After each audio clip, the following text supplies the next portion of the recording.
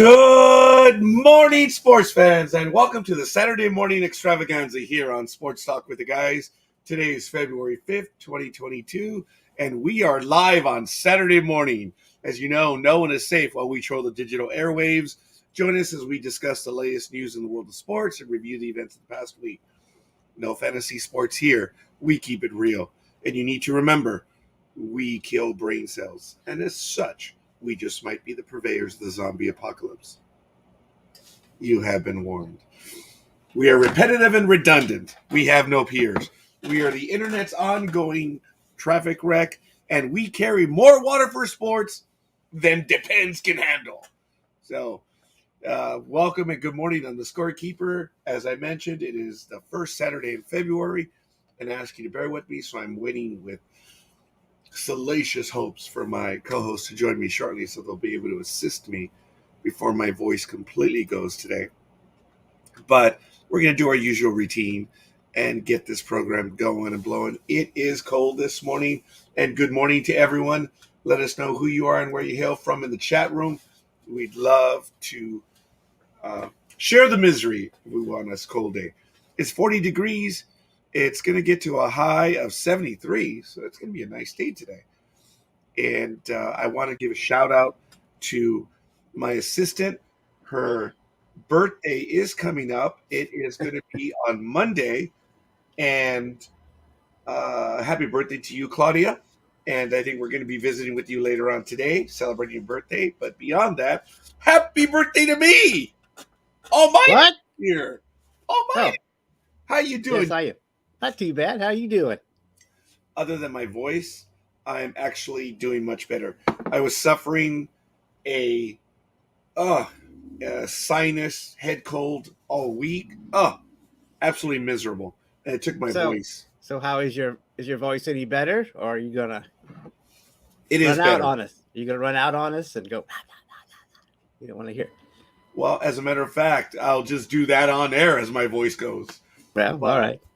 It's all good. I'm really happy. Well, I'm glad to hear you're feeling better. Didn't want you to be spreading your bug to me. Oh, definitely. That's why the big dog's not here, because he doesn't want me to be spreading any either. Hey, good morning there, Tony. Yes, good morning, Tony, and thank you. So, and Big Dog must be in the chat room because we're getting a few likes, the internal likes.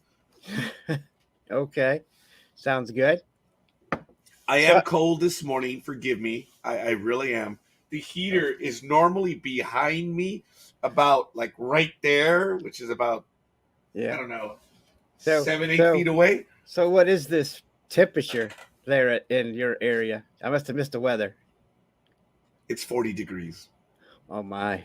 It's a lot colder in here, though. So I've got the heater right here. I don't think it's 2 inches away from me, man. Yeah. At 40 degrees, that's tough. Yes, it is. Good morning, Gridiron Girl. Good morning, Gridiron Girl. We both went 2-0 last week. I think I went 0 for everything. Right. No, actually, the Rams won. I called the Rams; they would win. So I think Gridiron Girl's running away with it. So yeah, we have a pause. It's over. And there was something else I was going to say before Gridiron Girl said hello, and I forget what it was, though. Must not have been very important, huh? And this is the first time I didn't interrupt you to lose your train of thought. No. Oh, I know what it was. I was going to tell you that, it's 11 degrees here, so that 40 degrees must be tough. It is good. Good morning, Brian. Ladies and gentlemen, Brian Tarvin has a program as well on Blog Talk Radio. You should check it out on Sunday nights. As a matter of fact, he'll get me the date and time when he's on, and he'll post it, and we'll give him some play right here. Brian, you're more than welcome to join us whenever you like, young man. And, used to. That's my fault. Okay, that's my fault. But anyway, Big Dog, right almighty, Big Dog loves to make an entrance. He's usually here about 10 or 15 minutes in. So, but now that you're here, Brian, nothing against anyone else, Big Dog may be hurrying his little butt to get here. Well, he's got to get ready. Yes. Now, folks, don't forget our monthly program. The Professionals will be on this Monday at 6 p.m. Pacific time. We usually hit 3 to 4 major subjects, and we're going to be on again. Almighty, of course, you have the invite. Brian, who's down there I do. in Atlanta, he Right. is always welcome to come and give his ongoing State of the Union pussification of America. Where did you send the invite? For what? Me. You said I had the invite. Or are you just going to send me a link later? No, you have the eternal invite. You're an administrator on this. Log in, see the episode. But I'll set it up. I will. Well, I guess I don't know. I didn't know if I could log in just by going to the site, but Yeah, log in. You don't need my authority. well, anyway, I'll try that sometime instead of. But it seems like I do get an invite and I get the link, and then I see it, and then when I come back to find it, it's no longer anywhere. It disappears. But you put, and I don't know if it's because you send the invite so soon or what. But anyway, that's my. I'm not going to talk about my problems here, but that's on my end. So that's why I didn't even know if you would send me a link in your own chat, but I'm glad that you did. I did now only because you requested it, so it's I'm just saying that it's there, and then all of a sudden it disappears. I look for it. It's like, where did it go? That's but why I posted in the group page, and it stays there eternally. So it's really good stuff. I don't know. Maybe I'm forgetting how to use a computer. I have no clue. Yeah, okay. All right, here we go, folks. Here's the joke of the day. Hope you like it. Dad says, "Son, I named you after my father." And he says, "I know, Dad. I know." Didn't like that? No, lame. It was lame. All right, there it is. Gridiron Girl can write me on that one, and she can go ahead and snitch to the big dog as to how lame it was. So here we go. There were 4 men. One from China. Oh, there it is. It's racist. Greenland, America, and one from Australia. One night they were bragging on how good their countries are. This is grammatically incorrect. The Chinese individual said, "My country is the best because we have the Great Wall." The Greenlander said, "No, mine is the best. We have the greenest grass." The American said, "No, mine is the best as we have our flag, 50 stars and 50 stripes." They're also ignorant. Yeah. God bless America. Yeah. And the Australian said, "No, mine is the greatest country as we have a kangaroo which will jump over the Great Wall, shit on the greenest green grass, and wipe its ass on the American flag." Obviously an Australian joke. Yeah. And pretty bad, but it is what it is. Yep. I'll have another one later. Big Dog will slam me on the innatity of the jokes, but it's really good, folks. That'd be a huge flag with 50 stripes. Yeah, it's actually, ladies and gentlemen. Or a little dinky. 13. Yes, very good. It's 13, which represent the colonies. So, and very few people know this. I learned this within the last 2-3 years, that the reason why we have the blue and the stars, it represents America, a brand new nation amongst the constellation of countries. Like, ooh, that's deep. I like that. That is deep for a flag. Yeah, yes. As opposed to the Mexican flag, which has an eagle and a serpent. So, hey, didn't know it was talking about relationships even back then. Anyway, folks, we're going to take a quick look at the calendar. It's cold. It's going to be a good day, 73 degrees here in Southern California. Oh, my. The Washington team has a new name. We're the Admirals. That stays, but they're the Commanders. And what do you think? Does it matter? You care? Someone already had a racist meme. They said, "Oh, typical. The Redskins were eliminated by the Commanders." That is a reach. That is lame. And whatever. It's on that fake website, Twitter. Well, no matter what name they pick, someone will find a way to twist it around. Oh, yeah. Oh, and Brian, lo and behold, there he is. The big dog. What's up? Good morning, Hey, big big dog. dog. Brian's in the chat room asking for you. I see that. Hey, Brian, how you doing? And also Tony, and how you doing? And what's up, Gig? And of course, Almighty's younger brother is here to join us. It's always a pleasure. I was talking about your dramatis personae by having to make your entry at about 10 to 15 minutes into the program. Yeah, I've been getting ready. Baby, you've been getting ready for us? that joke was bad, dude. Now, what it should have been was, oh, here we go. The daughter goes to the mom and says, "Mom, why did you name me Rose?" And the mom answers, "That's because I love roses." And she's like, "Oh, that's so cute." So the mom says, "Oh, by the way, I need to talk to your brother. Go get Richard."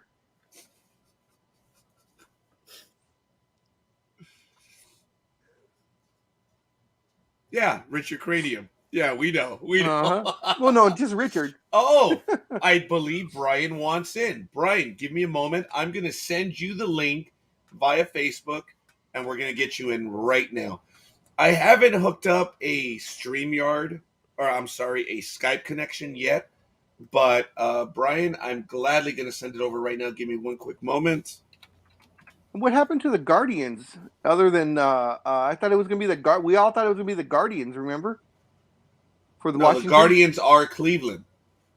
Oh, okay. That's right. I'm mixing them up. Never mind. Big dog, I love it when it's you 2 say in the morning. we when we jump off a cliff. When you mean you. Yeah, I jumped off the cliff. Well, we were all talking about the Guardians. I just have it the wrong. No, just the wrong federation. Just you. We were talking about the Commanders. I don't know what you were talking about. You might need to get some adrenaline in your system. Get some more coffee. Yeah, I think he does need a hit. But Folks, it's, like you said, it's early in the morning, so maybe you'll come alive later. It's just as cold over there with the big dog is, but the difference between he and I is I am actually outdoors. He's inside. Yeah. He's a smart man. No. Well. Anyway, folks, I'm going to take a quick And what's the temperature in Ohio? 11. Yeah, I thought so. I'm looking out the. So when Roger's complaining about cold, I know. I caught that little bit of sarcasm when he said, "Oh, it's 40," and you're like, "Oh." Oh yeah. I never heard of such a whiny baby in my life, but you know. Yeah. That's people in SoCal, man. It hits anything under 60 degrees, and they all freak out. They get spoiled. They get spoiled. That's it. Yeah, it's the ice age. Yep. You kidding? Ohio people, 40 degrees, man. They're gonna be wearing tank tops and shorts. Yeah. Well, at least short sleeves, definitely. Well, some people wear shorts now. I mean, those younger kids, they can wear they wear shorts. Don't give up, you know. But anyway, so Roger, a while back you did a video about getting a real ID. Yes, sir. So what is the procedure for that? Because it seemed like it took a while. I can tell you here in California, the requirement is the same in every state, but how you go about it. It actually did take about 6 weeks all told. But what I did is, for me, I went to dmv.ca.gov, created my account, and I uploaded the documents that they requested. Birth certificate, proof of residency, and there was 2 different proofs of residency, like bills, whatever. Right. And to DMV's credit, they reviewed the documents and approved them within 2 hours that day. So once I received notice, I could schedule the appointment, or I could just walk in with the number that they gave me. I didn't want to go wait in line.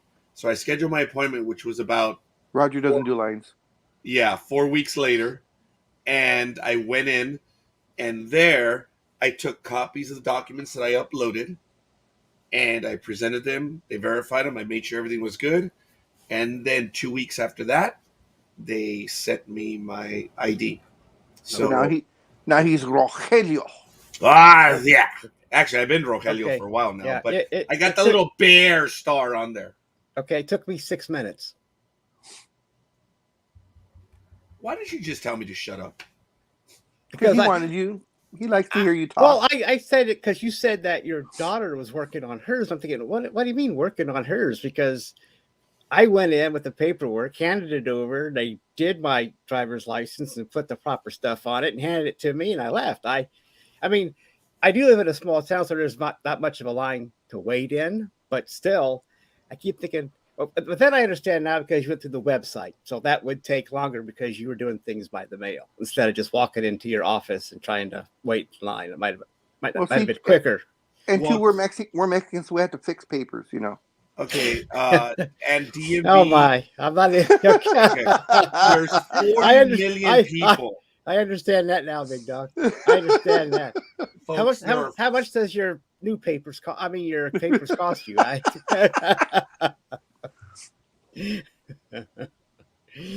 I'm just kidding. Maybe kind of.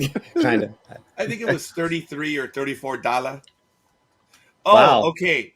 Brian is telling me it says it won't let him copy. Okay. What is the problem that you have, Big Dog, on not being able to copy? What I do is I go to the NDB Media host page, where you or even Actually, here we go. I'm going to message. copy it right in there in the post. There it is, folks. You should, Brian, there's the link. You should be able to copy that now. And anyone else who wants to join us, just go ahead and click. And sorry about that, Brian. But look, in California, we have 40 million people. The lines are forever. You don't set up an appointment. And I will not wait in a line. Well, I understand that. I mean, I'm just saying that since I'm in a small community, you might have to wait for 3 or 4 people ahead of you, depending on when you go there. But if only, huh, Big Dog? Yeah, I'm just saying that things are different. I mean, I know that you live in probably an area with a lot of people, and I know how it is in the bigger cities where you have to wait longer. I've lived in bigger cities, so I know what you mean about, oh my God, I'm going to be here forever. So yeah. I just refuse to wait in lines. It's just, if I can get around it as best I can, I will. So I was able to get all the stuff done for both daughters, myself, and it's really good. But the way it works here in California is you can walk up and you just have to wait in line. And it'll take a while for them to verify everything. Well, you probably have to wait in line as long as it take you to get it in the first place. Yeah, and I will not. And ladies and gentlemen, check it out. Good morning, Brian. Hey guys, good morning. Look at that stud right there with the glasses and everything, nice yeah. and sunny and everything. I try to look smart, Big Dog. It's the only Oh, way. please. How How are you and the family doing, man? It's cold. It's cold in Georgia. It's cold in Georgia? Nah. Yeah, we're good. We're doing good. Just trying to raise toddlers and man, they're getting so big. Job. Your son's getting so big. He has baseball tryouts today. Yeah, so it's not the pussification of America anymore. We're gonna freeze their ass off today. Yeah. He's 5. He just turned 5 years old. So. Man, time flies. Time flies. And your daughter's how old again? She'll be 3 this month. Wow. Yep. Wow. They're growing too fast. Yep. I know exactly what you're saying. Wellington's doing good. He's at the Wellington estate right now. Yeah. You mean he's allowing you to live? Wells estate, he's allowing right? you to live. He's allowing you and the family to live there, right? Yeah, exactly. He gives me a corner of the bed to sleep on. Yeah. Who's your new co-host here? Well, as a matter of fact, Almighty was on Blog Talk Radio as well, and he had his own program, the acronymically appropriately named the Almighty Sports Show, otherwise known as ASS. It was great. And actually, he's been on with us consistently now for a year, but Almighty's been on with us for, almost the last 14 years, Almighty, from time to time. Yeah, I've listened to you guys off and on. I mean, I'm not going to say I haven't. When he was bored and said, oh, shit, there's nothing else on. Yeah. I guess I'll listen to those guys. Every Yeah. time he slammed his finger in the car door, he would listen to us. He says, oh, okay, it'll be just as painful. I'll get the misery. Yeah. I think this is like our 10th No, I year, think my 10th year anniversary with you guys, knowing you and joining. I believe it's 2012 when I first called into this fine program. Wow. Well, but let me tell you, And we folks, are all and we are all the better for it. definitely Yes, we're all the exactly. better for it. But Brian, when he does it, he has a slam bam, thank you, ma'am, program on Sunday night, his college program on Blog Talk Radio. Man, Oh yeah. hundreds, if not thousands, on a regular basis, man. It was And fun. I'm gonna get yeah, back to it soon. So are you thinking of returning to the BTR format, or are you going to do something akin to StreamYard like this? I was thinking about doing something like this. If you could, I know Sonny does it like this, and now you. So I'd like to learn more about it. Hey, So, brother, you're more than welcome. We'll gladly let you in. You can try it out here. And there's several services. So StreamYard is not the only one. There are others that may have something better. I don't know. But if you kind of like just jump in and try StreamYard, mhm. you may like it, and then you can give the others a shot. Brian, when you want back in, you're more than welcome. I'll be more than happy to bring you aboard, and we can do some test runs and stuff like that. Sure, it'd be great. It's gonna be soon. Like I want to do it very soon. Okay. Well, with very soon with you usually means now. It'll be the next couple of months. I'd like to do it around at least start March Madness when the tournament starts. So Okay. Fair enough. I know we can swing it. We have these two geniuses that have also been on the program as well, Almighty and Big Dog, which they're learning their way through it as well. what's the So I second love one? What two? I love how they're looking around. I don't know.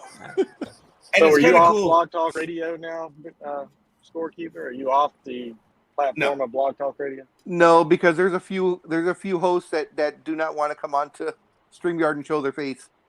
We still have 4 programs. Yeah, they don't. We have 4 programs still on BTR, and what I do after this program, I will upload it to the BTR channel. So America has to deal with this sometimes up to 8 hours a day or 10 hours. Yeah, Even though they don't have to show their face on StreamYard. even though I'm able to download a video as well as an 3. MP3. Yes.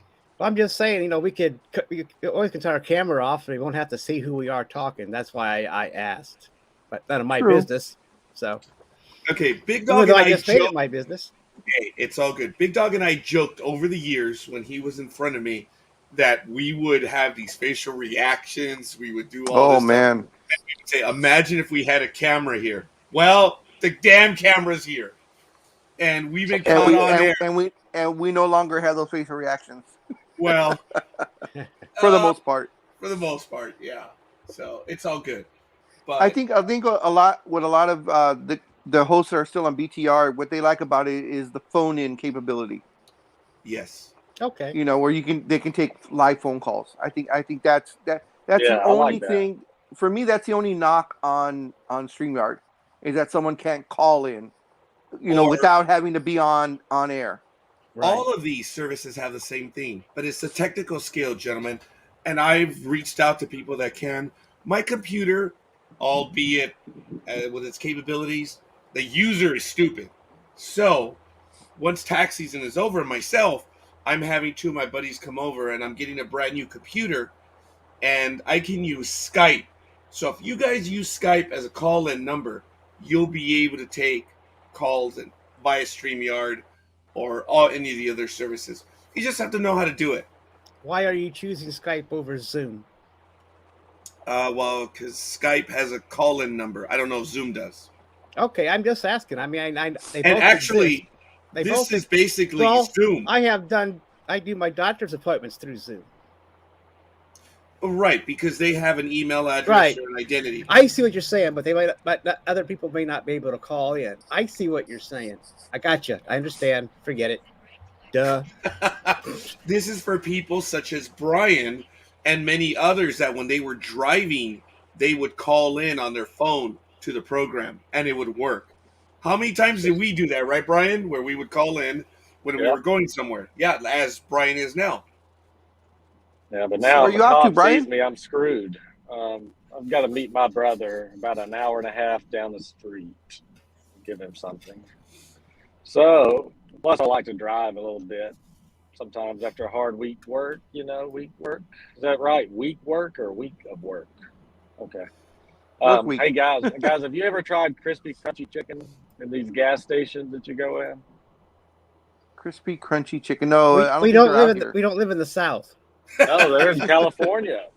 Oh, Are they? Oh, we're opening up a lot in California too. I think so. I haven't seen that, huh? If you see it, What gas if you stations are they usually affiliated with?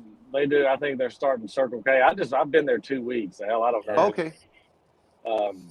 But I'm still in the chicken world again. So I'm out killing live chickens, bringing them into the stores, cutting their heads off, and cooking. God bless America. That's a damn Southern thing to do too. You want your fried chicken? Are you doing hog feet?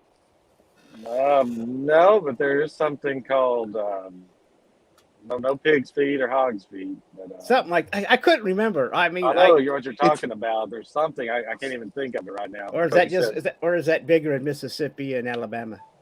I do not know. Probably I don't know. Well, pig's feet is pretty big in like Mexican and black areas.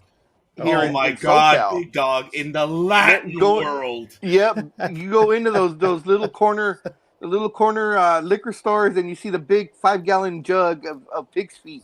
Next to the pickle one. Okay, yeah. I can't eat that. Yeah. Cracklins. Well, I mean, cracklins. Maybe you're talking about. Is that something like that? The what? Cracklin. I don't know. I mean, I kept track of the accounts of a store in Mississippi, and I kept looking at. I look at their order going, "What the fuck's that? What the hell? What are we selling down there?" I was like, "Jeez." That's why I kind of knew about the pig's feet and some other whatever. If it's not fried, we don't eat it. So, okay. I don't know what they did. I just said a jar of this. I'm like, okay. Well, what is crackling? Is that would that be like a Mexican version or the southern version of like chicharrones, which is where you fry the skin of the I guess the pig, right, Raj? Oh yeah, sure. I'll have to look that up. I've never had any. So. Okay. So Brian, have you learned to drive in the snow yet? I've always knew how to drive in the ice and snow. Okay. I remember one time when in Alabama nobody can drive in the snow, and this girl was I was dating her, and she lived about 50 miles away. And these are not interstates; these are like highways, back roads. I mean, I made it. It took me about 5 hours to make it, but I finally pulled up. That's how stupid kids are, or teenagers are. Yes. So do not drive in the ice and snow. But yeah, I know how to do it. I'm not great at it, and I don't think anybody can be great on ice. But I make it to the place I need to go to. So. I know, but I'm just thinking about a couple of years ago when everybody was stuck on the highway. And it's like, okay, that was people are stupid. So I mean, hello, Aisha. How are you doing today? Yes, good morning from across the pond, Aisha. Thank you for joining us. It is an odd Saturday in that we don't have any real picks. We've been doing this for so long now. Oh, geez. Don't go there. We actually have a week off. What are you talking about? Gridiron Girl is going to take the championship round. She already did. It's impossible for anybody to catch her. I worked out all kinds of different percentages, and there's no way. She wins it outright. I was able to face and finish at 500. We've been we did it all season except for week 1 where we did the for some picks. reason we've never ever done week 1. I don't know why. We just I won Sonny's league, guys. I won the couch potatoes. So cool! He's selling me a trophy, a big trophy. Wow! Congratulations! Really? So what was the deal? Was it by wins, percentage? What was it? There's number of wins. Okay, yeah, okay. I think that's what we went with over here as well. And Gridiron Girl actually had it in the bag 2 weeks before the season ended. I got to within one No, win. no. She won it the final a week. Well, because right, you but had she a was chance. 2 wins ahead going Yeah. in. Yeah, so if she would have went, 4 for 8 Well, or of whatever, and you course, Big went Dog. 9 of whatever. But I needed more wins than she did, and it was, and I actually did get close. So Yeah, it was good. It was fun. Gridiron Girl came out with the most wins, best percentage, and in the playoffs, she's just been killing it also, and she killed it again. Everybody pretty much, except for Almighty, and I forgot who the other person was that went 2-0, but she's so far ahead of everybody, it's not even funny. Yeah. Congratulations. Yeah. Yeah, it's all good. So we are looking forward to the big game. It is going to be here in Southern California. I don't know if you guys have caught any news about it, but the prices are absolutely ridiculous. Mhm. Seats, surprisingly, are still available. You're surprised? Those are two shitty teams. Why is the price so high? I guess that's why. Because the Super Bowl. It's the Super Bowl. That's What what are it they, is. like $8,000 a ticket? I saw something like that. They were last week, but now, like last Saturday, they were about $8,000. Or no, so they want like Monday or Tuesday they were about 8,000, but now yesterday those $8,000 seats I think are now 12 or 13,000, and the price range I believe is 12,000 to about 35,000. And I did see a article yesterday in the news, or I was watching the news, excuse me, and they were talking about there is premium parking where it's just like you get off out of your car and you walk pretty much right into the stadium. That parking is going for $12,000. Man, people in California have way too much money. Oh, yes, Brian, yes. As a matter of fact, there are still premium seats available, ladies and gentlemen, relatively in the middle rows, whatever, by the 50-yard line, that are going for, if I remember correctly, $50-some thousand. So there's still some seats available, but the prices that the Big Dog was referring to are, if you're in the rafters, you've got to look up to see those people that the Big Dog was referring to. The $8,000 to $12,000 seats. It's just unbelievable. But it isn't a dome, right? That would be nice. Yes. Well, it's interesting that they say it's a dome, but being Southern California, the hole in the roof is actually fiber plastic. So it does let sunlight in, and they don't consider it a dome. They say it's an enclosed stadium, so I don't know what the hell that means. But it does really look nice. Well, I have a friend question. You have to wear your mask there to the game? Or did they drop that for the Super Bowl? No. They're enforcing. Well, you're supposed to be wearing your mask, but the governor and the mayor of San Francisco and California, Los Angeles, caught a lot of flack last week because there was a lot of pictures being taken with Magic Johnson. They were, I guess, in, the owner's suite or whatever VIP area they were in, and they all had pictures with no masks on. And your dictator governor, And then the governor, his first answer, he should have just stayed quiet. Well, actually, his first response was, yes, I took a picture. For a moment, I removed my mask because it was Magic Johnson. A day later, but I was holding my breath. Yeah.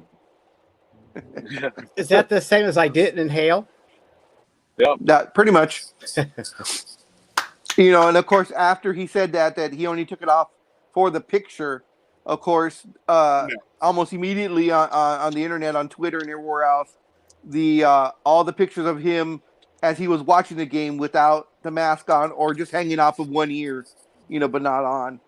So, but I'll give it to his defense. I mean, he's already had it, so I guess maybe I don't know. I dodged a bullet. 4 people tested positive in my office last week, and when I developed a head cold earlier this week, everyone thought that I was positive. I'm like, folks, this is Roger. I get one once a year, and it's the sinus pressure right here and up here. That's not COVID. It's a head cold. Yeah. But we were so shorthanded that for the first time ever, management was like, "How you feeling, buddy? You okay?" I'll tell you what. My son got it. My son had it, and we never got it. That's crazy. He was sick, and That is crazy. you know, I took care of him, and all three of us were in the house with him, and all three of us were fine. He's the only one that had it, and about 8 people in his classroom. So. Yeah, same thing with my grandson last year. He was only about 9 or 10 months at the time, and he got it from the daycare. And luckily, my daughter and her husband never got it at all, but he had it also. Wow. So But it's scary weird when kids get it, though. Yeah, because yeah. I was scared shitless. yeah. Yeah. By the way, Brian, I was in Jacksonville, and then I went north to Kingsland, Georgia, back in December. I'm envious, man. You sure have a darn beautiful state, and the water. I hate you, man. You can pour water. You can serve water out of any dispenser, and you can't even see the water. It's just crystal clear. Ah, man. Well, I'll tell you this. I'll trade places with you. We'll just trade. You come. I'll come to California and you come to Georgia. You want the dirty, filthy water of LA? Sure, why not? Well, I grew up on it, so go figure. I'm all right with it. That's the problem. Isn't Cuervo? Yeah, Doesn't Cuervo live close to you guys? He's about an hour from us. Well, about an hour from you, hour and a half, yeah, from me. Yeah, he is actually kind of close, yeah. He's still living, I believe. It's Oceanside, which is just outside of Camp Pendleton. Right there. You guys ever see him? Oh yeah, he's joined us. What, twice? A couple times, yeah. Yeah, several times. It's been a little while as he was getting ready to retire from the armed services. And now he's leaving a brand new life. Congratulations to General America once again. And he'll stick his nose in from time to time right here, which is kind of cool. It made me sad when he retired because that's the last of the tough part of the military, I think. Yeah. That generation. Now we have a bunch of pussies running around. I still believe... It was a beautiful ceremony, though. I watched the video. I got lucky, and it was just starting. I just happened to get on Facebook for whatever reason, and it was just starting. So I sat there and I watched the whole thing, and it's a great ceremony. That the way they do it. He's too young to retire, isn't he? What is he, like 40? Yeah. Right about there. 20. But he put his 22 years in, or whatever it was. Yeah. I don't blame him for getting out. I'd get the hell out too right now. I'll just never forget in one of the visits that he was here when Big Dawg and him were finally going to do the greatest NBA player of all time. And there was a comment by Cuervo. Cuervo is on my right. So when they sit here, Big Dawg was on my left. Cuervo is on my right. And then Cuervo says, Scorekeeper, I'm a little worried about the next thing I'm going to say. I'm worried about Big Dawg hitting me. Yeah, exactly. He said Jordan and Big Dawg. Yeah, it was the Jordan. Yep, but exactly. It was the preemptive line. It was a bitch slap, by the way. But it was about that. And I just looked at him and I said, "You're trained to kill. How can you be afraid of the big dog?" The only thing I could do that I was going to be able to stop. The only way I was going to stop him is I just fell on him. Yeah. And then I would jump on Big Dawg to say that I was in on it. That's the closest I'd ever get. Because I joked that Cuervo with his pinky could take both of us out. Yeah. You probably can. That's why I learned to run fast when I was a kid. Oh my goodness. I was an elite sprinter, you know. Oh, the way I didn't get my ass kicked every day. I was an elite sprinter, but I was a long distance runner myself for probably the same reason. Yeah. I wasn't elite at anything, so just so you know. Hey, you are now, man, when it comes to your fervent programs, when it comes to sports, and your love of it. Oh yeah, you are definitely elite. I'm Folks, starting to love the NFL more than college, just so you guys know. I know it's going to surprise you. Yeah. That doesn't surprise me over the last year because I've always seen your posts, and your posts you're just like, I can't believe they're doing this. Why the hell? Yeah, losing my love for it. So. Hey, you're just broadening your horizons. But hold on, I haven't got to talk to y'all since the Braves won the World Series. So hey, go Braves! Yeah, that was great. Congratulations! I think Finally, a lot of people were cheering for the Braves. Yeah, I was so happy. Yeah, I was a kid the last time they won. So sorry. Did you gentlemen hear that? Did you hear that? He was a kid last time they won. He's still a kid. Yeah, I am a kid actually. My wife says I act like a teenager most of the time. Hey, well, that might not be such a bad thing. Yeah, she thinks I'm an asshole. So she's the only one. I told her she's the only person that thinks bad of me. That's funny. No. Folks, it's really exciting. We are in the lull of the NFL, but there still is quite a bit going on. If I may, I just want to take a quick minute to remind everyone the Winter Olympics, the Communist Olympics opened up yesterday officially. The NHL All-Star Game at the T-Mobile Arena today in Las Vegas. Tomorrow, NASCAR has its big Coliseum exhibition, and then we have the NFL Pro Bowl at Allegiant Stadium. Of course, on the 13th, we have the big game at SoFi Stadium. On the 20th, the Winter Olympics, the Communist Olympics, will be coming to an end. NASCAR Daytona opens up, and then we have the NBA All-Star Game in Cleveland. And on the 27th, we have NASCAR Fontana, and IndyCar opens up in St. Petersburg. So that's just a quick little view at what's going on in February. Very quickly in baseball news, this is all there is. In a surprising turn of events, Major League Baseball reported or requested a federal mediator. And both parties generally have to agree to that. And the Major League Baseball Players Association said, hey, we request a mediator when we've got stuff that we, when you're close and you can't resolve that. We're not even there. So they rejected the mediator. And unfortunately, I am hearing from certain individuals who are very close to this on the inside that not only is spring training risked, the start of the season risked, but several people, I don't believe it, they're saying there will be no 2022 baseball season. I find that hard to believe. Yes. Two individuals did, out of protection for them. I'm going to say that I believe them, but I believe they're reading the tea leaves incorrectly. Okay. So, but it will be delayed, you think, or will it be just spring training delayed, in your opinion? I believe. Well, right now we're not there yet. We're about a week away from really saying, yeah, everything's delayed. So, in my humble opinion, which I know nothing, I am figuring it will be a shortened season. Yes, and I believe it will probably be a startup, could be as late as July. And I'm disappointed because I have lots of plans this year, folks. My daughter and I are flying to Florida in May to go to Miami and Tampa, catch them. In August, in June, we're going to Phoenix to catch the other team. In July, we're going to Minnesota to get the Twins. In August, we're going to Denver. And September, we're going to go to Oakland.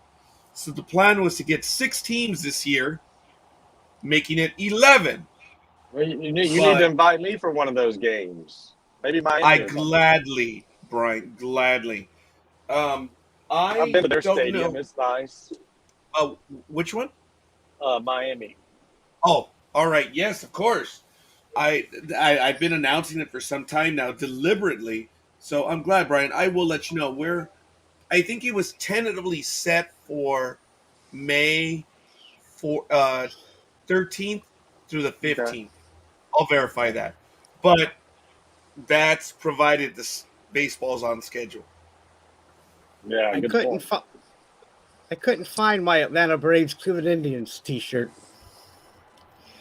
Yeah, that's the you're last time funny. the Braves won it when they beat the I Indians, know. right? I knew as soon as you said that. I knew. I'm like, oh, that's the one that 95, I believe. Yep. Yeah, it was. 95. Sad story. When Maddox threw that 72 pitch game, I believe it was, that 2-0 so good. shutout. Yeah, it was. Tiny bit of trivia, folks. Today, Hammering Hank. Real quick. It's his birthday today. I'll be back right now. I'm gonna switch to the car. I gotta go get Cappy. All right, big dog. I'll be right back. You see, he admires you that much, Brian, that he's got to emulate you in everything. Yeah, I have caffeine everywhere right now. I'm just. Yeah, you're okay. So today, folks, Hank Aaron was born on February 5th, 1934, as Henry Louis Aaron Jr., the slugger who broke Babe Ruth's legendary record of 714 homers. He was born in Mobile, Alabama. And he died from the jab. God rest his soul. We love Hank Aaron. Incredibly, he was amazing. Give me a moment. I apologize. I tried to mute that. Hey, Scorekeeper, is it true that Major League Baseball is requiring all the team workers and back office management, front office to get vaccinated, but the players do not have to? Is that correct? Have you heard anything about that?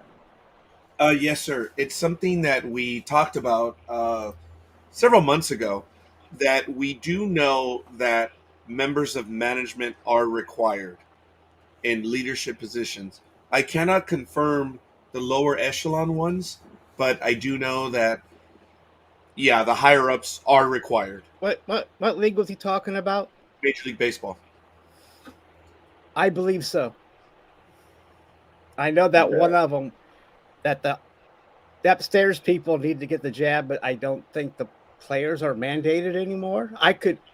But then we got to get through this lockout before we can worry about that. So. Yeah. It's just, I don't like anyone. If you want to go get it, go get it. But all this mandate shit is it's going to hurt baseball. Them doing this, guys. I'm telling you. But all these mandates are getting thrown out left and right now. Yeah, exactly. But I know some companies are like it. I got mine because I wanted to. I don't need anybody telling me what the hell to do. Well, that's your choice. Yeah, exactly. And I believe if you don't want to get it, don't. If you do, don't. I mean, or get it. If you want it, get it. So.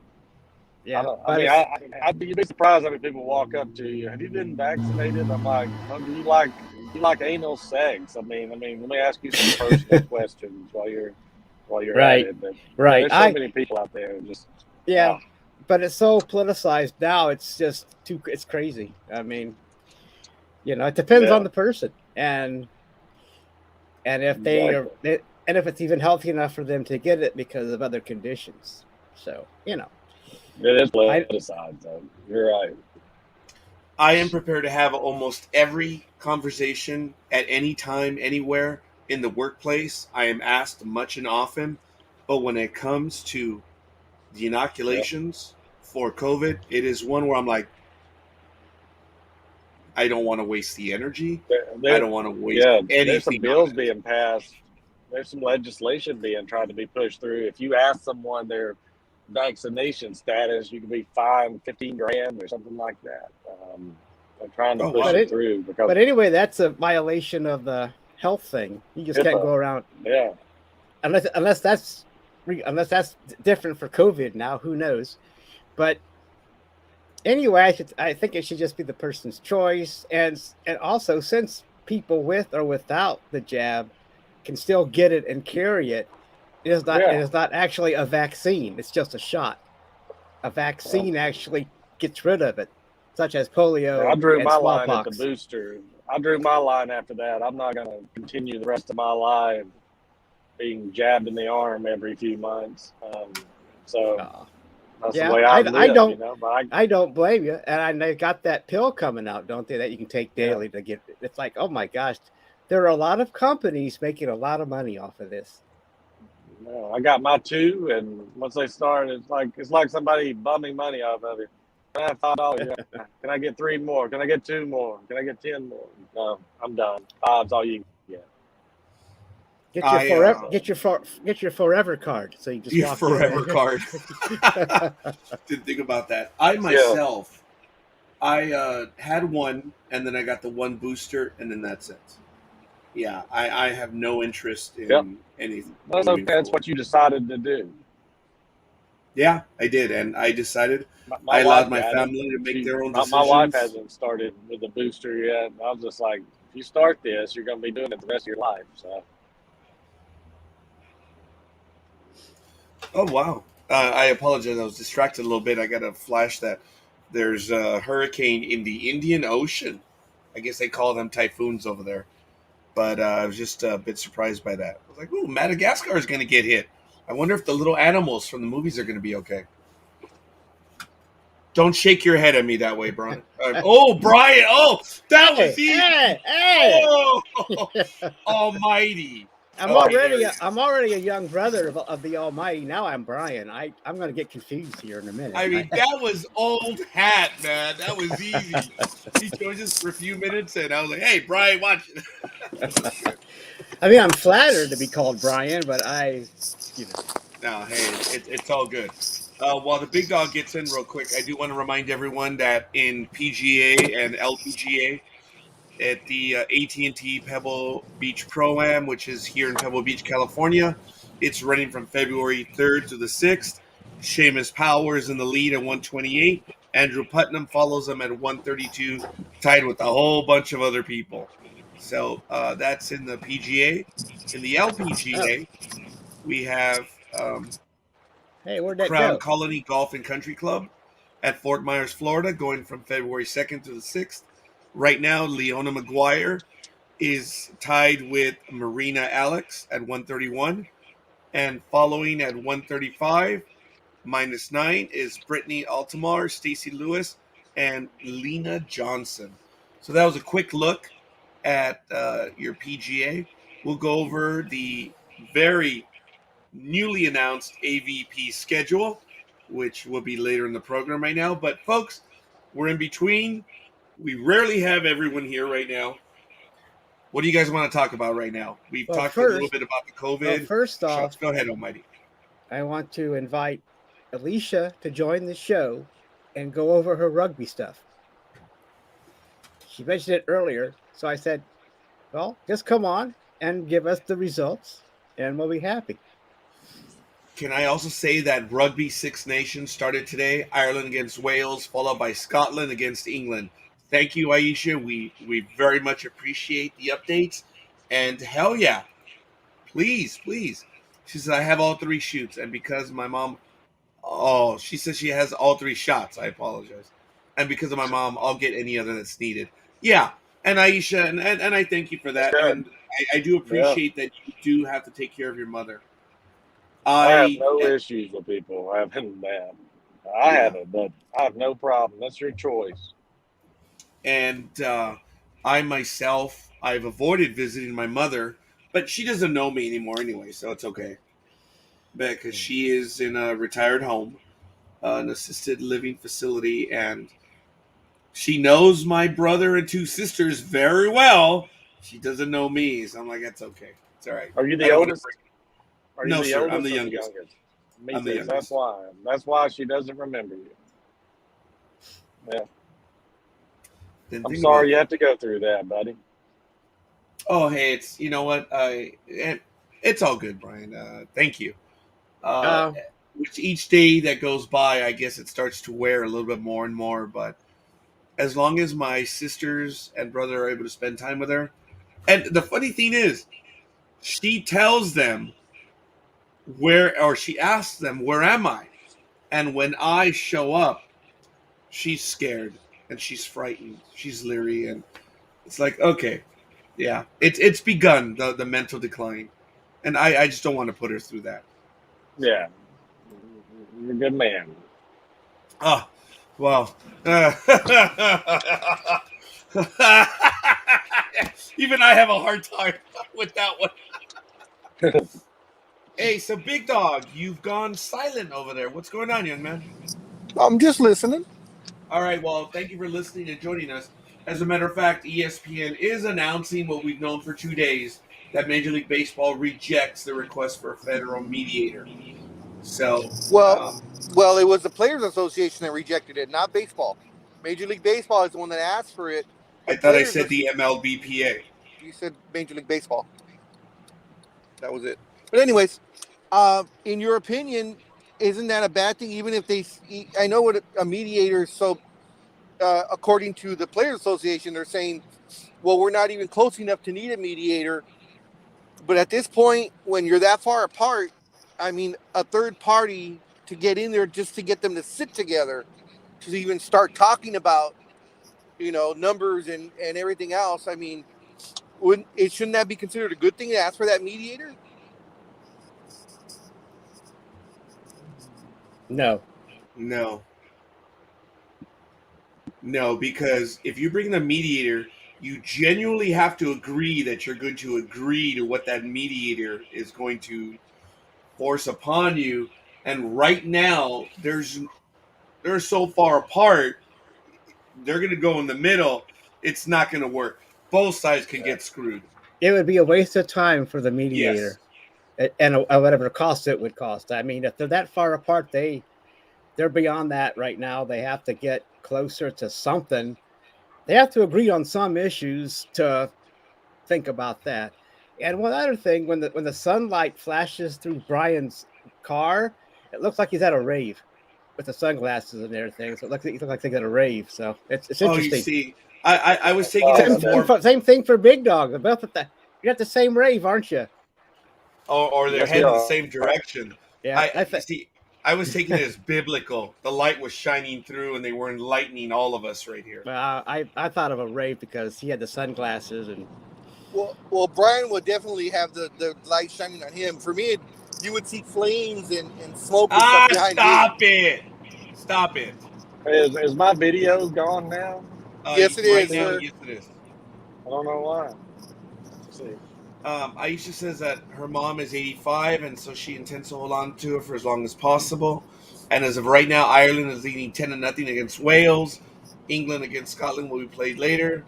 And I think that they're also France against Italy sometime today.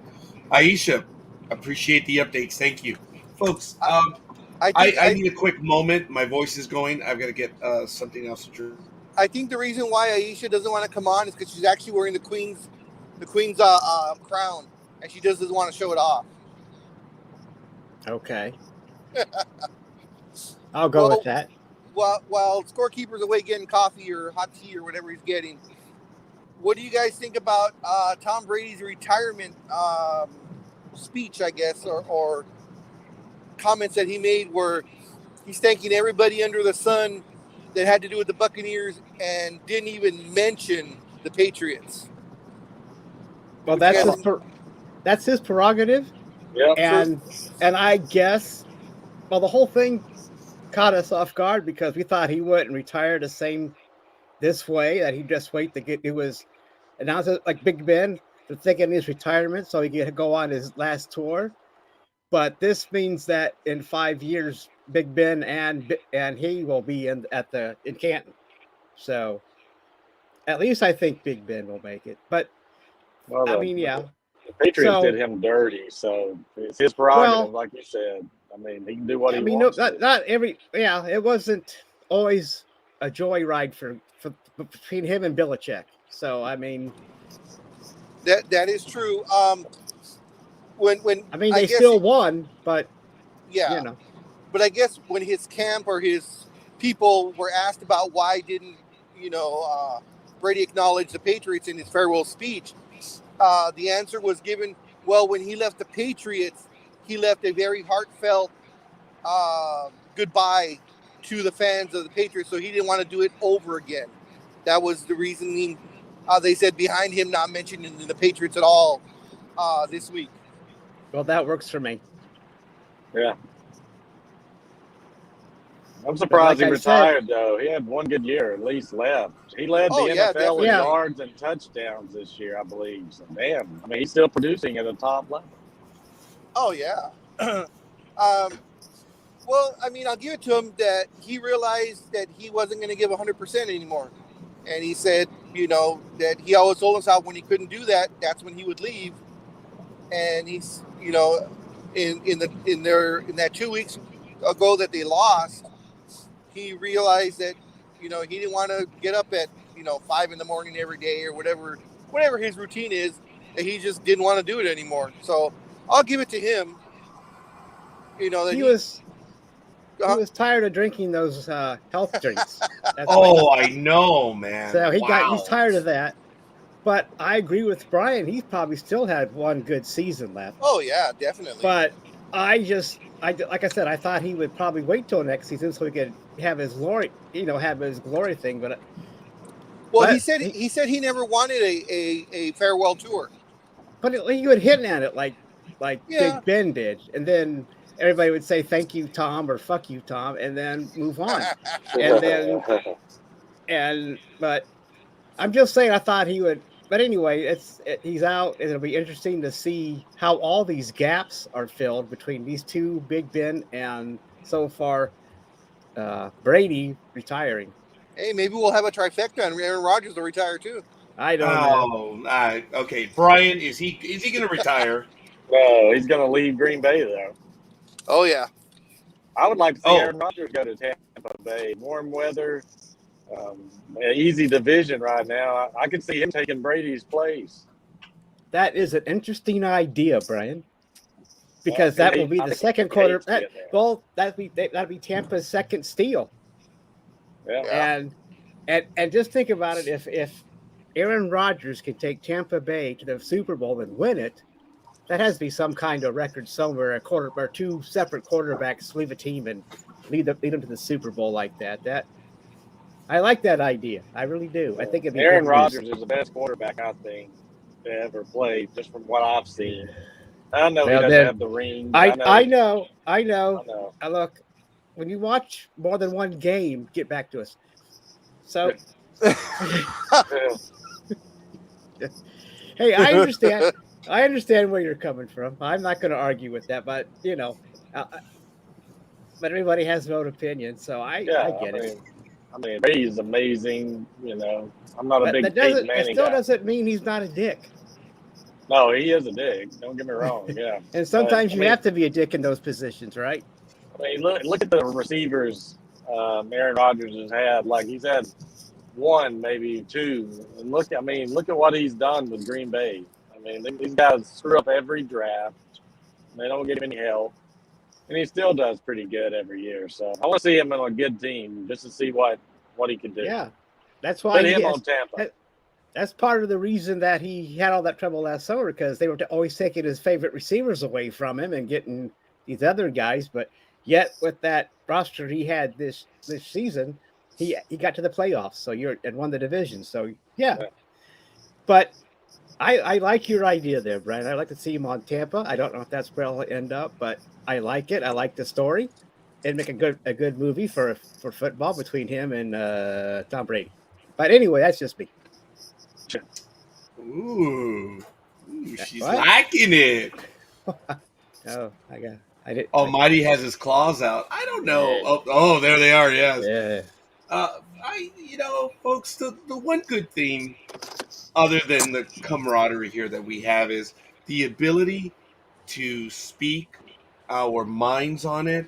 And it is rare when we all genuinely over the topic get pissed off with each other.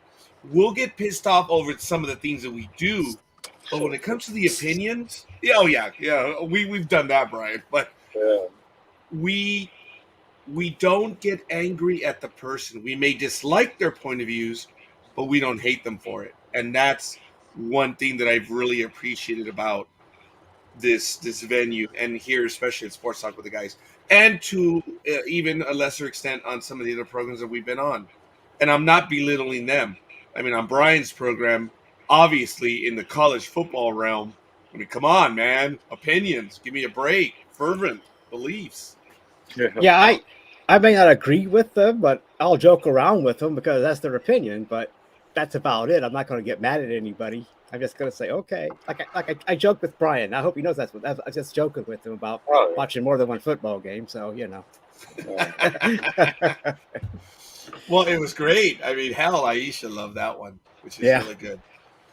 Big Dog, there was a trade in the NBA either late last night. I guess Clippers acquiring Norman Powell and Robert Covington. Did you hear about that between the Blazers and the Clippers? Yeah. What's it mean? It was they were just trying to better themselves salary wise. They picked up a couple guys that only had a year left on the contract, and the outgoings, they had 3 and 4 years left. So they're just trying to better position themselves for next season, because the realization is that PG-13, Paul George, he may need surgery, and they'll know that by the end of this month. And of course, if he needs surgery, he's not coming back this year. And Kawhi Leonard is, of course, being Kawhi Leonard again. And he is off with his own set of doctors and doing his own set of training. And will not give any updates as to if he'll come back this season or just take the whole season off. So Ty Lue, of course, is going on the premise that he'll be back and Paul George might be back by the playoffs. But I think realistically, they're just trying to get the best team going that they can get right now. And they're hovering about the 9th spot. Oh my God, Big Dog! I was out with. I'm sorry. I was out on Tuesday night, and we saw the Laker game. Did they really lose against the Clippers? Yeah, it was a last second shot. We saw it, man. Come on, jeez. Well, the thing is, the Clippers have more heart.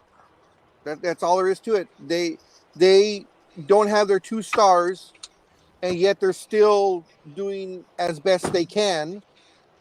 But and the Lakers, have been pretty much hurt all year. Someone, but a lot of the games they've had 2 or 3 of their superstars, and they still can't win. The heart just is not there this year. The chemistry is totally wrong. And you already know how I feel about the Westbrook trade. That was one of the worst trades that I think the Lakers ever made, was to get Westbrook on the team just because LeBron wanted him. He killed that team. Yep. He does. He's a great player, but he's a bad teammate. Yeah. And I've said it before that, I've been watching basketball since 1979, 78, whatever the hell it is. And I think in this season, I have seen more times a basketball hit the side of the backboard or the top of the backboard more than I have in the last 40 years, and all done by Russell Westbrook. And of course, I gave the stat last week that it came out on made dunks. Usually when you make a dunk, you go for a dunk and you're by yourself, your percentage is pretty damn good. You miss dunks here and there, but Russell Westbrook leads the league in his dunking percentage. He only makes 78% of his dunks. I wonder why that is. He doesn't have the leaping ability that he used to. Yeah. He's out of. It's just like you say, he's out of control. I mean, he still believes that he's Russell Westbrook from 5-6 years ago, where he could lightly do stuff. There'll be flashes here and there, but for the most part, no. He's put a lot of miles on those knees, and I don't know. Whatever. It's frustrating. Do you see the Lakers as making the playoffs this year, Big Dog? I think they'll get in on it'll be a play-in tournament again. But unless LeBron and Anthony Davis are 100% healthy, they're not going to go that far. And I'm kind of concerned about LeBron. I thought it was just a sore knee, but No. they were showing there was a couple of still pictures, and you could see the back of his knee. There's an inflammation there because there was an actual lump, and you could see it. And it wasn't the fact that he was turned or whatever, because his leg was actually completely straight as he was going up for a layup. And right on the back of his knee, there's this little ball, and yeah, so he's hurt again. So if it's not one, it's the other.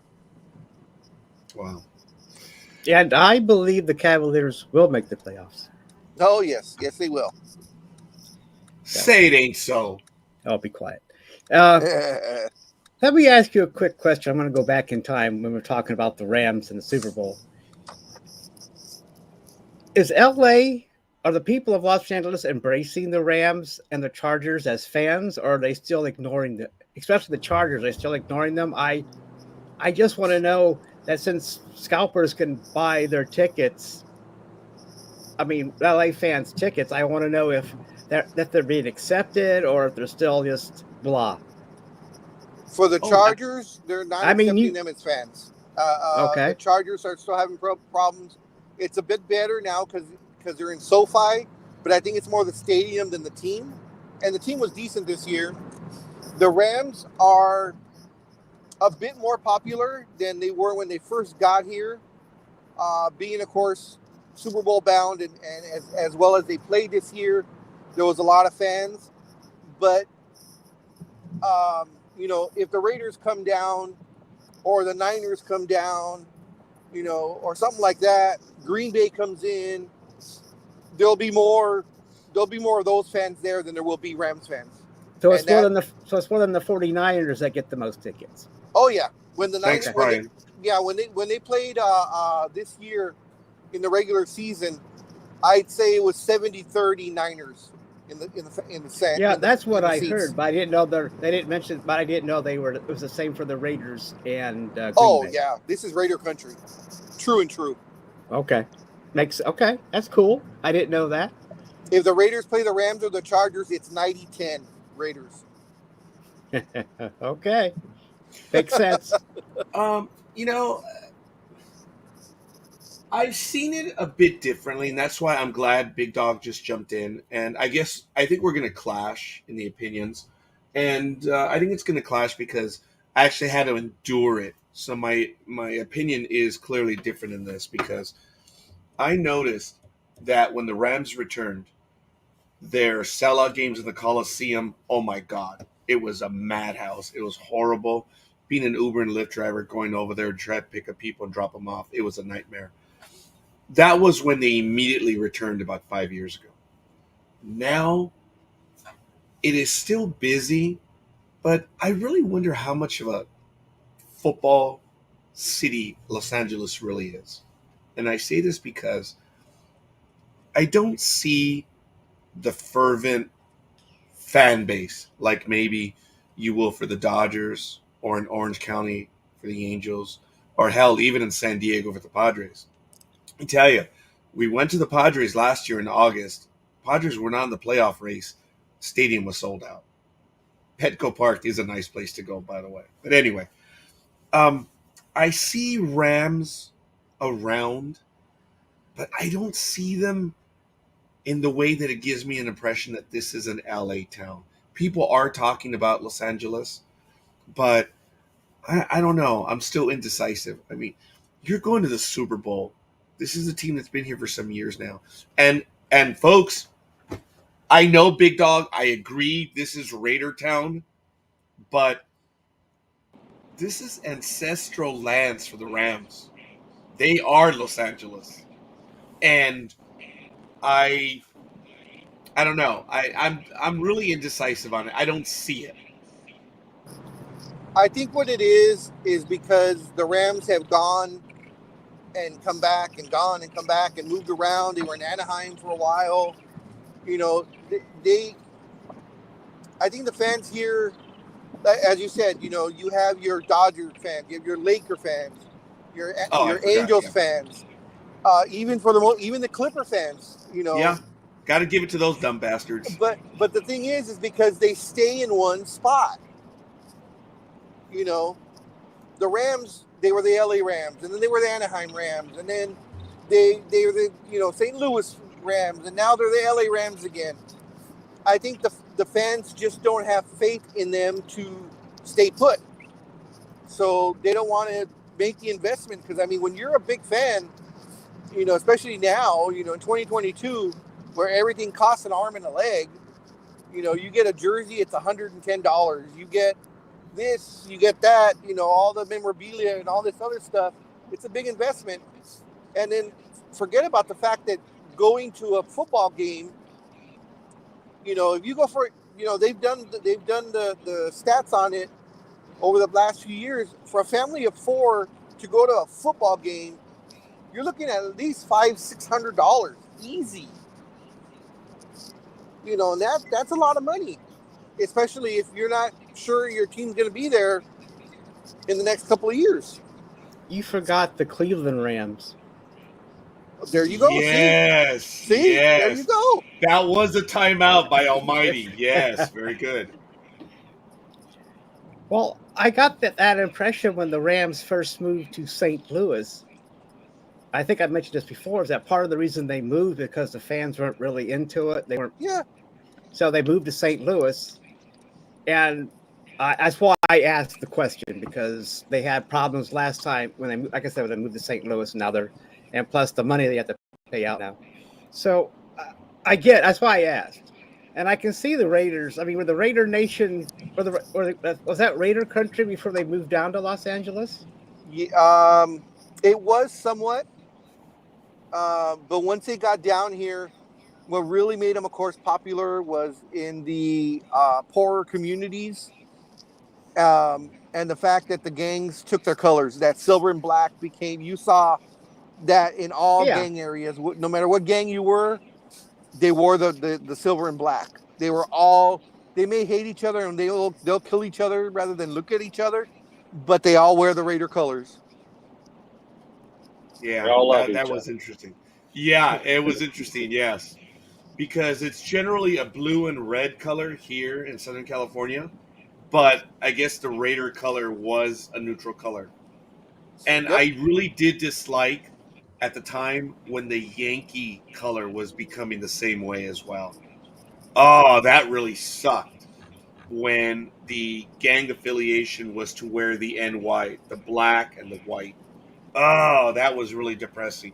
Now, did that become popular, Scorekeeper? It died out. Did they become popular at the time when because of that movie, The Warriors, back in the late 70s? No, this was in the 90s. Yeah. Oh, okay.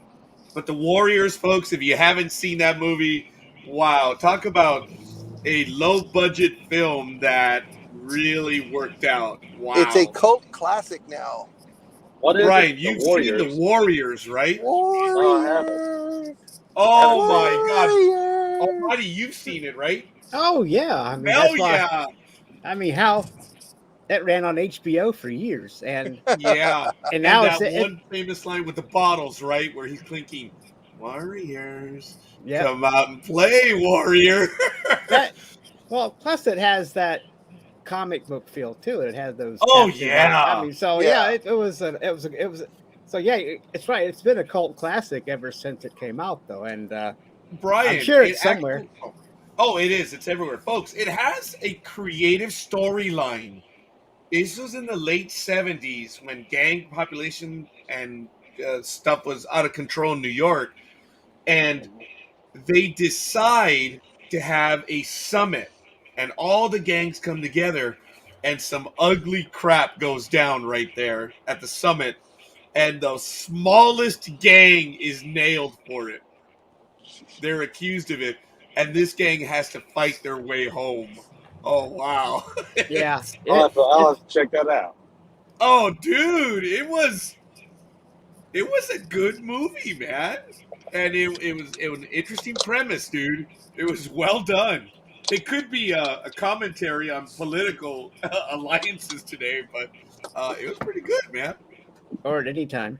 Yeah. Actually, yes. But yeah, so it does. Oh, Aisha! Also, for me, that film is great. I could watch it, enjoy it still. There was a video game, wasn't there, folks? I have no clue. I think there was a video game, but the guys, remember the come out and play Warriors? They were the ones dressed as Yankees with the white jersey. Well, actually, the one I'm wearing right now, Warriors. Come out and play, Warriors. That's funny.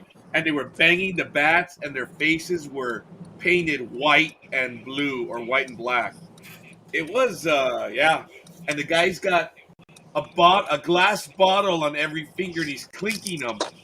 And he's like, Warriors, come out and play, Warriors. Wow. Yeah, it's cool. I'm sorry. It's worth your time watching it once. It's on Xbox. Oh, there it is. It's called The Warriors or Warriors. There is a video game. Yeah, The Warriors. Because they'll both come up. They'll both come up on your. Yeah, but anyway, yeah, there is. It's on Xbox. There's a video game, The Warriors. Wow. So yeah. So you can't. So even after 30 years, it's still 40 years. Dude, 40, almost bordering on 50. Well, going to 40, maybe 45. I think it was 1978. I think is when it came out. Yeah. But anyway, it's still around. I mean, there's still stuff. There's still merch going around with it, even though after all this time. So. As a matter of fact, I've been a bit tardy, and I apologize. I want to give a shout out to the staffer that gave us the like on Sports Talk with the Guys. I wonder who that was. Yeah, there he is. Gridiron Girl, thank you. Brian gave us a like as well. Aisha, Tony Kanapka, thank you. And Rosalind Brinson, thank you for giving us the like, folks. We do appreciate it. You know, we're insecure here, and we love the love.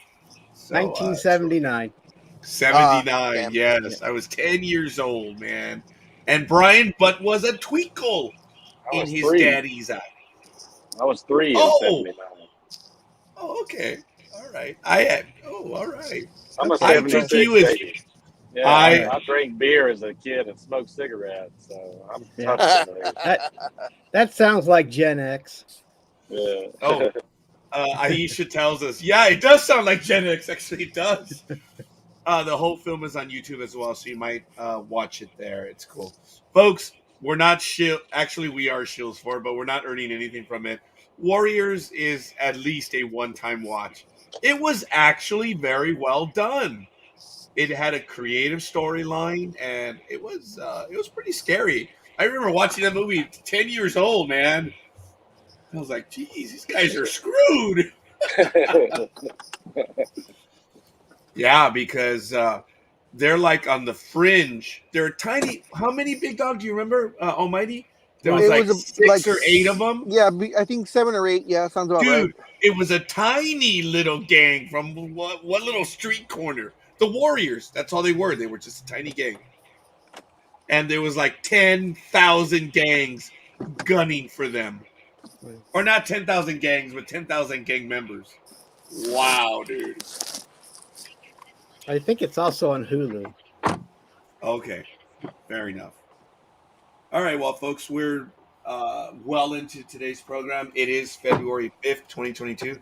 I do want to give a shout out to Solomon Walters. His birthday is on Groundhog Day. Congratulations to him. I did have a chance to see him on, actually yesterday, so it was cool. And for those of you who are on my Facebook page, I did that super long video. Solomon Walters is in that video where we're driving around Chino, California. So that's the real Solomon Walters in all his glory. So if you guys want to check him out, he is on my Facebook page. But it is 1:24 into the program. It is 7:24 a.m. 10:24 out there on the East Coast where Brian is. I believe it's 10:24 out there where Almighty 34 is. degrees, by the way. Wow. Warming What'd up. you say? It's 34 degrees and climbing. Right. 40. Wow. Wow. It's 17 degrees and climbing. Wow. And Big Dog and I are dealing with about 40, 41, right, Big Dog? Sure. Yeah, but you'll be at 78 before lunch. No, I don't know about that. I think it's going to get to 72, but what do I know? I'll be back in a moment. All right. I was in the I tail end of that. have a cop riding my ass. I turned my camera off, so. Yeah. It's all good. Yeah.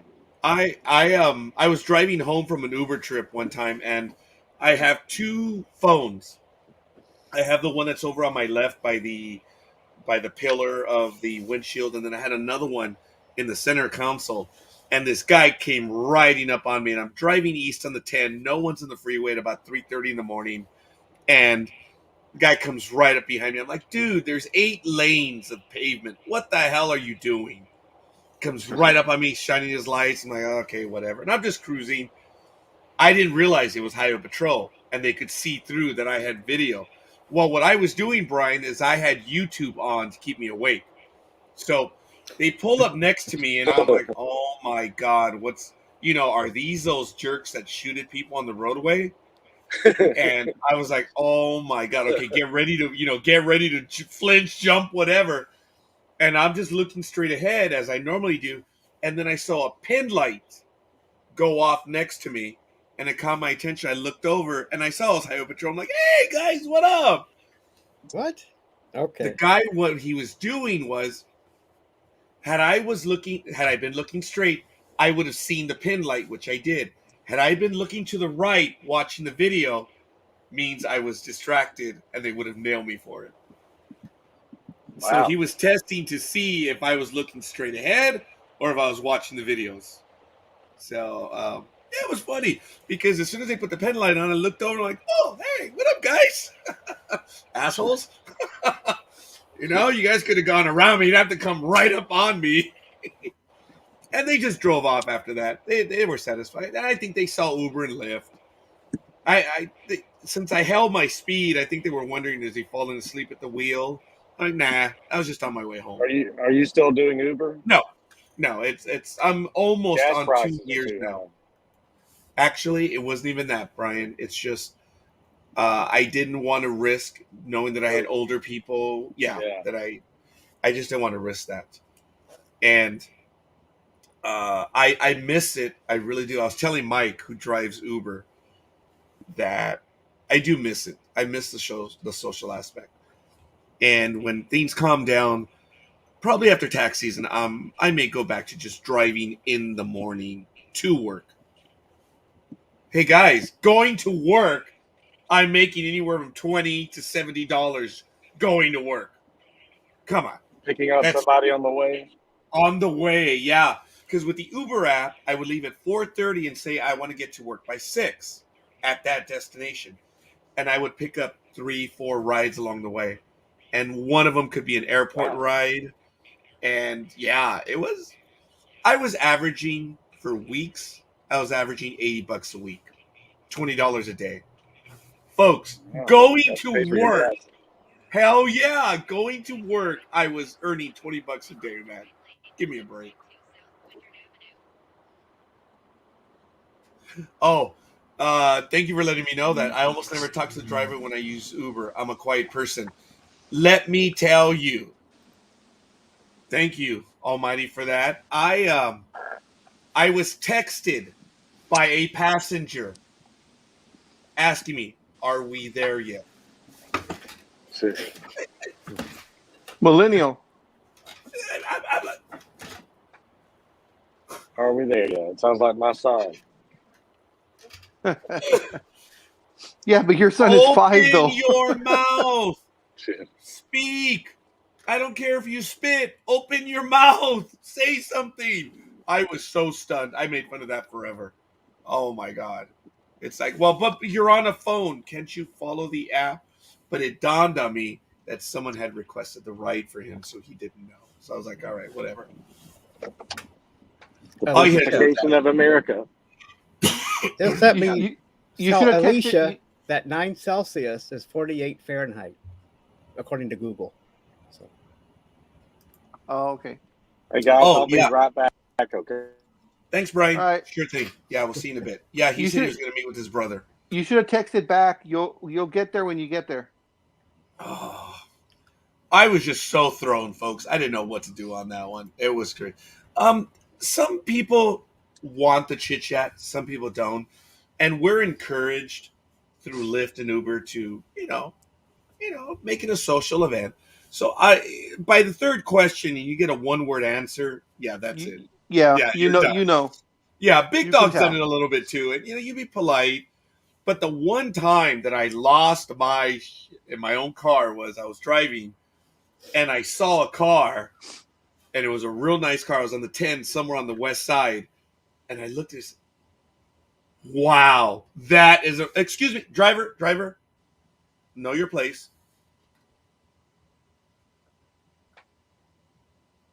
You're in an Uber, you dumbass. Don't tell me to know my place. I looked at it, the map, and it was all dark. It was all black, meaning there was nothing anywhere. I thought of canceling the ride at that moment and said, get out. I didn't even know where I was at the moment, but I just lost my mind on that. Never used Uber. Guess I might have missed out. I don't know. Maybe not. I understand that you guys have nice public transportation systems out there, Aisha. But it's all good. Folks, any stories that you want to get to right now? Any particular ones? And thank you for getting back. Yeah, go ahead, Big Dog, please. Too bad Coffee's not here. He is here. Oh, hey, Coffee, how's it going? Yeah, that was Coffee right there. That's what I said. Hey, Coffee. ESPN released their top 100 baseball players of all time. Their yearly ESPN. It's their yearly. That's why I didn't notice. So here, I'm not going to go through the whole 100. This is the top 25, though, and I can get a agree or disagree from either one of you if you want. At 25, Christy Matheson. Okay. Oh no, all time, right? All time, yes. Oh wow, okay, yes. He's a 24. 24, Randy Johnson. Wow. 23, Ricky Henderson. Yes. 22, Tom Seaver. Oh, good God, yes. Tom Terrific, 311 wins. I thought this person would be a little bit higher, but 21, Cy Young. 511 wins. I guess it only gives you 21. 20, Rogers Hornsby. Yeah. 19, Frank Robinson. Yeah. 18, Mike Schmidt. I'm surprised he's a bit high, but he did hit over 500 home runs. He was a good glove at third. I'm a little surprised he's that high, but okay. 17, Roger Clemens. His numbers are there, whether you believe in steroids or not. 16, Joe DiMaggio. 15, Mike Trout. 14, Greg Maddux. 13. Whoa, Maddux is okay. All right, fine. 13, the Say Hey Kid. Well, no, not the Say Hey Kid. I'm sorry. Willie Mays Hayes. No, I'm sorry.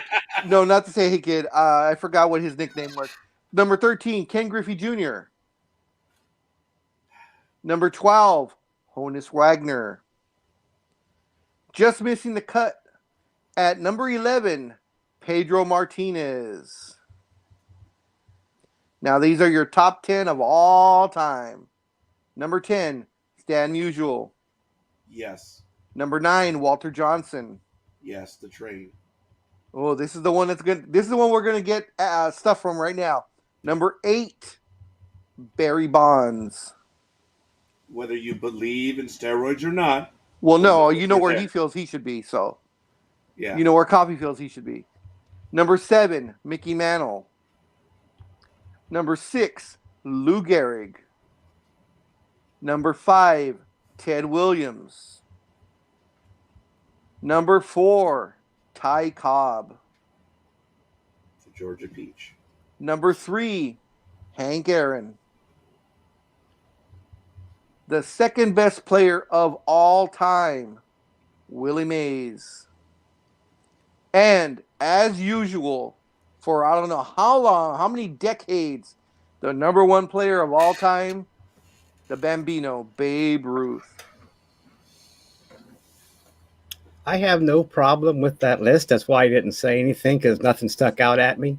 Yeah. And all those players could be anywhere on that top 25. It wouldn't matter, but I don't have any problem with it. Oh, damn it. Brian missed the 25 names. Damn. What names? Oh, I was giving ESPN gave their top 100 players of all time in baseball. I'll just give you the top 5. Barry Bonds better be number 1. Barry Bonds was number 8. They're idiots. Hey, it was Bonds. Oh my gosh! What are you talking about? Number 1. And okay, well, no, is he serious? No, is he serious about Barry Bonds being number 1, or is he pulling my penis? What are you doing? No, he's serious. How does he win on that one? He's like oh my he's like coffee. He's like thanks, coffee. Brian. Look, guys, I've watched baseball like every season. I'm 45 years old now, and I don't give a damn about steroids. Oh my gosh! I'm telling you, the best. He was great before steroids. You know, actually a better fielder than he was. No. A better fielder. That's funny. No one ever. Well, okay, so that. We'll go from at 8 spots. So 8 no, Bonds. We're still no. I don't know. I love you, Big Dog. Thank you. Oh, go ahead, Big Dog. So 8 was Bonds, 7 was Mantle, 6 was Gehrig, 5 was Ted Williams. See, I didn't watch any of these old ass people play. 4 was Ty Cobb, 3 was Hank Aaron, 2 was Willie Mays, and of course number 1, as usual, Babe Ruth. See, Bonds is not better than Babe Ruth. Now, there's no way that's going to happen. And all those old timers are ahead of Barry Bonds because they played in a different era. Barry Bonds. Barry Bonds is lucky he's at number 8. That's too low. Oh, God. Too low, guys. All right. I'm just giving you a hard time. That's cool. If you think Barry Bonds should be number 1. No, I just love Barry Bonds. Always have. I mean, is he the best player ever? No, probably. But is he my favorite player? Yes. I mean, okay. Well, if you put it in the proper context, I'll say sure. Yeah. But I get it. We all have our favorite players. I like Willie Mays, so I like him at number 2. Well, the problem is I didn't see these guys play. You know, I've watched old films of them, read their stats, but when you get to experience what I did with Barry hitting those fucking bombs every night.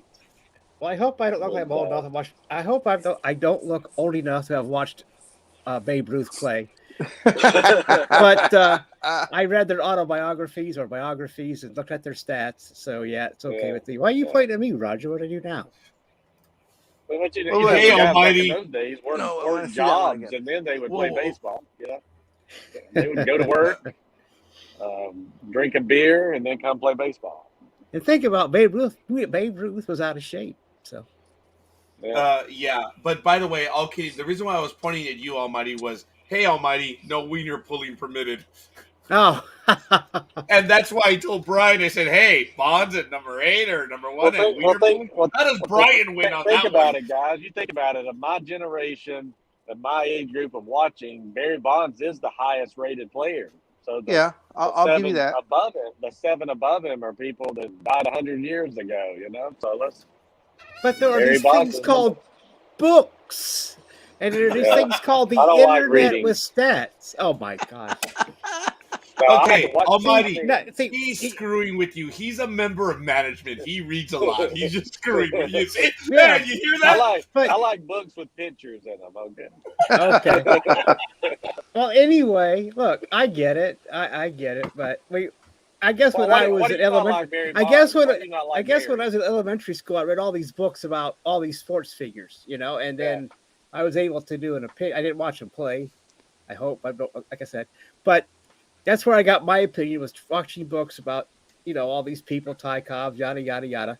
And that's where my opinion comes from. I mean, I guess if I went for, so I can see it. I mean, if that's all you saw in your generation was the Bonds man, with me, it might have been Charlie Hustle, but, you know. No, look, I'm 45. I love Pete Rose, too. He should be in the Hall of Fame. One of the best hitters. Tony Gwynn, to me, was the best hitter that I can remember. But when you watch Barry Bonds play, and I love Wade Boggs, Don Mattingly, all those hitters. But Bonds just brought baseball back on the map. Just take some injections and hit the shit out of it. I mean, I loved it. See now, but see now what lethal migraine? Coffee. Oh, is that coffee? Okay. That's what everybody always say. Oh, well, you know, they didn't play against that. The people they played against, there wasn't that many as good as him. That's not his fault. That's the same thing they say about Bill Russell. That's the same thing they say about Will Chamberlain or even George Mikan. Yeah. For basketball. Oh, well, he was the only guy that's 6'10". Everyone else were carpenters and played basketball on the side. It's not his fault. That, Babe Ruth, okay, there was still plenty of other guys around when Babe Ruth was playing, because read that top 25 guys. A lot of those are from Babe Ruth's era. So it's not. He was the only one out there. Who's the second rated player in the Barry Bonds era right now? Like after Barry Bonds at 8, how does it go 9, 10, 11? Is there anybody that played in the 80s and 90s? Let's see. Hold on. Yeah, there was because Pedro Martinez was on there and Mike Schmidt was on there. Hold Pedro. On. Okay, let me give you. Okay, so the top 20. I'll just give you the top 25 real quick. It was Christy Matheson. Then it was Randy Johnson. Yeah, okay. Ricky Henderson. Okay. Tom Seaver. Mm-hmm.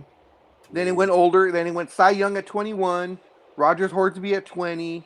Frank Robinson, so 60s, at 19. Then Mike Schmidt. Roger Clemens. Then it was DiMaggio. Mike Trout was in at 15. Greg Maddux was 14. Ken Griffey Jr. was 13. Then you go Honus Wagner. And then Pedro Martinez was 11. 10 was Stan Musial, so you're going older again. Walter Johnson, way older. And then 8 was Barry Bonds. And then we went from there. Yeah, okay. I like the Mike Schmidt. He was great. Ricky Henderson, love those guys. But not Pedro Martinez, though, for God's sake. Yeah, he surprised me being on there that high. I don't know if Scorekeeper was surprised or not.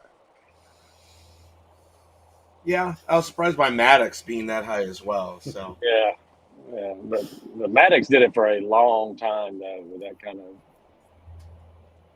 Okay, but, I Coffee. I don't get that. Henderson doesn't belong on that list. Seaver, okay. I really don't understand what that means. Look, folks, Barry Bonds, when, I grew up with Barry Bonds as well.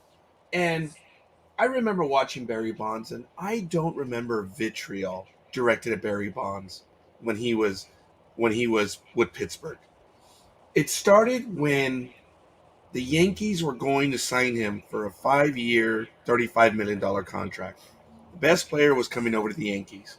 And the Giants said, nope, we'll take him. We'll give him 6 years, $42 million. And he went to the Giants. Changed everything. For the Giants, as well as for Barry Bonds, everything changed. And even then, I don't remember the vitriol directed at Barry Bonds that there is now. Barry Bonds was, I'm not going to say liked or well-liked, but I don't recall people disliking him. He was in the middle. I mean, it wasn't polarizing like it is now. Yeah. I remember back then, the only fault with Barry Bonds, seriously, and I think to this day, and Brian, I don't know if you remember this or not, Barry Bonds, he really didn't have a good throwing arm. No, when you look at everything he did, otherwise, folks, oh my God, the circus highlight, and that's not a shot against him or anything, just the highlight reels of the catches that guy would make, oh my God, he was good. He was a good left fielder. And I remember him in several interviews saying, I want to improve my game. And you know what I want to improve my game on? Defensively and throwing. The guy was intellectually honest to know what he was bad at.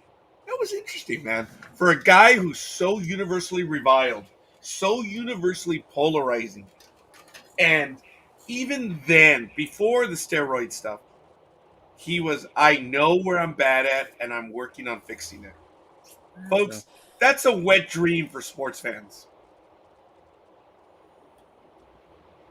You know, I'm shocked that I'm going up to bat for Barry Bonds, but...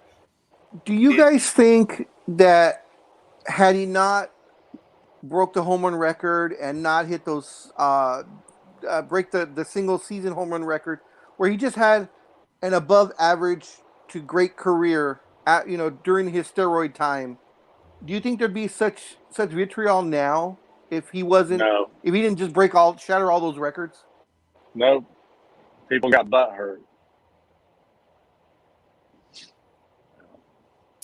It's because we were lied to, Big Dog. We cheered him. We believed he was doing things that none of us could do. And it turns out he was doing things that a lot of us could do with just a little bit of drugs. So it kind of if you paid attention to him, you didn't have to listen to him lie. You could tell he was on steroids. Oh, yeah. Yeah. Your head doesn't grow 3 inches when you're 30, yeah. I tell the story that when he hit the tie-breaking home run, I was watching the game live. My wife at the time was sitting there watching it with me. And the game stopped. And they had a video replay of his entire career. And my wife's watching it. And it shows him. And all of a sudden, wait, who's that? Because it went from Barry Bonds to the steroids Barry Bonds. And she's like, wait, who's that guy? I'm like, that's Barry Bonds with steroids now. Wow, someone really woke up on the wrong side of the bed this morning. Actually, there's a lot of people that could replicate what he did. And they're playing baseball now. So, hey, look, I know it's beyond a man crush with you, Almighty. I get it. What? No, I'm sorry. I mean, Coffee. Coffee. I get it, Coffee. He's your favorite human being on this planet for his skills. But, dude, again, we've laid it out. Other steroids users have admitted what steroids did for them. And you blindly and just flat out ignore it. We know what steroids did. Barry Bonds went from being a very good player to someone that did things no one else had ever done. Unstoppable. Yeah. You couldn't pitch. You couldn't throw a strike to him. I mean, remember the joke. If he never gets a good pitch to hit, if he gets one, he's hitting it out, right, Big Dog? Yeah, it's either a home run or a walk on the at bat. It's one or the other. Remember, there was nothing in between. They walked him with the bases loaded, man. I know. Oh my God! Argument. Case closed. He is the greatest now. He needs to be in the Hall of Fame, guys. I mean, come on. He would have been a Hall of Famer without the steroids. Put him in the Hall of Fame. Folks, okay, sure. Coffee. Thank you. That's your opinion. You say who gives a shit about steroids? Well, evidently a lot of people, since he's not in the Hall of Fame. So yes, a lot of people care about it. Yeah, these are people that live in their mother's basement that hasn't been laid in 30, 40 years. I don't want him to go. But no, I mean, seriously. These pencil dick riders that they hate him because they want to be him. Okay. Yeah. But remember, steroids give you pencil dick. Yes, right. Now they give you raisins. Yeah. Hence my nickname while he was playing Big Head Little Balls. From when and that was according to his girlfriend and his ex-wife. Yeah, they confirmed it. They say, hey, he was good at what he did, but he was as long as those allowance checks were clearing for him, they didn't care. That is true. Yeah. Folks, the reality is Big Papi being elected a well-known steroid user as well. He tested positive. It's only a matter of time, and I've been talking about this for a little while now. As time moves on, these players will most likely make the Hall of Fame. But I I cannot argue with Brian on that. I've talked about the voting requirements. I've talked about, and I even said this about a year and a half ago. I said, folks, if you have to look at the morality clause and you have to ask yourself, did he pay the price for what he did? It says you must consider suspensions. You must consider this. And in your opinion, did he pay the price for it? Yeah. It's up to you. In the mind of many of these writers, the answer is no. It's done. Will Barry Bonds get into the Hall of Fame? I think he has a better chance than A-Roy does. Yeah. But Pete Rose needs to be in the Hall of Fame too, by the way. I think it's I don't think anyone's going to argue here. Nope. And of course, you know my thinking on that. I mean, as a player, he should be. All his numbers are there, but it's the fact that what he did after he stopped playing and got into management that's keeping him from the Hall. Right. As I said before, it should be like the NBA where you can go in as a coach and you can go in as a player. They should separate the two, but in baseball they don't do that. You're just taking your Major League Baseball career as a whole. I believe Bonds. I believe. Go ahead, Almighty. That Bonds and Charlie Hustle will go in at the same time. When they're dead? Yep. Well, then we got a long ways to wait because I don't think Bonds is going to go anywhere soon. Yeah, Pete Rose is getting up there in age, so yeah. But I'm just saying maybe they'll go in at the same time. That way, it could just maybe let all these questionable players in at the same time and call it the questionable Hall of Fame picks. Just take it one big extravaganza. I don't know if it was a guy on ESPN. I forget his name right now, or it was the one that was on CBS forever. On NBC. I can't remember his name. I'm getting old. But run, Brian. But just kidding. Just kidding. That the baseball. Remember, the Hall of Fame is separate of Major League Baseball. They don't coordinate. They don't work together. Okay, just keep that in mind. So, if the Baseball Hall of Fame can resolve this whole issue and just call the steroids era, no asterisks, no nothing, just the steroids era.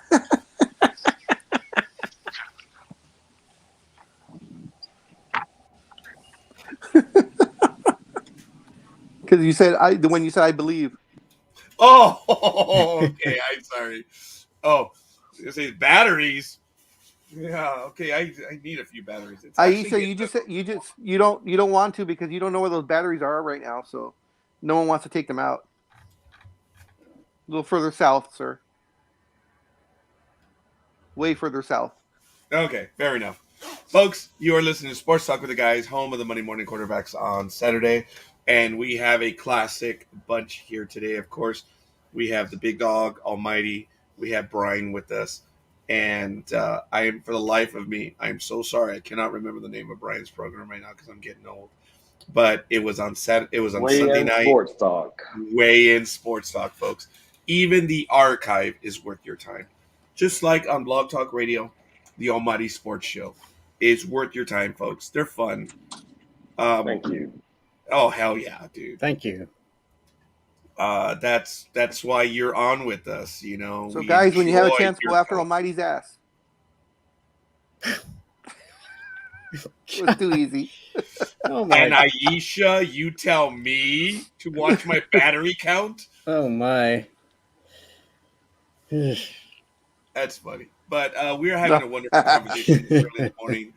Yeah, it's a lot of fun, folks. So, Almighty, is there another story you wanted to get to? Or to Brian? I know he's muted right now because he's in and out. But well, I do have something. Please. Just hold on. It's going to take a little bit. And Hold on. Gotta take a little bit. All right. So, as you know, Brian Flores sued NFL, Giants, Dolphins, Broncos, claiming racism and hiring process. So, former Miami Dolphins head coach Brian Flores has filed a class action lawsuit against the NFL, the New York Giants, and the Denver Broncos and the Dolphins, claiming racial discrimination in the league's hiring process for coaches and executives. Flores filed the suit in the Southern District of New York on Tuesday. In it, he accuses Dolphins owner Stephen Ross for offering him $100,000 for every loss in an effort to tank for the number one draft pick during the 2019 NFL season. Whoa. And includes text he alleges are from New England Patriots head coach Bill Belichick, demonstrating that the Giants conducted an interview with Flores while knowing they were intending to hire Brian Daboll as head coach. The suit alleges that the Giants interviewed Flores simply to satisfy the NFL's Rooney Rule, requiring that teams interview minority candidates. So there's that one. Now let's go to the other one. If I can fire it. All right. Hugh Jackson may join Brian Flores' lawsuit, claims to have proof that Browns incentivize tanking. So we'll go with this one. So a wide-ranging class action lawsuit brought against the NFL and a handful of teams by a former Miami Dolphins coach, Brian Flores, may be about to add another plaintiff. Two sources close to former Cleveland Browns head coach Hugh Jackson said Wednesday that Jackson has made arrangements to speak with Flores' attorneys about the suit as early as Wednesday. The source also said Jackson has expressed a willingness to provide testimony and materials to Flores' lawsuit, alleging that Browns owner Jimmy Haslam financially incentivized tanking for better draft positions through the use of a bonus structure during the 2016 and 2017 seasons, with Cleveland went 1-31, which means this man made $1 million or more just for losing football games. Some of the materials in the Jackson's possession stem from a confidential fraud grievance he brought against the Browns following his in-season firing in 2018. That grievance was handled by an arbitrator under the terms of the NFL's collective bargaining agreement. The arbitrator ultimately ruled against Jackson, although the judgment was not considered a definitive detrimental to the fact. I don't know if I messed it up. The recent comments by Hugh Jackson and his representatives relating to his tenure as our head coach are completely fabricated, as Brown spokesperson said. Any accusations that any member of our organization was bribed to lose are false. Jackson declined to comment Wednesday. On Tuesday, the NFL released a statement refuting the claims in Flores' lawsuit and said that the litigation was without merit. Since the filing of Flores' lawsuit, Jackson and the head of his charitable foundation,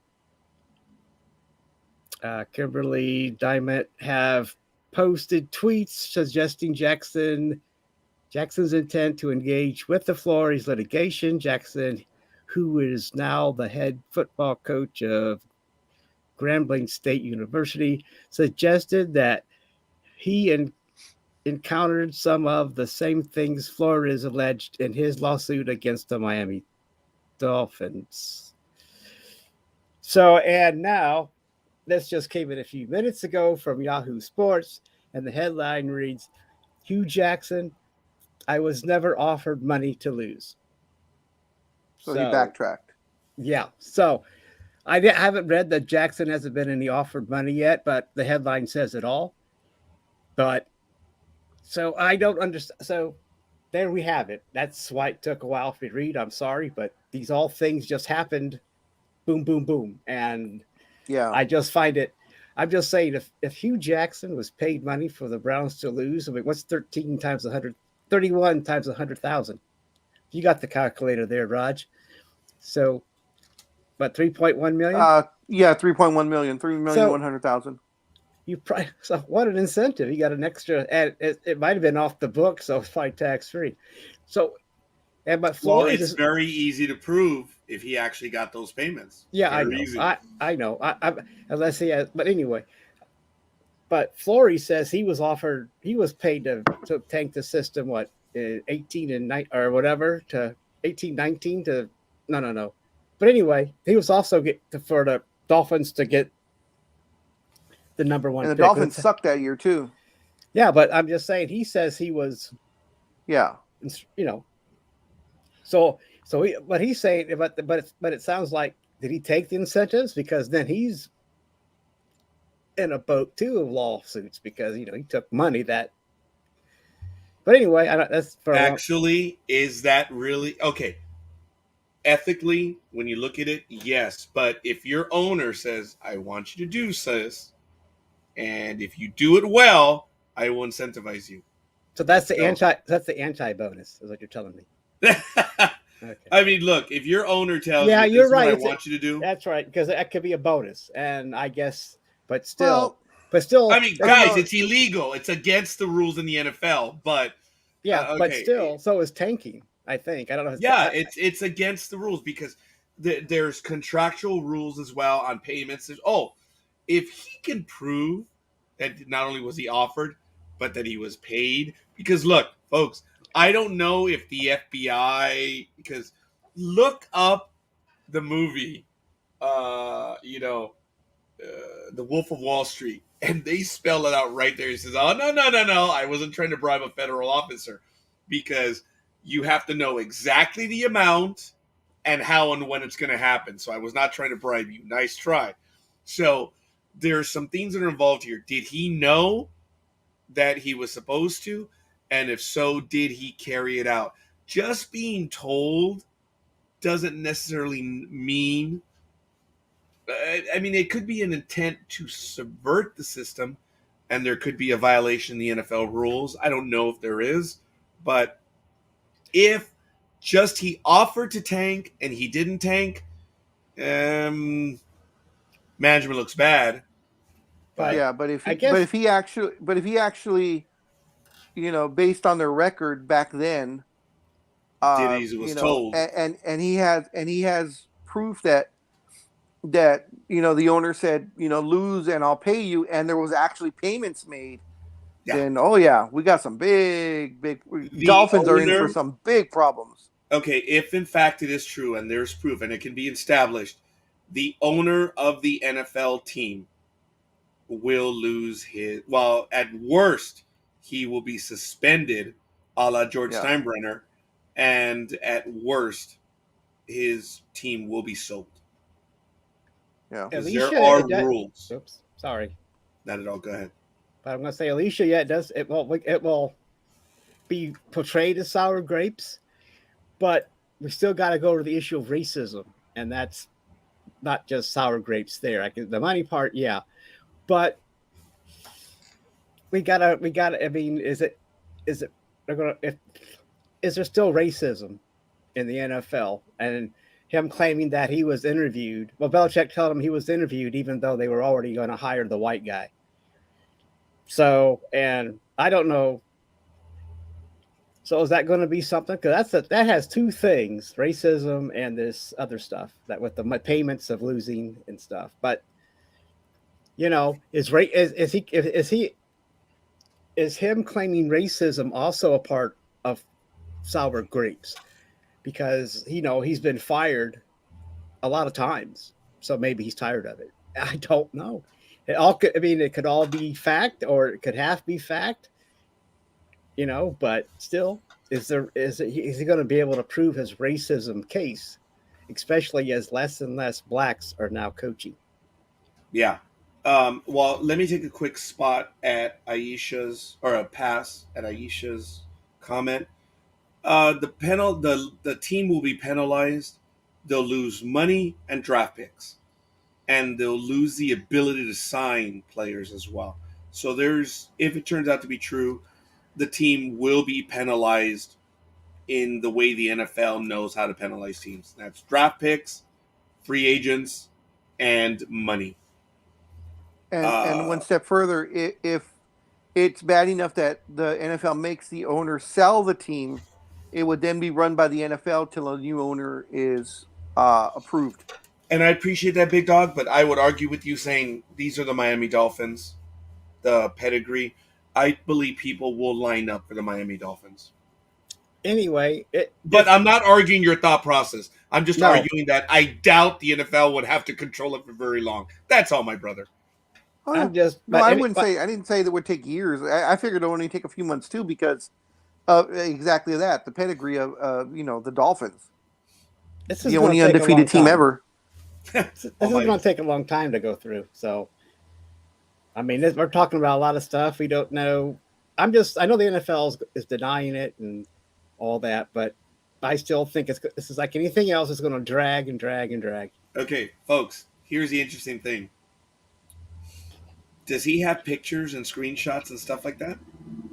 I don't know yet. He does, right? Allegedly. I thought it was. So yeah, you're right. You're right. He did, but they haven't been shown. I don't think they've been.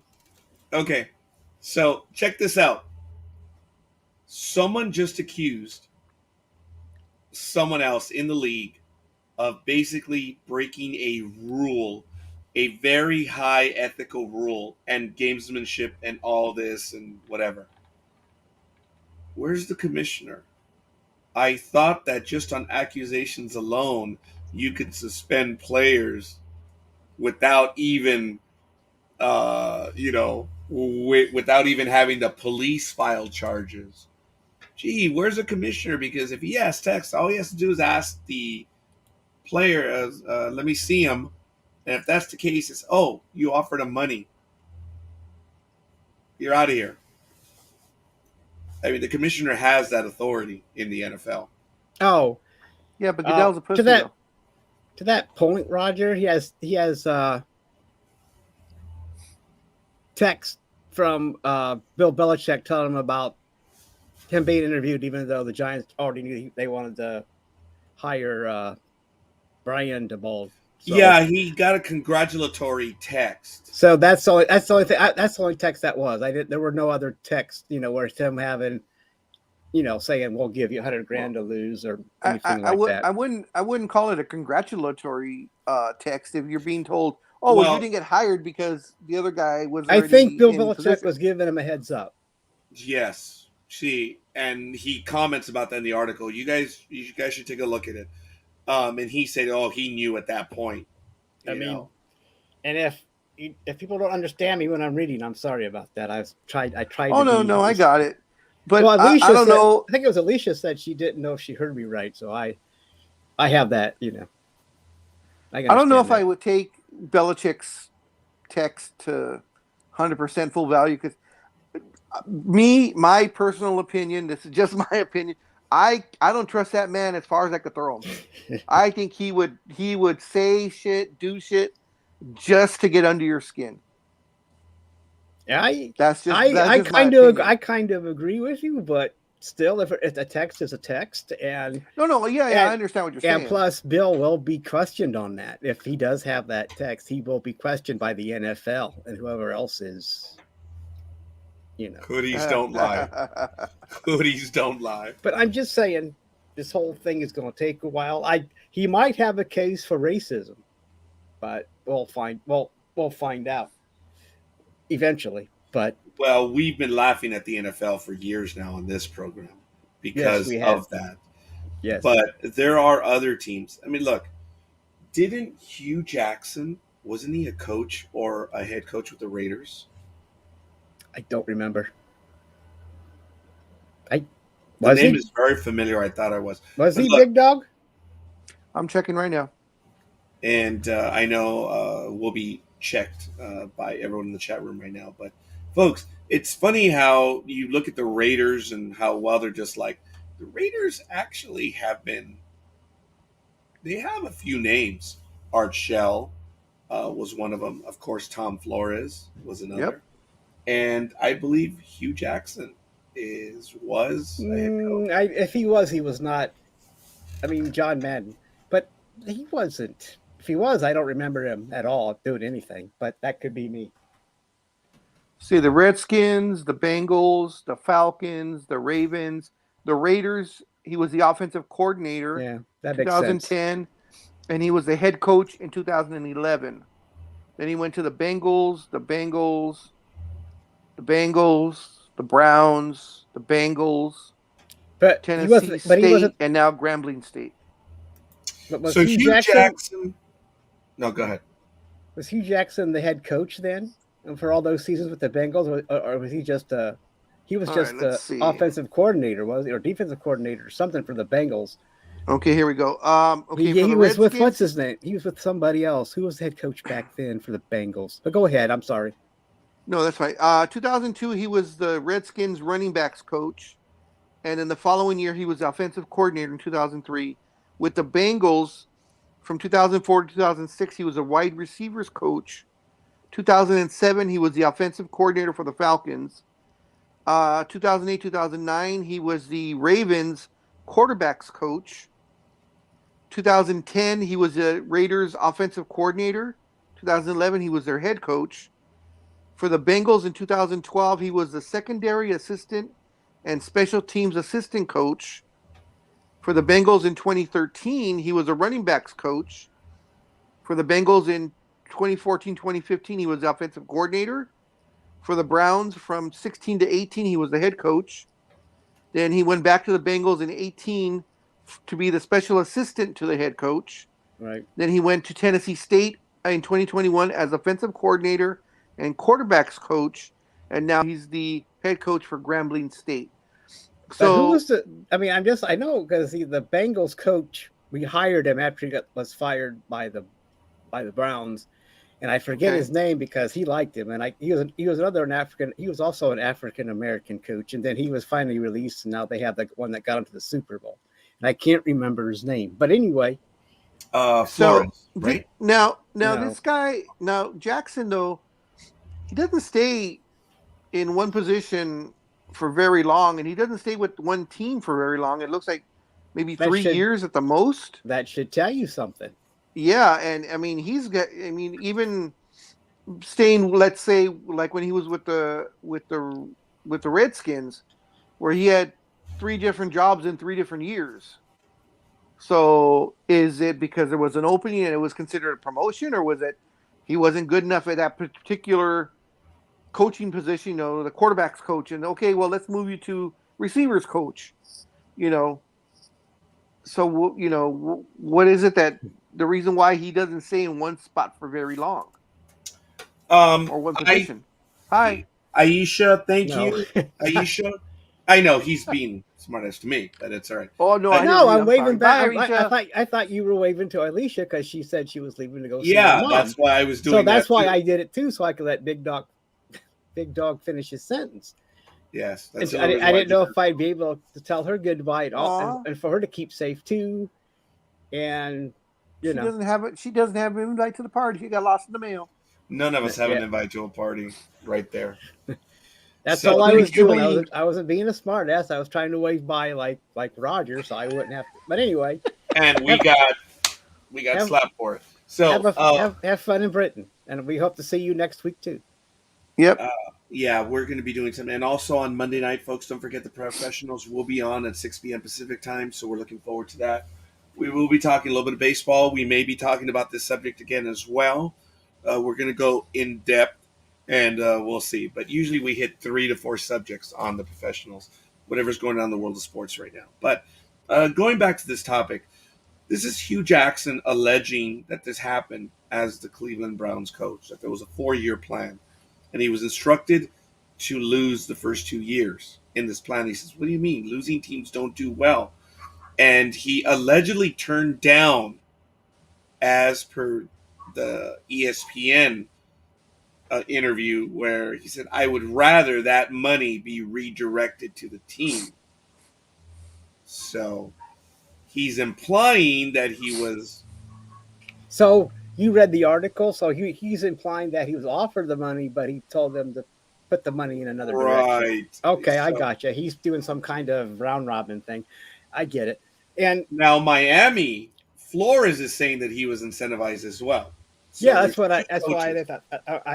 that's why I thought they both went together, and they are both African American coaches Yeah. too. So I don't know if the white master thinks he can easily bribe them or not, even though that might be racist. But I am not That's concerned. no, you're okay, Coffee. Now on the Almighty.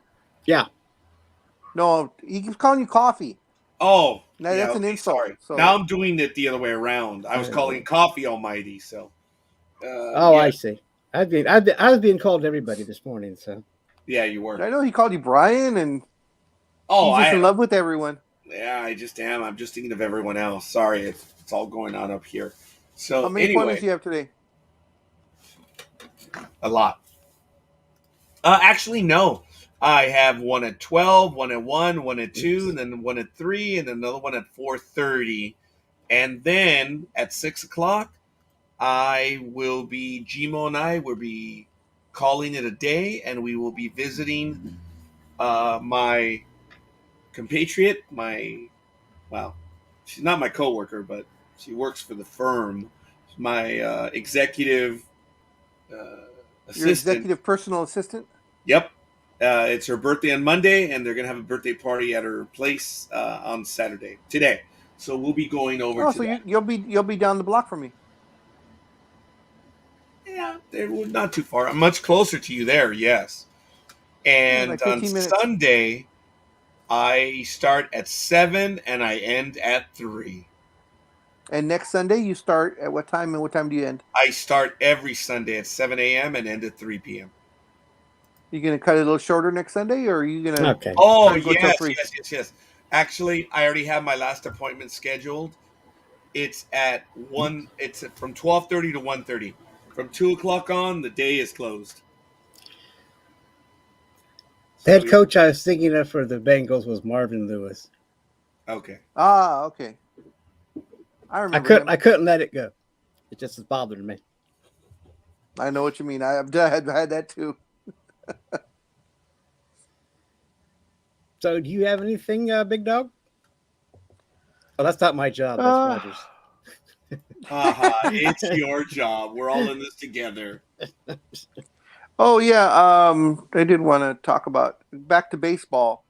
There were 5 retirements this week with the umpires, as Joe West finally retired. He after a record 5,460 games, and one of the replacements, one of Scorekeeper's favorite people, Joe West. Get the fuck out of here. Which was the name of the guy, Scorekeeper, that was so emphatic when he called his strikes? Where he I was kind of thinking about him right now. Strike one. What was his name? He was. Oh, I can't think of his name. Anyways, one of the people that replaced one of the 5 retirees is Roberto Ortiz, and he becomes the first Puerto Rican to be a full-time ump. Wasn't that the Naked Gun guy that made all those calls? I remember him. I remember him. He was pretty, animated when he was making his calls.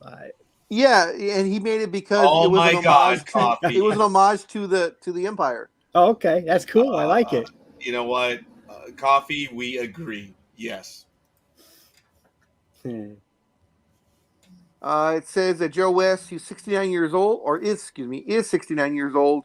He started his first big league game on September 14th, 1976, at third base. His final game was October 6th, when he worked home plate at Dodger Stadium for the wild card game between the Dodgers and the Cardinals. So did you like him as a... okay, it says longtime umpires, Jerry Davis, Kerwin Danley, Brian Gorman, and Fieldman Coolbrith also retired.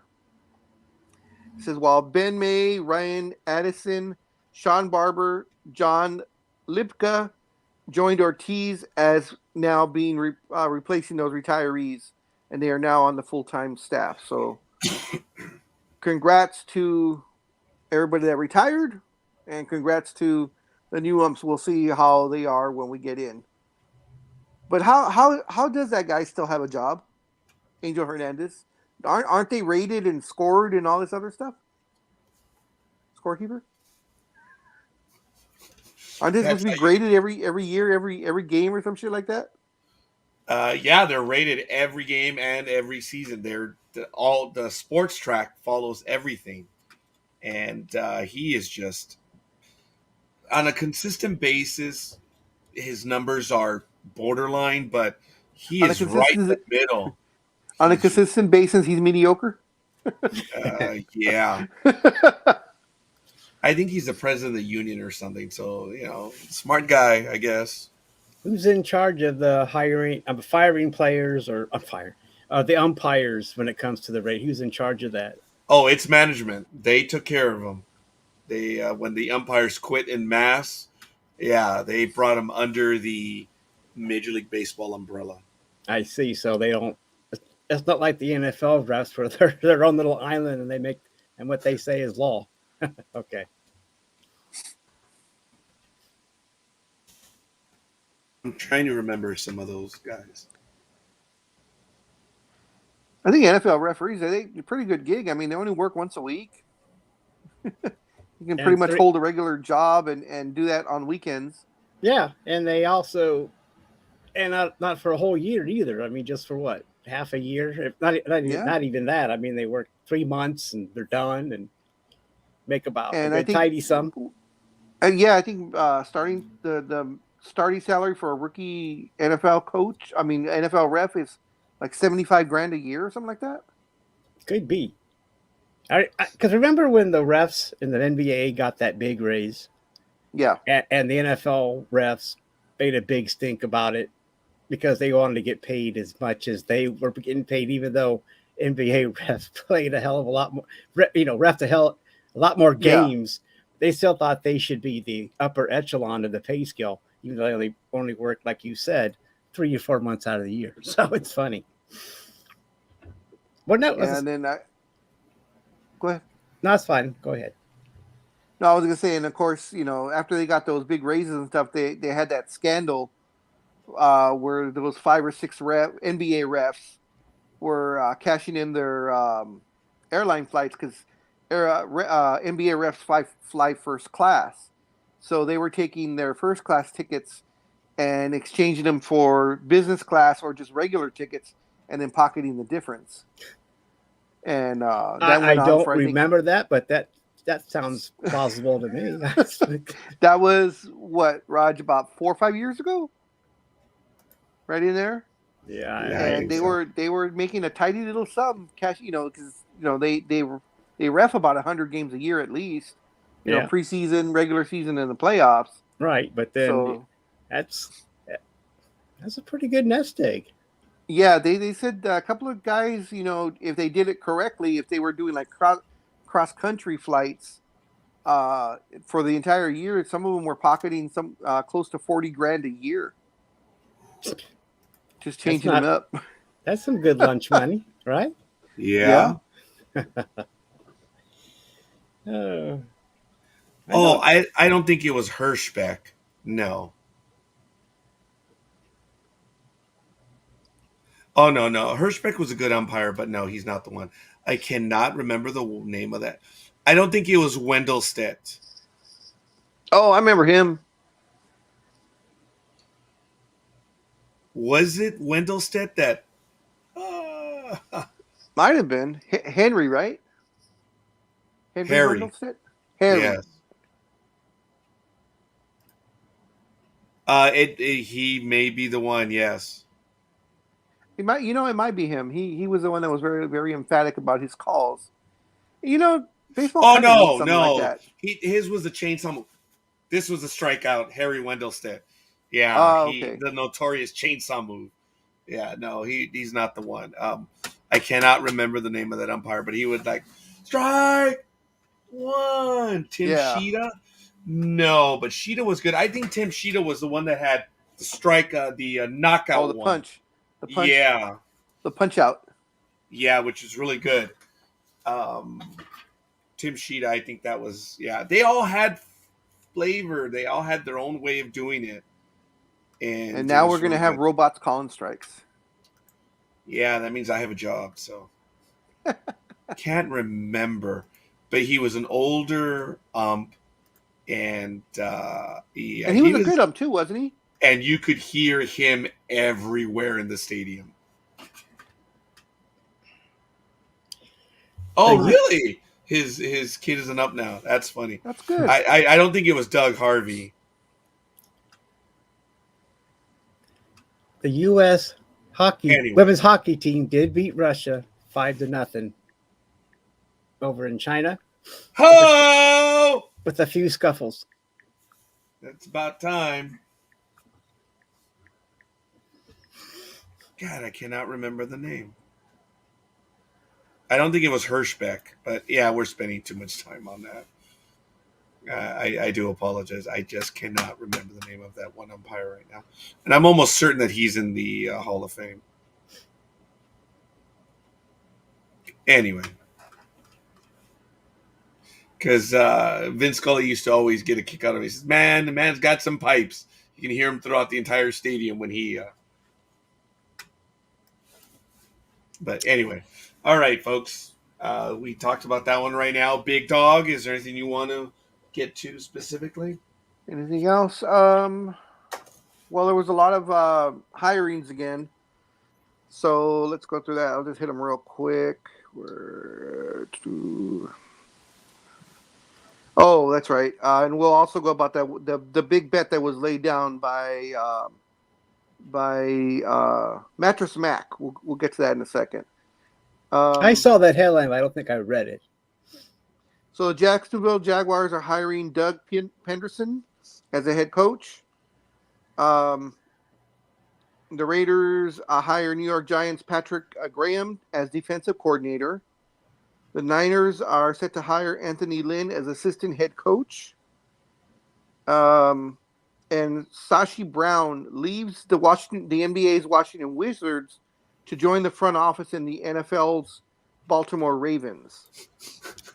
Okay.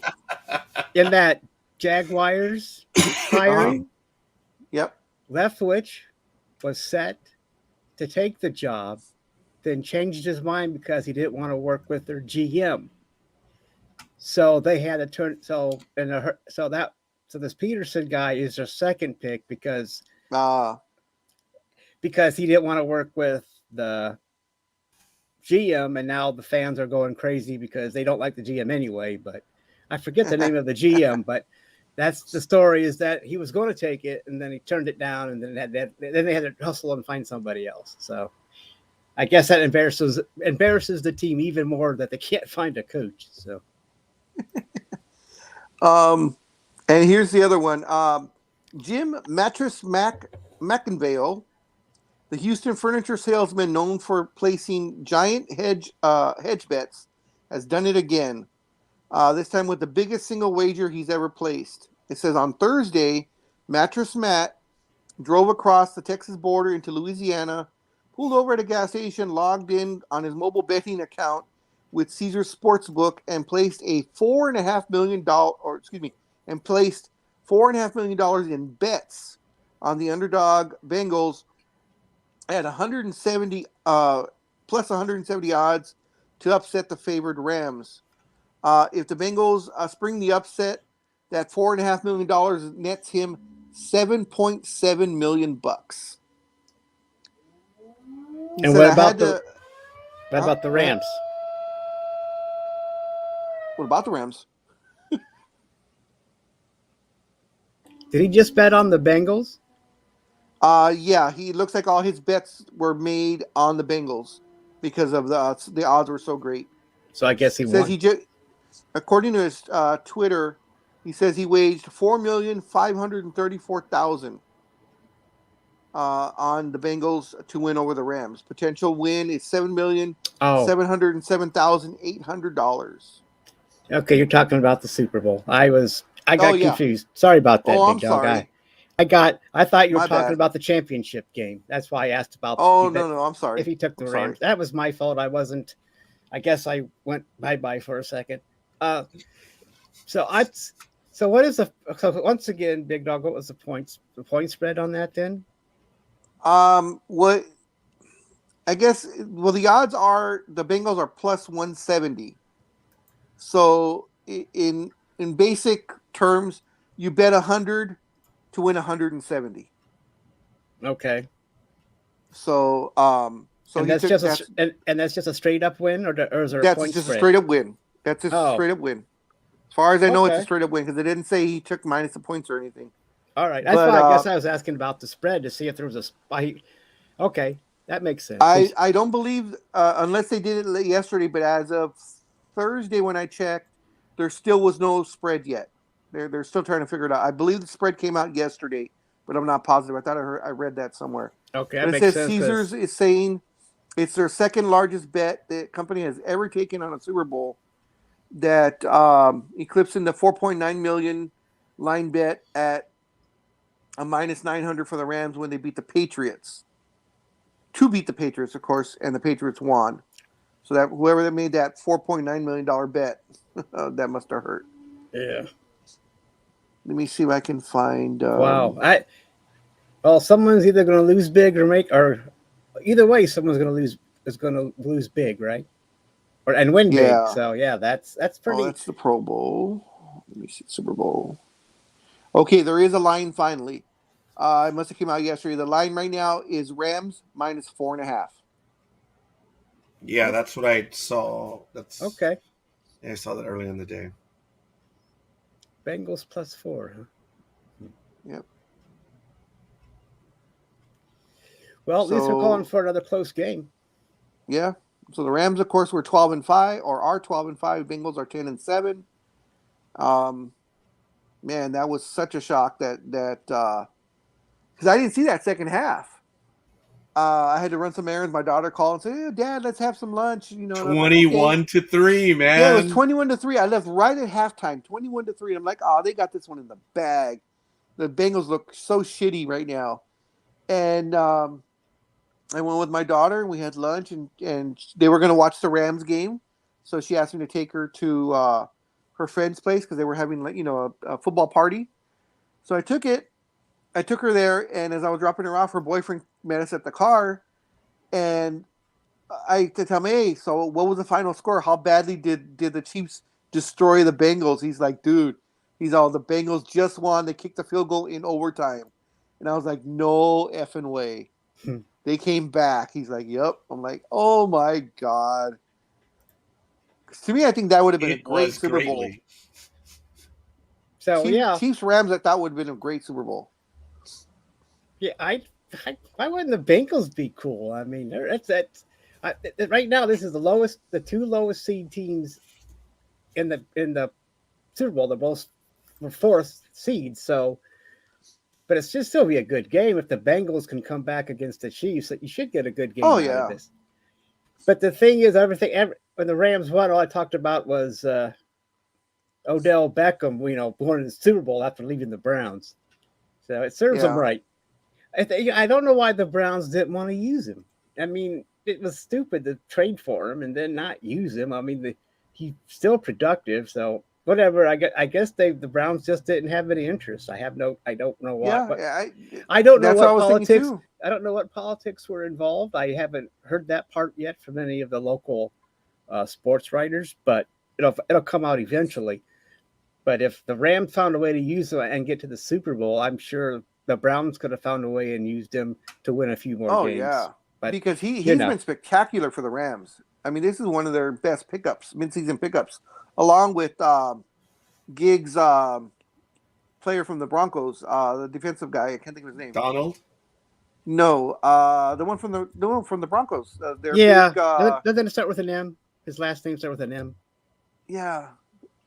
She'll say. Sonia, help us out. Who got traded to the Rams? What was his name?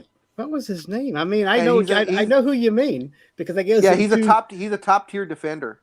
Yeah, they got Von Miller. There we go. Yeah, Von Miller. I told you it started with an M, but I kept thinking Marvin. I don't know why I was thinking Marvin, but Oh, Yeah, Von that Miller. was the ex-baseball negotiator, Marvin Miller. Very good. Von Miller, I mean, he's been great for the Rams. It's like, you know, and he was still playing great for the Broncos, but Yeah, you know, but the Rams made him the deal, and you know, they were all in. Yeah, so I mean that helped. That made the Rams stronger. So them being in the Super Bowl isn't that far fetched because they picked up two quality players at the mid season or just before the trading deadline. But it should be a good Super Bowl because you're going to have. So that's what I want. You know, I don't care about the opponents this year. Yeah, I hope it's competitive. That's all I want. I want a good maybe another overtime game for us. You never know. Oh, that'd be crazy. There've been so many overtime games this year. Yeah, and almost every single game has been decided by a field goal at the buzzer. Yeah, that is true. And that's why I think the viewership, at least on the TV rating side, will be high because people are expecting this. I mean, once you get that started, they expect it to continue. So that's expected in the Super Bowl. That's going to be a last-minute finish, and so we'll see if that pans out. But it's going to anyway. It's interesting to have these two teams at the matchup. I guess I still wouldn't mind, even though I did pick both teams to win in the championship games, making me 2-0 along with Gig. Yes. So I will. You know, Gig and I had the numbers for this week, but last week. So you know, of course she won. Of course she won it all, but you know. Yeah, she's already won it all. The Super Bowl is just going to be more icing on the cake if she calls it correctly. Yeah. So, but let's see, where is it? I know. Excuse me, guys. I'm sorry. Here we go. All righty. There were 14 participants last week, which was great. So Gridiron Girl was 2-0. She is 10-2 for the playoffs, 83 1/3%. She's calling. Coffee is in second place. He was 1-1, and is 8-4 in the playoffs, 66.7. Dreem was 0-2. He is 6-4 at 60%. Then it's Roz, who was 0-2 last week, and she's 7-5, 58.3%. Scorekeeper was 1-1, and he is 6-6 for the playoffs, 50%. Almighty was 2-0, which took him to 50% for the playoffs at 6-6. Nerdvana was 1-1. He is 6-6 for the playoffs. Andre was 1-1, and he is 1-1 for the playoffs because that's the only game he's called. Prodigy was the same thing, 1-1. And that's what he is for the playoffs. Johnny was, of course, 1-1. Same thing. I was 1-1. It took me to 5-7 at 41.7%. Aisha was 0-2, and that dropped her down to 5-7 at 41.7%, along with me. Then it's Tony, who was 0-2. He is 4-10 in the playoffs, 40%. And unfortunately, Speedy takes the cleanup spot at the end. He is 1-1. That took him to 2-4. He is 33 1/3% in the playoffs. So win-wise and percentage-wise, Gridiron Girl is already the champ.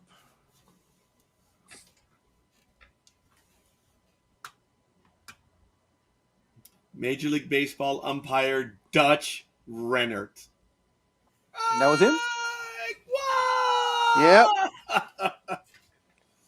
That was great. He was great. Is he still alive? He was a good umpire. I think he passed away about 4 years ago. That guy was a colorful guy, man. He was good ump. So real quick, the Saints will be playing in London next year. This upcoming season. I don't know who the opponent is, but they're marching in. All right, fair enough. Gridiron Girl says she likes Apple Pay. Thank you. All right, I'll just send it to you now. Whatever. I like it. There we go. Actually, I believe Gridiron Girl is going to be visiting me very soon. So. I thought the winner had to collect online on the show. I thought that was part of the deal. Thought so too. I thought so. Now, if you guys remember, because you can't send it, you can't send the Apple Pay because you have to verify that it is her. So she has to be on the on StreamYard so we can actually see her to make sure it is her. See, I didn't put that qualification on there. Maybe we. I'm trying. Hey, maybe we could change it, but I know she's going to be visiting sometime soon. Hey, Gridiron Girl, when's your appointment? Hey, Gridiron Girl, why don't you just come over for Super Bowl Sunday in the morning, and then you can be on your way. And if it's an issue of you not being able to get here on your own, I'll pick you up, woman. I'll bring you over to the program, and you can be live with us. What I'm thinking, though, is Gridiron Girl and Alicia have their own show. That's what I'm thinking. Then it can be Sports Talk with the gals. There it is! There it is! She said it! I will if he includes doing my taxes at the same time. Done! I will gladly prepare your taxes. Why? Online? Well, not during the program. No. No. She will be here to do it. She said if I includes doing taxes at the same time. Done. All right, no problem. I'll pick her up.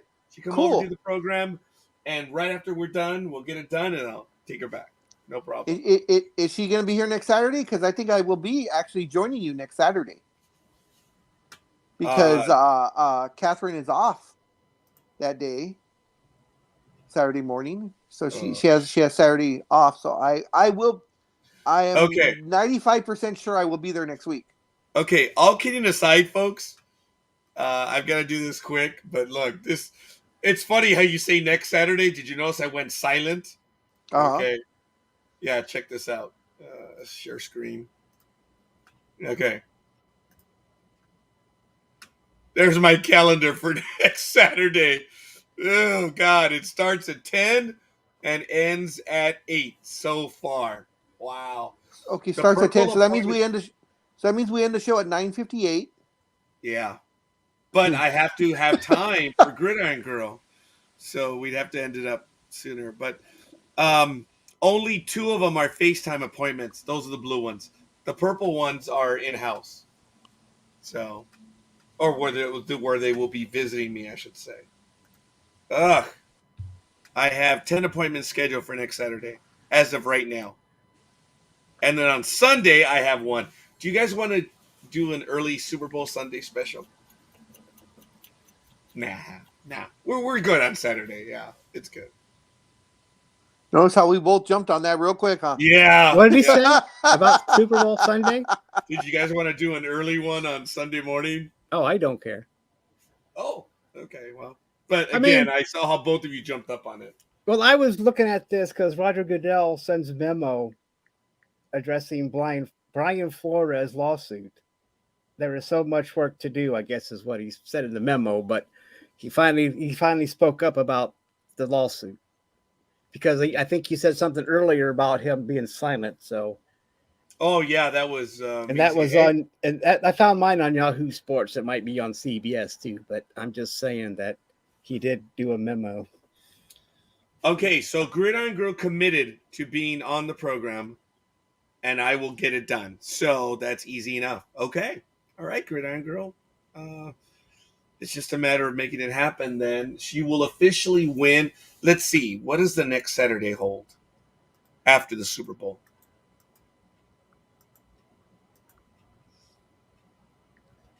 Oh. Okay, Big Dog, how about the 19th? Does that look good? She doesn't have her schedule yet. I have next week's schedule. So she's off. Her days off float.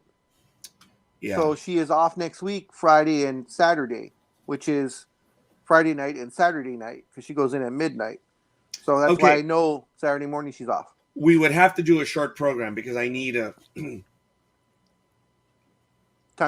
hour for Gridiron Girl.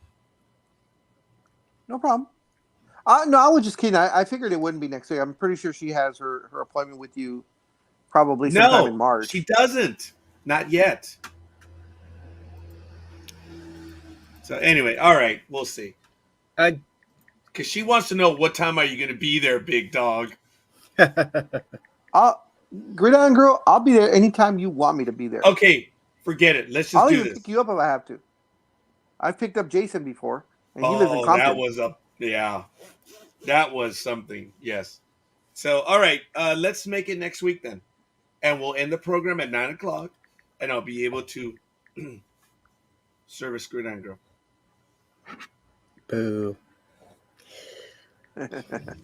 So we know it'll be quick. Oh, well, that leaves us plenty of time to do a show. I'm good at what I do. All right, we're good. But anyway, it's a little slow, folks. It's a little slow in the sporting world right now, and we are I'm a tad tired, and I apologize. Yeah, but anyway. Yeah, let's get to it. What else do you guys want to talk about? Well, with Goodell said there is much work to do. And I read an article with Jerry Jones who said we can do better.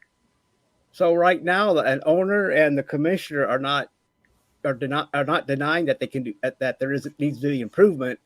So they're not for some reason they're not trying to sugarcoat it. They're just saying but that doesn't mean he's going to win. But at least the NFL is admitting that they can do that there needs to be some improvement. So we'll see But we'll see if that is backed by any kind of action. Because when I started that quote, it reminded me of Jerry Jones, even though I didn't put it up to read because I get enough of him sometimes. But anyway, that's my input for right now.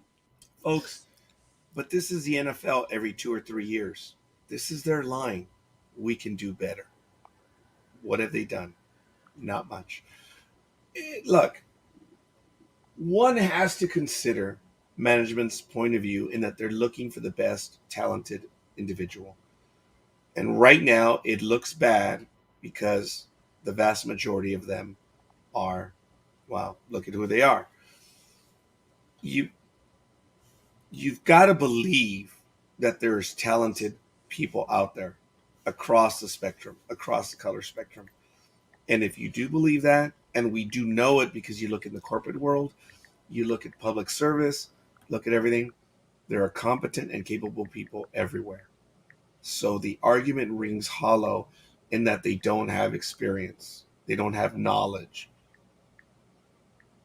This is the conversation we have over and over. I'm not going to compare it to a school shooting, but every time we have a school shooting, everyone starts the same arguments again. And the gun lobbyists already know. They're like, yeah, you know what? This isn't the time to talk about it. And the NFL uses something akin to, yeah, we can do better. And that's it. Nothing's done. So I don't live in the football world. I'm not going to go throw any rocks at the NFL other than the most obvious ones. It's easy. You have 32 head coaches. There is one black coach. Wow. Only one right now? Yeah, I believe it's Tomlin.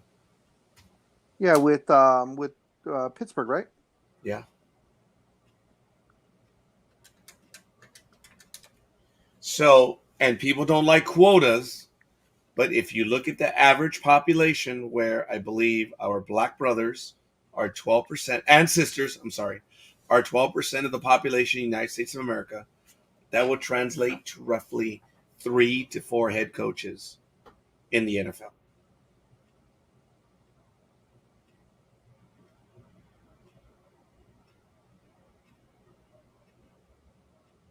So that's where we stand on that one. There's only one head coach. There should be. So, and if you think of it the other way around, of the minority population of the Latin world, there should be 12 to 13 Latin head coaches in the NFL. Wow. Yeah, there should be. Oh no, I'm wowing on something else. I bitch slapped someone last night on Facebook, and they actually thanked me for it, not in a condescending way. Because it was a Lakers thing, chat group I'm part of, and they were talking about Julius Randle, that he's demanding to be traded, and it was already fake news. So I put on there fake news, and it's already been shot down by Julius Randle himself. And the guy answered back because he put on there, oh, it's not official. So when I answered saying, no, it's fake news, he says, like I said it's not official. So then I decided to tell him there's a difference between not official and fake news. Fake. And I went on and I pretty much, like I said, bitch slapped him. And at the very end, he's all, "Thank you for that. I'll make my corrections from now on." But but he was right. It's not official real news. Now, see, had he put that, I would have laughed at it. Yeah, I'd be like we all did right there instantly. That was pretty good. Wow. See, but you are quick-witted, Almighty. Tonight. Yeah, am I? Yes, I am. I guess I am. But yeah, I hope that Brian didn't take anything I said personally. Oh, hell no, dude. No. I mean, I know. I mean, I sometimes I start a little too strong for people. No. As a matter of fact, I thought it was real cool that Brian, being that he'd been on with us for a long time, said, "So, who is our new host here?" I'm like, no. Just as long as you, Brian. Actually, you might even be longer than him. Brian, Almighty, we met up like in 2008 or 09, right? Close, yeah, 2009, 2010. Yeah, and it was early on. And we were on each other's shows back then, and we could comment. I think I must have called into your show a few times because I always liked it. There were several that I did call in, you and yes. Gosh, I can't believe I'm skipping on his name too, but you guys know him. Come on. The couch potato. Yeah. Oh, I would talk on his show too. I would come on and talk to his blog talk show every so often. So I mean, and there were other people in the hobby of comics that I would talk to. So I had people that I talked to or people that would call me and talk to me. So I mean, as far as the people I was talking to, we all got along. There was no animosity on anybody's part. So I must have picked the right people from the get-go without finding. Unless I was the asshole, which could be a thing. Dude, you are far from. I've never had that. Never, dude. You're so genteel, so laid back. You're funny, man. So I, on the other hand, am an a-hole. But I don't know how long I can put up with this Yankees logo. So I being an Indians fan, it's like, wait a minute, there's just something not right here. There's a lot of things. But anyway. Oh, okay, corrected. It's done. All right. But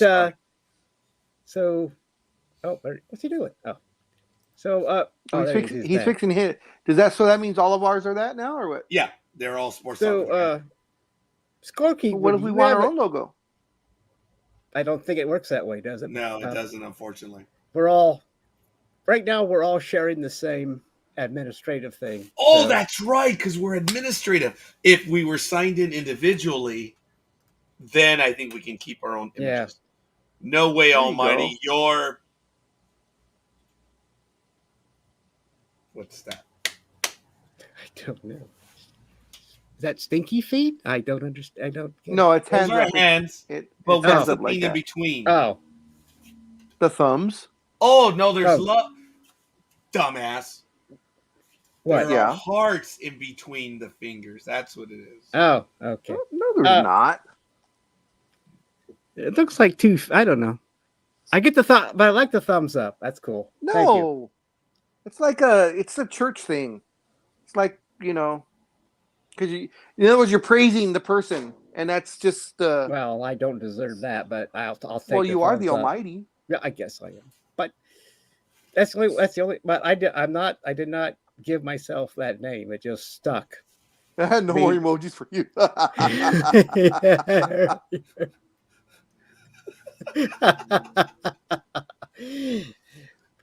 Word. I can't. Word.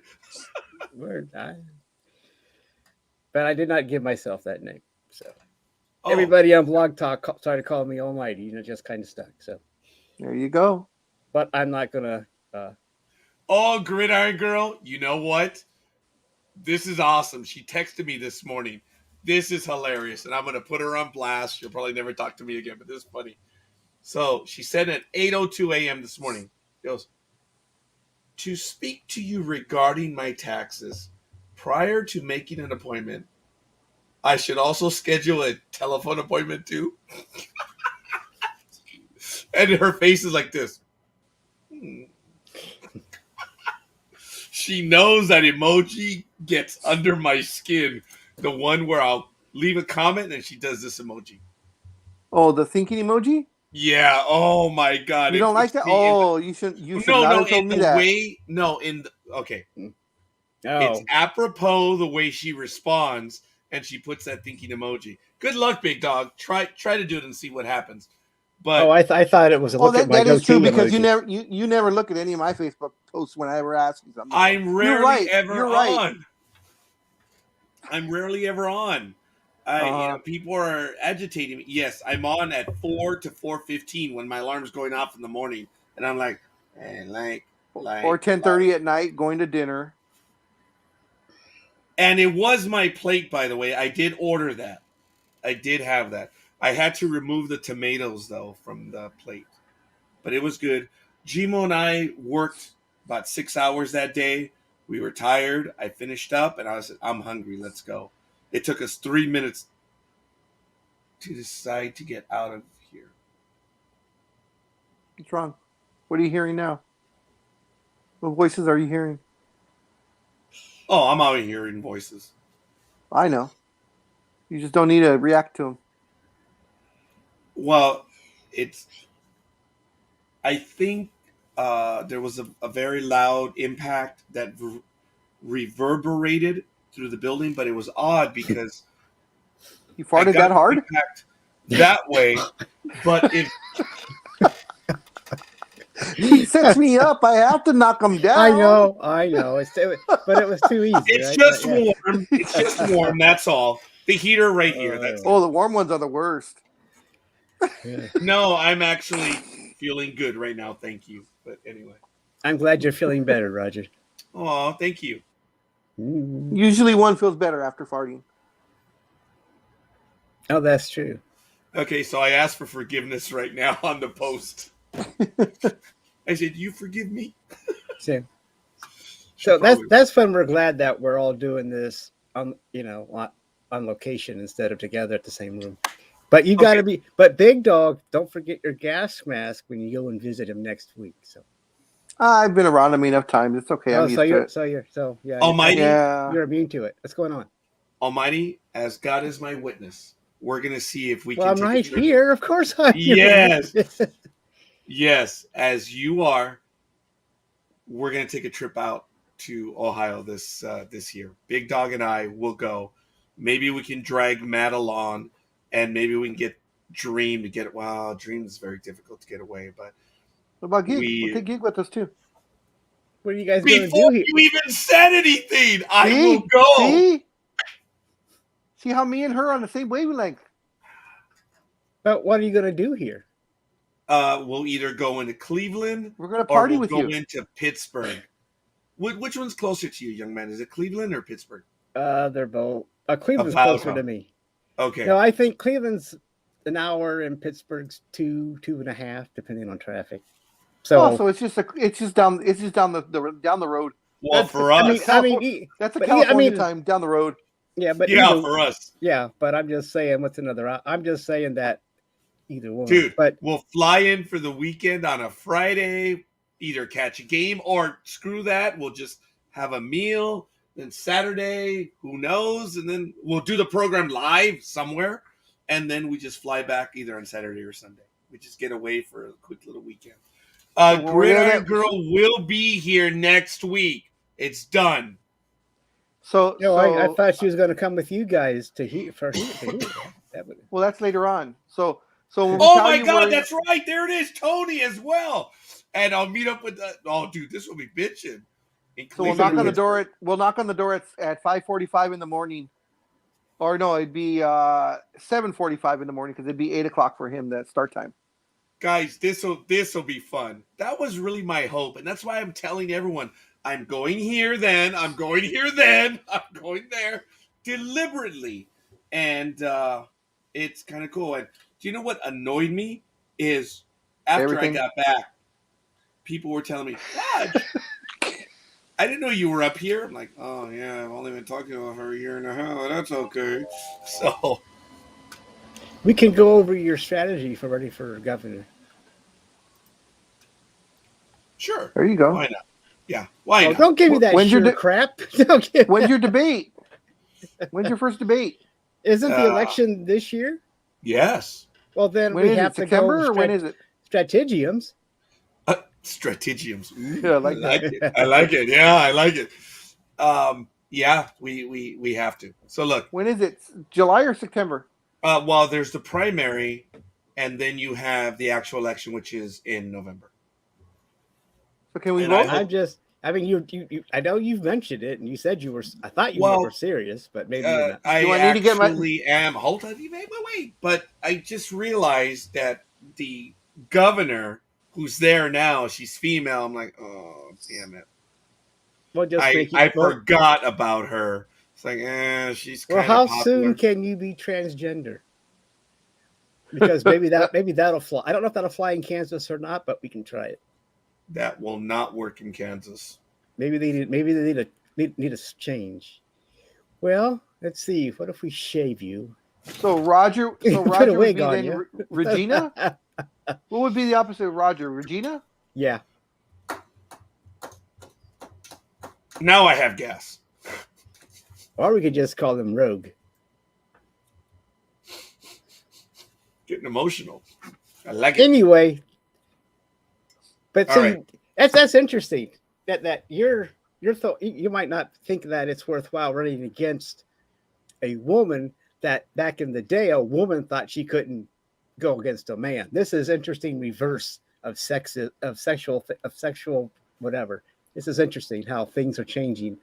I like it. Yeah, this is someone who actually is doing well in the state, and she's got like 14 Republican people going to the primary. I'm like, ugh. So it's going to be a knife fight. Yeah. Okay. That's good. That's interesting. No, I like the switch. I like the switch there, and it also proves that, like we always knew, that males are the minority. There are more women than men. Oh yeah.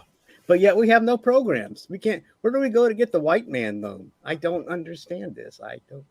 Or because females can walk in and get loans because they're female, but we can't go anywhere. Anyway, I'm being racist. I'm sorry. No, not at all. Not at all. It was a joke. You are okay. But I don't want to offend anybody. Almighty, this is a safe zone. And at that, wasn't there a time there where Biden was going to give people that crossed the border $10,000? Or a rumor of it? No. What I'm saying is I would go across the border and come back over about 3 or 4 times. Yeah, you know what? That's actually a good idea. I guess I want to do the same. Yeah, we could go together, Roger, and say we're brothers. We're twins. And then we'll just go back and forth and collect all this money. And then we can use it for your campaign. Well, I identify as your twin. Yeah. Anyway. But okay. Yeah. Let's go. Yeah, because when Almighty puts his hat on, I can't tell you guys apart.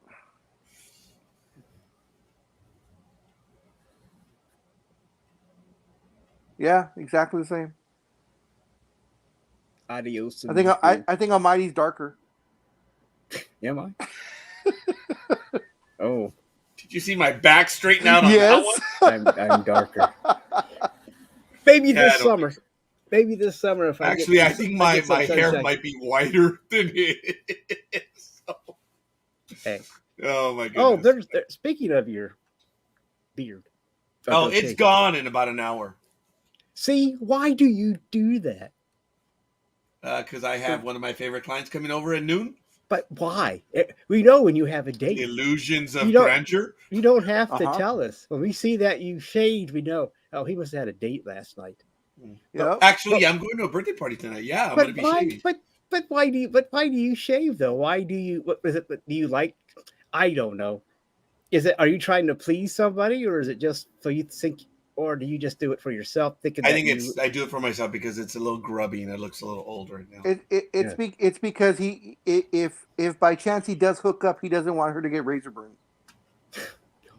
Look, I don't know. It's just I've been around all year, and every time we come on and he's shaved up, then he thinks he has to tell us he had a date. I think, no kid, really? Yeah, that's cool. But anyway, it's a stupid question that was on my mind because it's something I've noticed. Like, okay, it must be him, but then you have to grow it back for another 6 months until you get another one, so it's okay. Oh, I'm on a yearly right now. Oh, okay, well, then you should have this big long beard. Well, no, see, it stabilizes. It does, and he's gonna shave next week also because Gig is coming over, so he wants to look good for her too. Ooh, so shave twice also. And look, she's coming over, Big Dog. You'll be here, so we'll be live. I'm gonna redo the setup. I already have the mic. So it'll be our little threesome. Yeah. Where is he gonna leave this razor burn, Big Dog? What's that? Where is he gonna leave this razor burn, Big Dog? You know what I want to say. I know. That's why I'm asking you to see. Oh, the hell with it. Inner thigh. Yeah, that's what I thought. There we go. I wasn't that. It took me a while. I should have thought of it quicker, but yeah, that's what. Okay. Anyway, Roger, I hope you can have a good time at the birthday party. And, I hope to God it's my birthday. He's gonna have one wine cooler. He'll be dancing on the table. Yeah. No, they're all my clients. There will be drinking because anytime she posts on Instagram, it's always toasting something. I don't know how to answer that, Gridiron Girl. I just don't know how to answer Big Dog's crudeness. I'm sorry about his crudeness. I have to apologize. So I'm okay. She likes it. I know. So she understands it. She knows that I'm. I don't mean you, Gridiron Girl. I mean that other woman, not you. Oh God, maybe that's what she's thinking too. But no, I didn't. I wasn't even thinking about you. We were talking about someone else. Oh God, no! Please, sorry. I'm embarrassed. I did not. No, I am sorry. That's my bad. Ladies and gentlemen, I will take responsibility for that and apologize. AVP has issued their calendar, their schedule for upcoming. We're going to go over it very quick. I'm going to put it on screen. Here it is. They're opening up in Austin, May 6th through the 8th. New Orleans, May 27th to the 29th. Is this men's or women? This is, it's both, actually. Oh, okay. It's the AVP Tour Series at Muskegon Open is June 11th to the 12th. Then you have Denver, July 2nd to 3rd. Wapaka, July 7th through the 8th. Hermosa Beach, July 8th to the 10th. Atlantic City, July 22nd to the 23rd. Fort Lauderdale, July 29th through the 31st. You know, the funny thing is, I was right there in that image, right there. That was cool. And actually, no, sorry, not Lauderdale.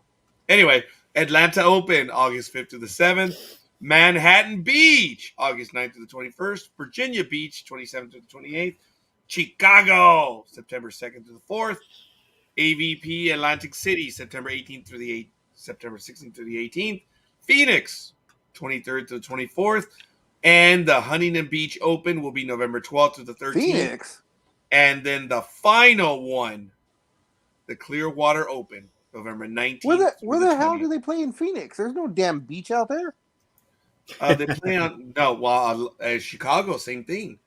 What they do Chicago's they have the river and all and the Lake Michigan. Lake Michigan. They have Lake Michigan. Yeah, they have Lake Michigan there. That understands. But where the hell do they play in Phoenix? Denver, same thing, guys. They create a soft. All you need is sand. That's it. They fill up a baby pool. No. Yeah. Seriously, Austin. Click on Phoenix. Click on Phoenix. And why are they wasting water when there's a shortage? See, that's what I don't understand. Are they at Talking Stick or where? Because I'm figuring Talking Stick. At the Footprint Center. Oh, okay. I'm trying to remember. The Footprint Center is the actual downtown arena where the Phoenix Suns play. Can't remember. Yeah. It's called the Footprint. I think that's called the Footprint Center. Yeah, I think that's it right there on the left. So it's indoor. Yes. Okay, so that one's indoor. And then you'll notice that Denver, for instance, also. Watch. Where's Denver? Are you going to be doing Hermosa or Manhattan?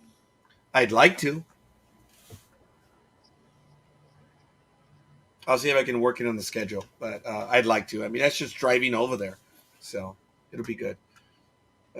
All right. Well, we got that schedule in. What else do you guys want to talk about right now? This just came in. Tell me.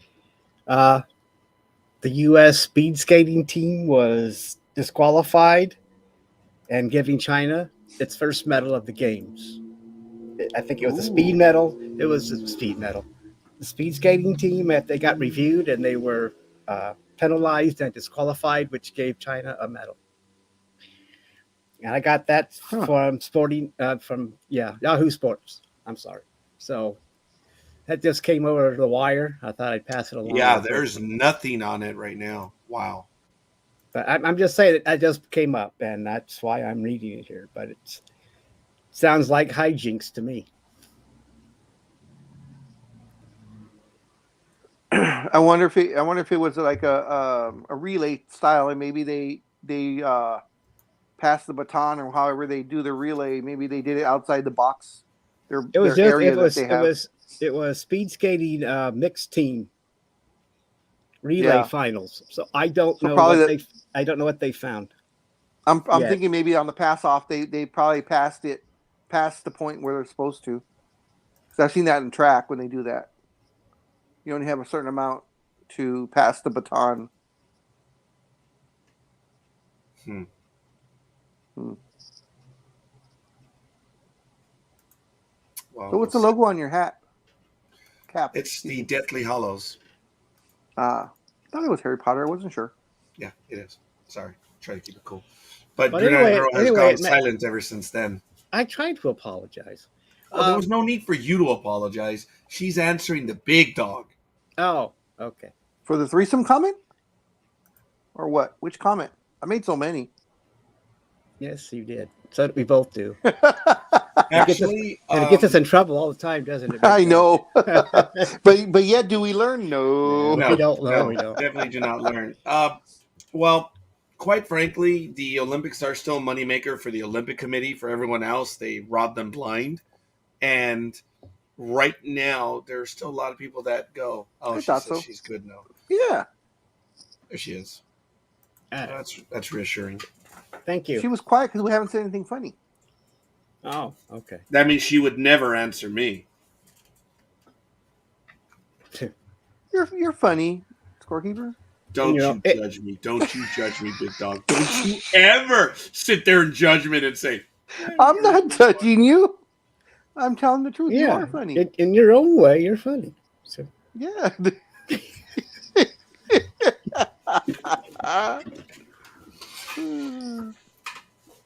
So, the supervisor who knew me for so long, Terry Zahn, when we first started doing Sports Talk with the guys, Terry Zahn died laughing because he knows how animated I am in real life and stuff. And he says, I cannot see you as being the straight guy to the big dog because everyone finds the big dog to be very, very funny.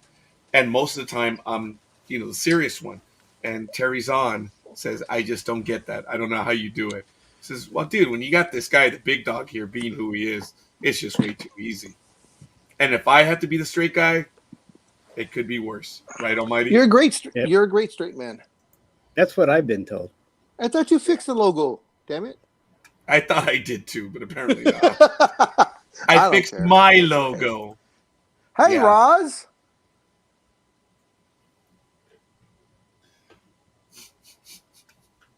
Sometimes in a Larry David sort of way. That's funny. Good morning. Good morning. Good morning. And ladies and gentlemen, here we go. Now, he should have the authority to bring himself in. So let's see if he can. Come on. Come on, Speedy. Come on. Press the button. Press the button. Come on. You don't need my permission, Speedy. Empuje el botón. Empuje el botón. Close enough. I couldn't remember what push is. What's push? Put your mouse over to your image, and then it'll say add to stream, and click on it. Come on, Speedy. Come on.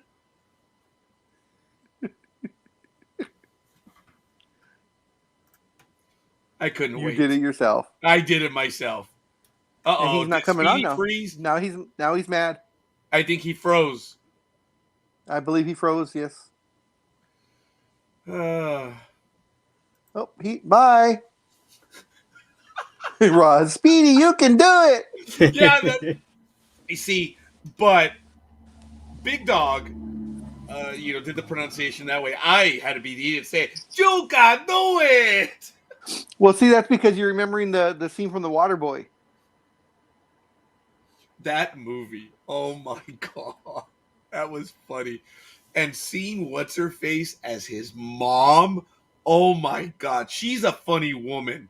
But as Waterboy's mom, she was absolutely phenomenal. Take two. There he is. There he is. Hey, Speedy. Where you been? Working. I see. He's not hearing us? Can you hear us? Kathy Bates. Yes, thank you. Kathy Bates. She was great in that movie. Because she generally plays a serious character, dramatic. But as Waterboy's mom, Kathy Bates was phenomenal, man. She's funny. Hi, Speedy. Speedy, can you hear us? I think he's frozen again. He's frozen. Pac Bell. Hola. He's frozen. Hola, señor. ¿Cómo estás? Speedy is not Speedy. So, it's all good. All right, well, ladies and gentlemen, we are 3 hours and 16 minutes in. It's 9:16 a.m. We're doing very well. It is Sports Talk with the Guys, home of the Monday Morning Quarterbacks on Saturday, and it is February 5th, 2022. Groundhog Day took place on the 2nd, as we all know. That's where you can watch the movie over and over. It's tradition, you should. But we did get our weather report, and apparently the little dumb rat bastard saw his shadow. Six more weeks of winter. Oh. And then the next day he died. No, that was the no, that was false. It was the Baltimore, the other groundhog. Okay, so yeah, the one vying for the spot. Well, evidently there's like one in New Jersey, and I forgot his name. He died 2 days before Groundhog Day, so they didn't have a prognosticator there. Anyway, I guess I didn't read. I just saw the headline. I thought there was only one groundhog in charge of this. Yeah, they were trying to say Poxahani Phil died, but it wasn't him. It was Brooklyn Bob or some bullshit like that. They all have weird names. I didn't know it was okay. So everybody's vying. Neither did I until I read that. Okay. Hey, Tony. You learned something new every day. Good morning, Speedy. It looks like Speedy. You're working now. The mic, everything. Yeah. Is it working? Everything's working. Everything good. Yeah. You spoke too soon. Oh, yeah, I know. I'm sorry. I was distracted. Folks, I learned something, and this is the only time I'm ever going to say it on this. I've gone to see quite a few movies, and I had someone go with me, someone who, I had someone go with me. And as the previews come out, I know exactly the preview, and I'm like, oh, God, I can't believe this shit. I cannot believe what's going on.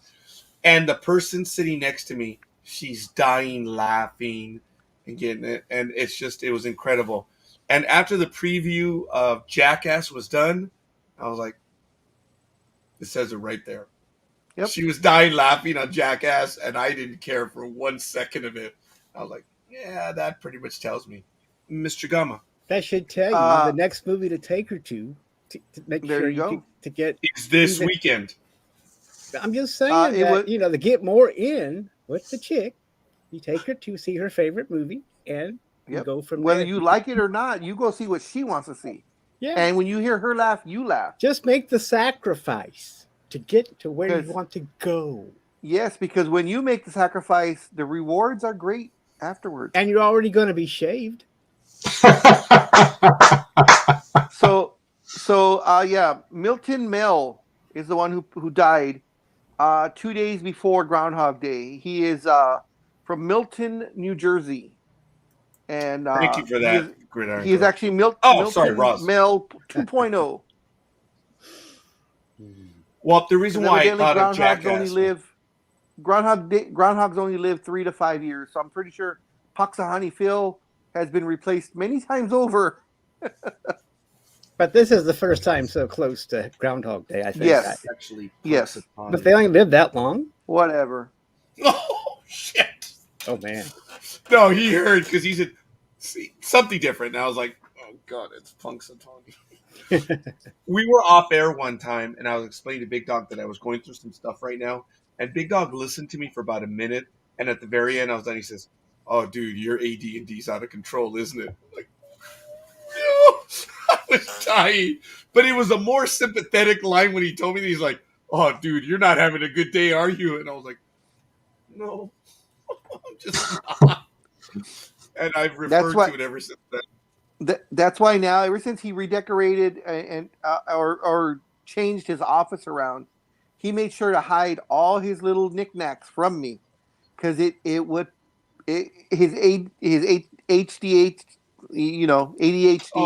would go crazy, because I would on purpose move stuff around or turn it to the side a little bit. I had action figures on my desk.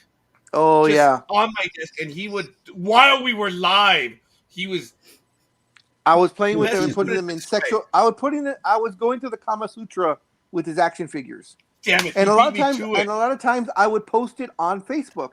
In fact, Raj, they come up almost daily. Yes. On my memories. Because of so many years.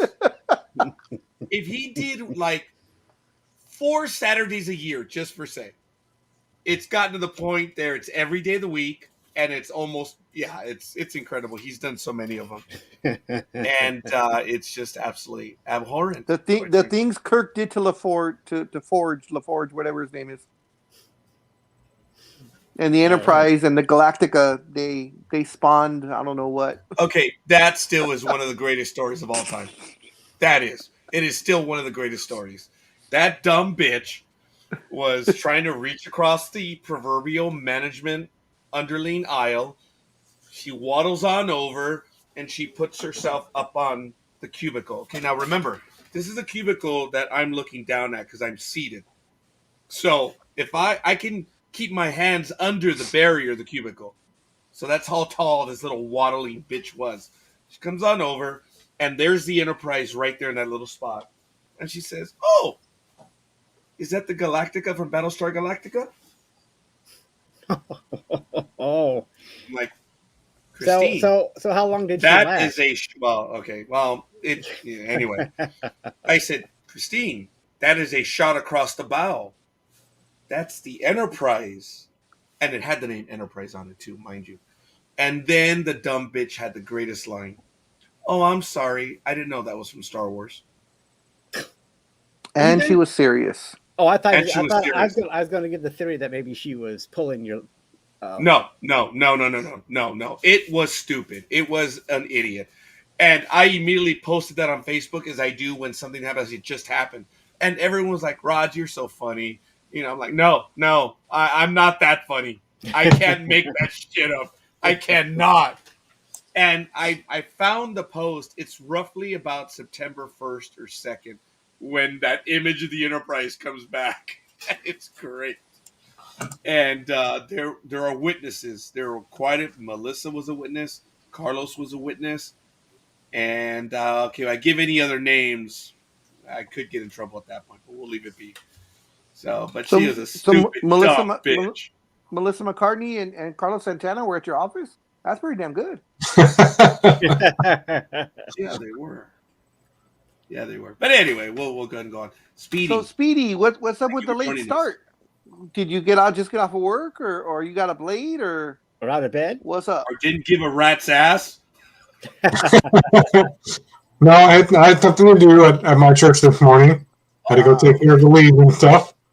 Get it all that way when people show up tomorrow, they can be like, "Oh, look at this! It looks nice and good out here. No weeds or nothing." So I just ran over there real quick, did that. Thank Took you about for an that. hour and a half.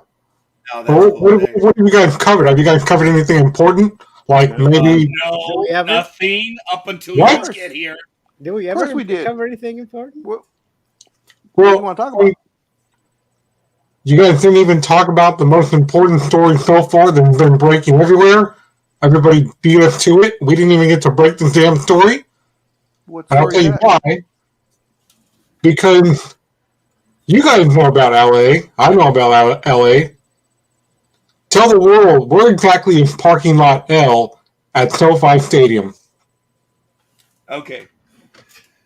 Ladies and gentlemen, there has been some news. We did not discuss this, but parking lot L is in one of the furthest corners of the stadium structure itself. If I'm not mistaken, it is the one that is closest to the stores on, I think that's Manchester, I believe it is, or I believe so, yes. I think so.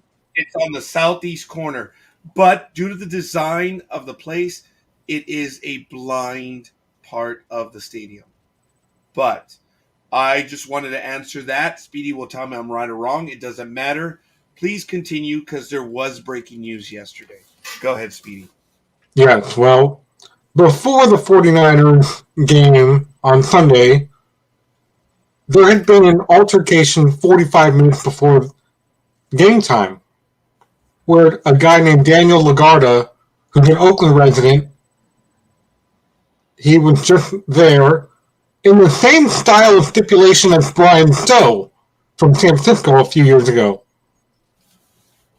Where these guys were just like, "What are you looking at? Why are you looking at me like that?" And for no reason, beat this guy up. He's a restaurant owner in Oakland. And Big Dog is shaking his head. That is not the story. Unless, that was originally what was thought, because there are cameras in that corner. Yeah. And they have the video of it, and it shows the chef and the person that was arrested yesterday or day before yesterday, whatever it was. He lives in Compton, or I think it was Compton he lives in. They arrested him at home. The video shows, and the police officer, the chief of the city, I guess Compton or Inglewood, I believe. Inglewood, yes. He gave the interview saying that the chef, evidently they were John back and forth. Okay. And the 49ers fan pushed the Rams fan, and they could tell by the jerseys they were wearing who was who. He pushed them. The Rams fan almost fell. He went backwards, almost fell, but didn't. And then he came back, and I can't remember if they said he punched him or just shoved him extremely hard. And the chef fell to the back and hit the back of his head on the concrete. So it wasn't out of nowhere. The chef instigated this. And the video shows it. So they're wondering how it's going to... he was arrested because he fled the scene. He caused the injury to the guy. Yeah, he should have stayed there. Yes. Had he stayed there, it probably would have just been a self-defense type of a thing. But the fact that he left, it's just like a hit and run. Even though it's not your fault, if you leave, in your car, you're automatically at fault. So this gentleman, because he left, is now at fault. But the video shows, and the police chief said the chef was the first one to instigate contact. So it wasn't out of nowhere. Okay, well, yes. Let me just add to both of you that the video surprisingly is very long, and they haven't released the entire part of it. It is correct, Big Dog, that he's the first one to push, but what instigated the push? It could have been what was said by either the chef or the other guy. That we don't know yet, because that was not what was released. So, point is that this has, as Speedy said, shades of Brian Stowe. We still don't know the full story of what happened at Dodger Stadium. We just know a Giants fan was horrendously beaten almost to death by Dodger fans. We know that. What instigated? We only know the Dodgers side. And they say that Bryant did it. Well, whatever. Point is, they were jawing back and forth. What happened here is fans getting in close contact and instigating contact. And folks, it's a goddamn game. Yep. It's a sporting event. But this one is different because the police. Yes. Here's what happened. Inglewood police had tracked down the owner because they ran the license plate, but the person driving the car that's on video is not even the registered owner. And they're like, wait, what? He goes, look, I will come to the police station and I will identify myself, but you are not arresting me. I was involved in this. And so he gets there and they're like, so what's up with this? He goes, yeah, that's my car, but I get permission to somebody else to drive my car. Sure. Which enabled them they were able through him to track down the real assailant, and that's why he was arrested. Because as Scorekeeper said, you don't leave the scene. So that's how we'll track him. Well, actually, Big Duck said that. And it's bad, folks. Look, if you get into a fight and the other person is cold cocked, it's number one about a human being, and two, it's like, as Big Dog so eloquently stated, you're hit and run. You don't know if you've caused injuries or not. So you have to stay there. Otherwise, you're what? You're fleeing the scene. Fleeing the scene of a crime. And folks, I think that's illegal anywhere. That's just one of the tools that the officers use as charges too. I mean, yeah. Even if you step backwards, or don't say you're fleeing the scene, so you got to be careful. I got a very early version of that story, and I was probably going to squeeze it in there somewhere before Speedy, but Speedy was able to give more information than I had, so luckily he was here to save me. Yeah, all the early reports, no one knew because they were looking for the guy, and all they knew is that, the 49ers fan was in a medically induced coma, and he still is, because he had some brain hemorrhaging, so they had to do that, so, to help regulate his body. So no one knows when or if he'll come out of it, so that remains to be seen. But after they captured the gentleman in Compton, that's when, as I said, the Inglewood police chief came out and said, there was a video and this is what the video shows. So he's not defending either side. He's just stating the facts of what happened and what that video showed. As Scorekeeper said, we don't know what jawing was done around, and no one's going to know because the camera from that angle isn't going to pick up any audio, and I don't believe there's any audio on those cameras anyways. It'll just show video. But, of course, since it's a brand-new stadium, it hasn't had a chance to, glaze over. So it's a very clear video of what happened because, as we know, because of all the oils and stuff that comes off the cars and, the wind, the dirt, everything that usually obstructs the clearness of videos when they're shot that way. But since SoFi is so brand new and probably the cameras are very high tech, luckily they got a very clear view. But we're gonna have to wait and see what happens to the gentleman that got arrested, and of course the 49ers fan who's in a coma. Hopefully he recovers to 100%, but we won't know that for a while. It's the shades that's north and south again, obviously, and the fan from the north got beat up, and it's in a coma again. And folks, it's a sporting event. Big Dog and I have gone to lots of places together to many sporting events, and I think it's been understood by he and I that there might be a place or two that we just won't go, and it's just because we don't want to deal with it. Big Dog and I are taller. No one ever talks crap to us. No one ever. We've heard it and we've seen it at a distance, but we've never. I've gone to games alone or with someone, and I've been because I was usually the taller one and they were shorter. So they're like, oh, he's only one tall and these little short friends. And they would give me lip. You just smile, say, yeah, you're right. And you move on. You move fast. Because when people are drunk, it's truth serum, right? It covers up their failings, and they're weak, and in sense, so they're gonna just go after someone else. These are the people that live in mama's basements. These are the people that ain't getting any. These are the people that get cut off on the freeways, and these are the people that are never promoted.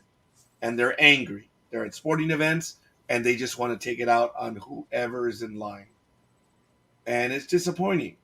It's disappointing that this is what LA is. Big Dog and I have talked about going to baseball games wistfully. But we don't like going to Dodger Stadium anymore. No. It's just too much, too many idiots that go to Dodger Stadium now. And it's so weird that the element. I'm sorry. Yeah, you go down 30 miles south, or not even 30 miles, what, 22 miles down the 5, and you can have a great time in Anaheim Stadium and don't have to worry about it. Anaheim Stadium's respectful where, if you're wearing an opposing team's jersey, we may maybe make fun of you or say something, especially if we're winning, but we're not going to go out and beat the crap out of you just because you're wearing the opposing team's jersey. Yeah, it's getting ridiculous and stupid. And it's just as stupid as what happened with that audio clip that I shared back in September, where the guy, remember, Scorekeeper, where the guy had turned around and, started acting like a fool, but he was obviously drunk, couldn't even walk. In the stands, yes. And he turns around, the lady asked him to please keep his voice down because he's a little rude and obnoxious. And he had the nerve in front of the security guard to turn around and go, and he threw tossed beer all over her. And they're like, no, you're put your hand behind your back, buddy. I'm like, and in front of his kid is crying because he's watching his dad to get arrested. He's like, what did you do? Like, this is embarrassing in front of a little kid. But it shows you the animals that they are, that this is their reaction. You're being a jerk. Someone tells you, can you keep it cool? And what do? They don't say, oh, shit, yeah, you're right. Or, I apologize. Or, I got you. Whatever. Don't say, you say, okay, I get it. I effed up. No. They retaliate. Yeah. Either in the form of a punch or they throw something, such as in the case, was it the idiot's beer or soda or whatever? It doesn't matter. It was his own beer. But... And I mean, you can even still be a jerk. You don't have to retaliate because keep it down. No, I'm not going to keep it down. I paid my money. I can yell as loud as I want. Yeah, that would be fine. Also, you can be the asshole about it too, without retaliating. Because someone tells you, you got to keep it down. No, I don't. No, I don't. You keep to yourself. I'll keep to myself. I can yell. It's a stadium. Yeah, there's really only one place that it's understood that you should watch your language, right, Big Dog? The so-called family section, right? Yeah. Yeah, because they say kids are there, keep it cool, and most of the time people do anyway. But, yeah. Speedy, what is the up north? What's the belief right now? What are you getting up there on this? What I'm getting is that, the family is obviously upset, and they want this guy prosecuted right now, even though it's too early to tell, as Big Dog said. They're like, well, let us figure this out, and we have to, the systems up here, and Inglewood is down there, our detectives have to meet with Inglewood detectives and put this whole thing together into perspective. And if we do end up formally charging him, which some parts have, but they still don't know because, like you said earlier, they've got the video and it's quite long, but they're just trying to see how this whole thing actually started, what was actually said, because that's what they're going to want to know, and everything else that unfolded from there. How did this turn into a massive chaotic fight? Even before the game. Oh, I mean, I wouldn't call it a massive chaotic fight. It was 2 pushes. Come on, Matt. There wasn't a fight. He, in other words, be like, I pushed you and you pushed me, except I fell down and hit my head. That was it. It wasn't like punches were being thrown or anything like that. The police chief said the 49ers guy pushed the Rams guy who almost fell. He said he went backwards, almost falling down. And then the Rams guy then came back and really gave the Rams fan a hard push, which then he fell down and hit his head. And that was it. There wasn't fist flying. It wasn't, some free-for-all. Plus, don't forget, he was by himself. His friends flaked on him, and he decided to drive down on his own. So whatever story they're going to get is going to be on the Compton guy's side. Because all his friends were there. None of his friends are going to say, "Oh yeah, it was Roger's fault." There's no way I'm going to be going, "Oh, it was Roger's fault," and the other guy didn't do anything. Of course, it's going to be, "Oh yeah, he called us this and he called us that and he said stuff about my mom and that's why he went and pushed him." It's going to be that type of story because he was with all his friends, and the guy was by himself. Now, I will give him, I guess, the one thing, because we've seen it enough, Raj, and we grew up in the area. When you're with a group of fans and there's a fight that starts, usually all the friends join in, against the one person. The fact that it stayed a one-on-one thing, I was actually surprised on. But, it's, like you said, you're hearing all the things up north. And we're hearing out here now. I don't know, because this just barely came out yesterday when the police chief said, we had the video. This is what happened. So I don't know what the reaction up in San Francisco in your area is now that they're kind of getting the facts that the San Francisco guy was the one that kind of initiated the physicalness between them. And I understand the family that wants, him to be prosecuted and the whole thing. And he will be, but I think what they're trying to figure out is what charge do you give him? Yeah. Because if I think it was a straight thing where the Rams fan did it without, provocation, then you could charge attempted murder. Oh, yeah, absolutely. Has the video been released? I don't believe it's been released to the public, no. Yeah, I was doing a search right now and I haven't seen it. Because I believe since it's an ongoing investigation, they're keeping that to themselves. Yeah. I was talking to someone about this yesterday, and actually it was probably a client, and we were, distressed, I suppose, about it. We were. It's a stupid game, man. That's what it comes down to. Why do you get into a fight over this? And I think that over the years, I've seen friends, family, business relationships, whatever, end over that. I've always told Big Dog, I do not comment. I do not, I don't engage anyone anywhere. And I lost video feed. I apologize. Okay, I'm back.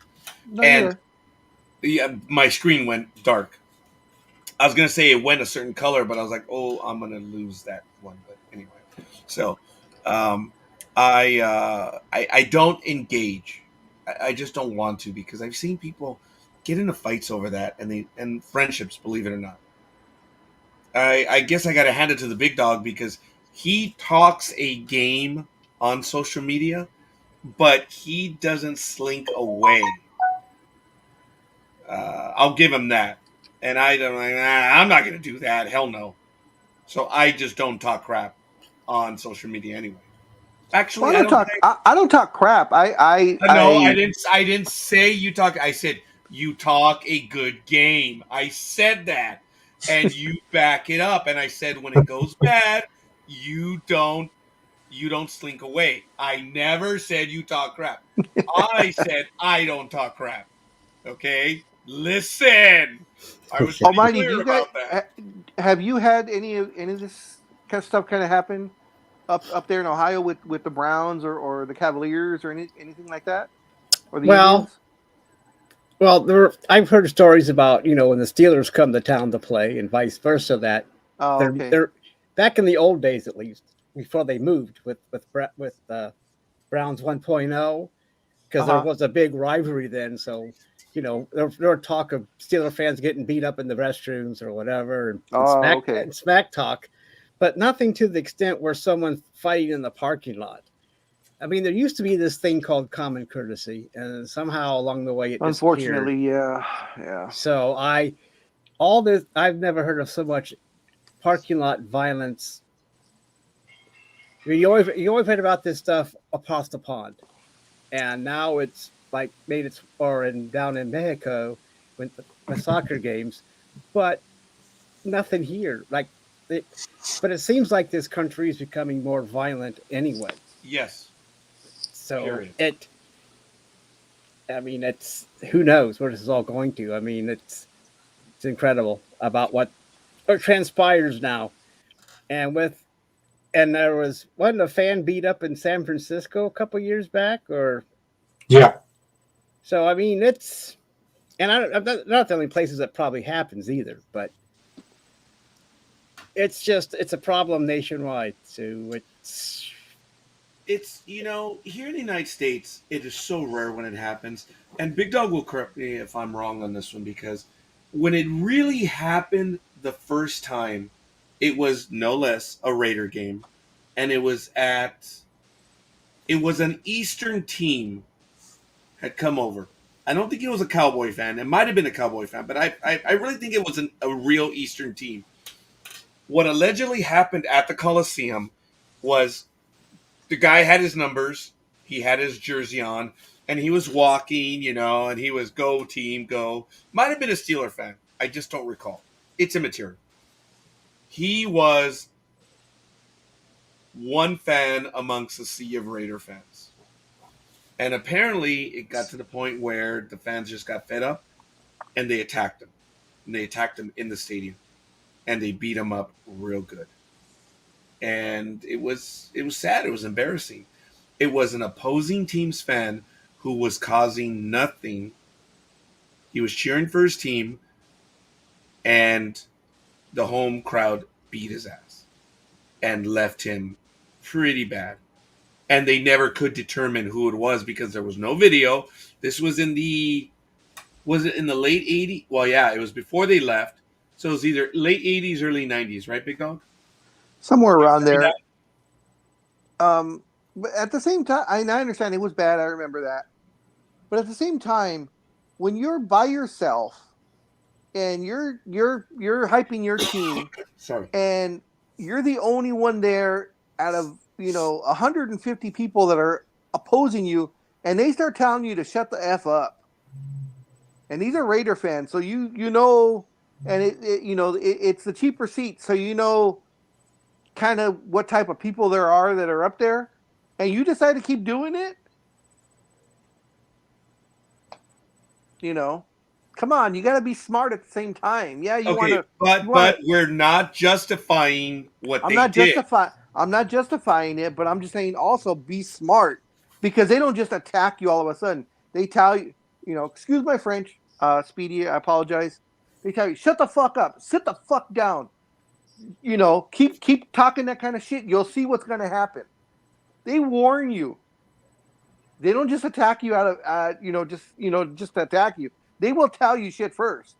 And then if you don't, then it keeps escalating. So when you're by yourself and you're looking around and there's nothing but silver and black around you, the smart person, the person who thinks, will be like, well, I better shut up right now. And you sit down and you drink your beer.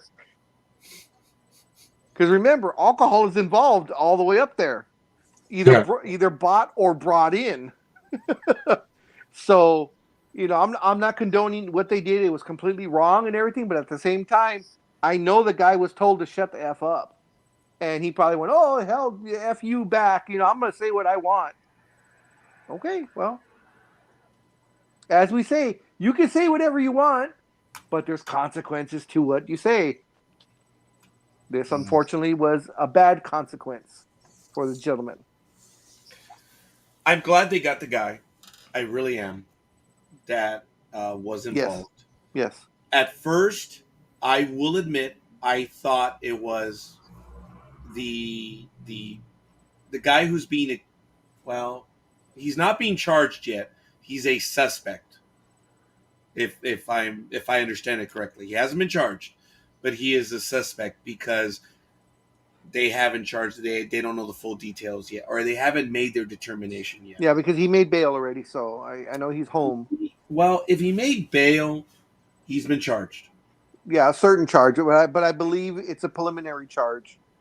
It could be being the scene of. Yes, and they're going to escalate it depending on what their findings pan out. And they'll give them the proper. Yeah, then they'll give them the proper charge. At first, I have to believe. I admit, I was of the mind. Damn it! Again, stupid LA fans. Same stupid here. LA fans. I thought I said the same thing. Like, damn it. Yeah. Oh. And being angry and disappointed, and now based on the video, it looks a little different, but it doesn't change anything, folks. I'm not saying, oh, okay, we were innocent. No. My first words were, it's a damn game.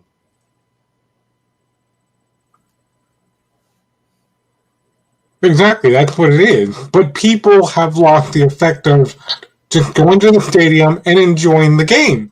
And whoever wins, they win. And if you boo, then go ahead and boo. If you cheer, great. But this is why, ever since the Brian Stowe incident, not just the NFL, not just baseball, but all leagues, hell, even at the independent wrestling shows that we've all gone to together, they're all talking about the same thing. We should increase the value of alcohol because people are stupid. And that's why at every show, they always say, please get home safely. Almost the same messages that Big Dawg gives us before we leave on Saturday morning. As a matter of fact, Big Dawg gave everyone that message. You need to know where it originated. So you're saying increase the amount of alcohol? You're saying raise the price is what you're saying, so they don't buy as much, or what? What do you mean? They want to. Major League Baseball, I know for sure, has been trying to put a limit. Like with the whole pandemic thing. For example, in the pandemic, they started out with, well, you can take everything, but then after that, I'm like, why didn't they just do what we did in retail when the Y2K thing happened? And then they're like, oh, yeah, we should do that. I'm like, well, there you go. And that's when they were like, okay, well, 2 per family, that's all you're going to get on toilet paper. After what Trump did, he's like, hey, you don't need all this food and all this stuff. We got other people to feed and take care of. And that's why they went with that, which is the approach that sports are taking with beer. Maybe it might be like that, where Big Dawg would have to be like, okay, I'm here for my 3rd beer. And they're going to go, no. You've already had 2 before. There's no way to tell how many beers you've had because you can buy, usually they allow you to buy 2 per person. Which, tiny bit of trivia, was instituted in Anaheim. Yes. Because of the Angels and Red Sox. Yeah. When the fans got into it. Oh. And then it went from there. But usually you can go and buy 2 per person. After the 7th inning, nothing. Yeah. And I believe with football, it's either the very start of the 4th quarter or like just a few minutes into the 4th quarter, no more alcohol sales. And that's been for years.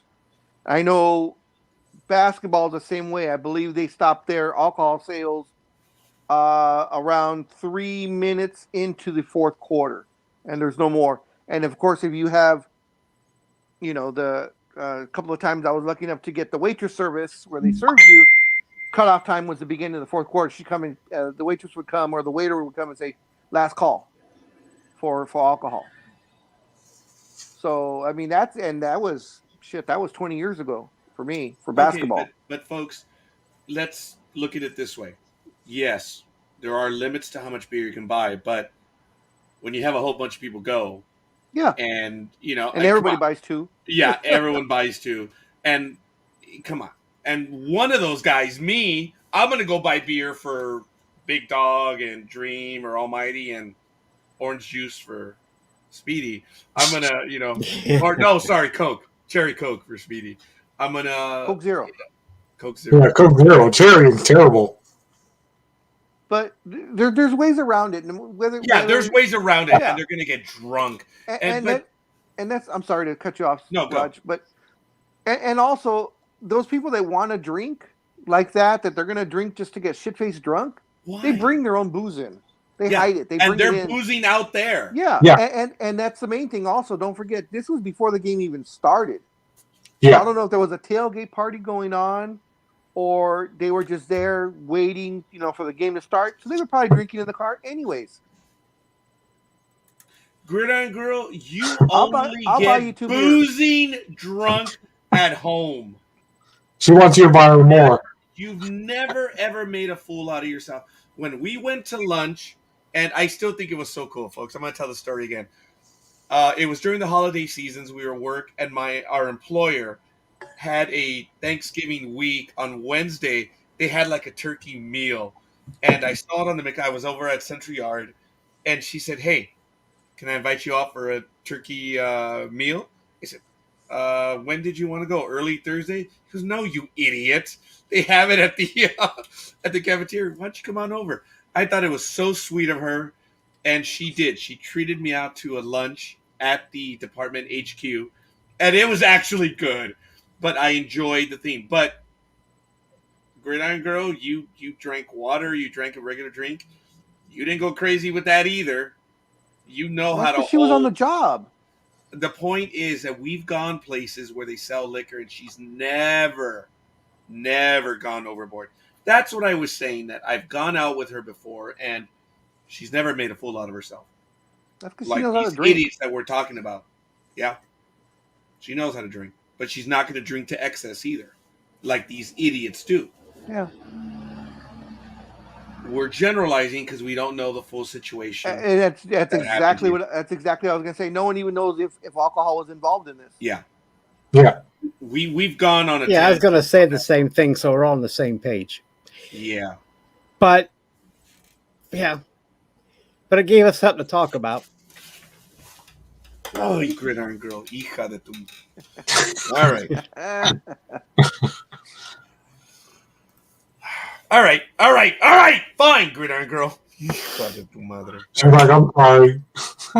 Yeah. Apologize.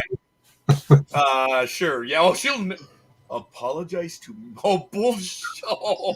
I could get a rock and a turtle to. There you go. Look. Sorry. Write this down. What is that symbol? The I and the slash and the K mean? Well, see, I thought I don't know if she meant to say I, or is that she meant to hit the J for just kidding. Probably just kidding. I think it's just kidding on the sorry. Yeah, sorry, just kidding. All right, she's going to be over next Saturday. That's all it is. Big Dawg, you will too. So we'll have to talk about that. All right. So what kind of shots will we be drinking? Vodka, whiskey, tequila. I have all of that. Right here, which is a shock because not the empty bottles, dude. Anyway, folks, very quickly, we are nearing the 4th hour. I will need to be going soon. I do have to run some errands, so I just want to let you know that I'm short on time. But what else do you guys want to talk about right now? Well, and one more thing, then, if you have to, end the show early. Early? We're in the 4th hour. I know. That was funny. How did this happen with the NFL going, we're going to change the name of the team? They're now the Commandos. We already have, there's an independent wrestling tag team called the Commandos. Now we've got a football team after this? No, it's called the Commanders, isn't it? Yes, it's the Commanders. The Commanders, not Commandos. And besides, I could see a wrestling team called Commandos. Yeah, they wrestle I naked. could not see a football team called Commandos. They go commando. Yeah, they go commando. Can you imagine? They're Oh, not my. wearing their uniforms. They're not wearing their shoulder blades. They're Speedy, not wearing all you that knew it wasn't going to stay the Washington football team. That wasn't going to be their name forever. No. That was the name that they chose. What's the big deal? He thought it was Commandos. He made a bad. Let him go. I just want. Big No, Dog they are, will but- not let him go. I know. That's right. Exactly. Yeah. He gets it. He gets them. Yeah, he's like a dog with a bone. I'm just, that's a but whole yeah. nother, that's a whole nother story, but we won't talk about that. I quit. I don't want to know anymore. Yeah, so I made him lose his train of thought. I do. Yeah. Yeah. You got me thinking about bones. I apologize. I'm sorry. No. But yeah, they're the Commanders, and we haven't gotten to that yet, but I don't think it's so. Anyway, but I'm sure there's other teams called Commanders too, so it's not like they're the only one with that name, but still. But I can't. I don't want to see a football team going commando on the field. Yeah. Actually, that's the Legends, the women's, the lingerie league. Now that would be okay to go commando there. Well, Yeah. But I get okay. I agree, but it's sexist. But it's agree. I agree. I'm sexist too. Oh, okay. Hey, are you guys for or? Yeah, I'm for another beer. Okay, fair enough. Are you guys for or against the name? Do you like Commanders? Do you think it's okay? What? Speedy. Matthew. Speedy. I'm not sure about the name yet, so I think it's going to be dumb. Okay, you think it's going to be dumb. Almighty. Hey, I'm still grappling with Guardians. I don't have time for Commanders. I don't have time for Commanders. I mean, I have enough on my plate without worrying about Washington. But I would rather I wish they would have just stayed football team. I mean, just say, just keep giving everybody what's going around. Okay, but then an earthquake. So, I mean, keep shoots for the ship. Never mind. So, I don't know. It's taken me a while too, but it still seems like keep their sponsors this way. Let's just say that. I don't care. I don't care about the Redskins. I already told you they should have just changed the logo to a red potato, and they would have been fine. Yep. And I would have kept the Redskins. Yeah, Redskins and made it potato. Yeah. Yep. Yeah. Sorry. The Washington Foreskins. There you go. Yeah. Yeah. There it is. I like it. Kind of along the line with the red potatoes that Big Dog was talking about. The foreskins. Washington foreskin. So when they would lose, would you say they got circumcised or what? Yep. Oh, good God. That would be the easiest one of all. They got scalped. Oh, my. There you go. Yeah. I'd like to see that logo. No, I guess I would. I wouldn't. I wouldn't want to see that. I'm sorry. Tony's thinking about them using a potato peeler and, Right. That's exactly what Tony was thinking of. Yeah. Exactly. That's what we all were thinking of. Yeah, right. Oh, my goodness. Yeah. All right. Wow. Well, you guys already know. I don't. The cancel culture society that we're in now, I wouldn't have caved. As I said before, for the most part, as far as I can tell, the majority of Native Americans were not or did not have a problem with the name Washington Redskins. But they gave in. Just like the Cleveland Indians, I don't see anything wrong with that. The mascot, okay, I could see a problem, and they got rid of the mascot. But with the Cleveland Indians, I didn't see a problem with the name. They're Indians, okay. We're not making fun of them. It's the name of the team. Just like a Celtic or the Yankees. And you yourself, Roger, have talked about it, that, the way cancel culture is, will they come after the Yankees because of the name Yankees? Because it is derisive in many quarters. But the it's main sticking point for the Indians was the caricature of the Indian. Yeah, Chief Wahoo. Chief right? Wahoo. And they've been phasing that out. Yeah. And they've just been using the C and putting Indians across their jersey. So they were all, I mean, they got rid of what the real problem was. And the same thing with the Cleveland Indians. The majority of Native Americans did not care. Yeah. But it still caused a problem. I mean, nobody asked the people that are supposed to be offended. Nobody ever asks them. Yeah. They don't ask. They just say, but because they're white and they're offended, they think they're going to bat for a minority that says stay out of our business. But yep. And I commend the Chiefs for not even acknowledging all this happening, and they're not even talking about changing their name. So I commend them for that. Yeah. And also, the Blackhawks are refusing to do the same thing. Same thing. Yeah. But it really started to pick up like the first time you guys came down here, so we could all go to APW together. And Scorekeeper called me and goes, I think I got off the freeway too early. I'm going down the street and I'm passing San Lorenzo High School, but there's no emblem for it or anything. I was like, okay, I know where you are.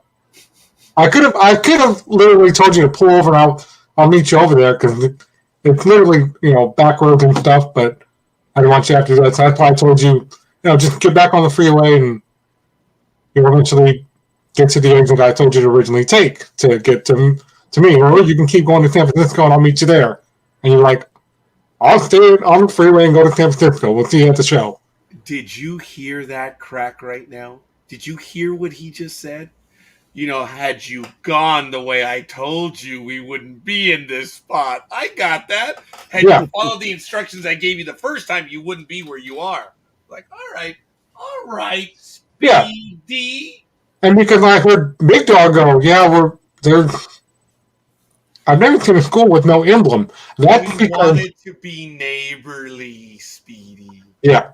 Well, that's the reason why when I didn't. That's why I didn't say anything to you guys on the phone. I was like, well, they don't really know what's going on with that high school because over the years that school had an alternate name, but they were under construction at that time because parents here in the area were like, well, I don't want my child going to that school because it's some kind of pirate character and it's racist and they need to take it down. So they took it down. Racist to who? The Pirates? I don't know. And so they took it down and they replaced it with something else. So we sure don't want them invading. Oh, wait a minute. Long Beach. Remember, Big Dawg, the college? The 49er emblem? Apparently. Oh, my God. What was the Long Beach 49ers for the college? Apparently, that was offensive. And then 3 years after that, was when I told you guys right here on this show, well, when we were on Blog Talk Radio, but I told you guys on this show that 3 years after that incident, that's when everybody started saying, well, you heard about the whole Looney Tunes thing, and people were losing their minds. I'm going, I just woke up. What are you guys talking about? And that's when everybody told me, well, Yosemite Sam can't use certain words anymore because it's racism, and I'm going, I have all this stuff on DVD here. Oh, okay. Before you finish that thought, I'm going to forget. I said, look, folks, I never tell people that you can't use that word because it's racist. I say, no, the word is vile. Look, the famous word, the one word you cannot ever say. I've said it numerous times. I'm not going to do it here. No, it's the N word, folks. And I've said it to make my point. I don't have to keep saying it, but look. It is a belief that certain people can use it because, well, they're referring to me. I can use it. No, you can't.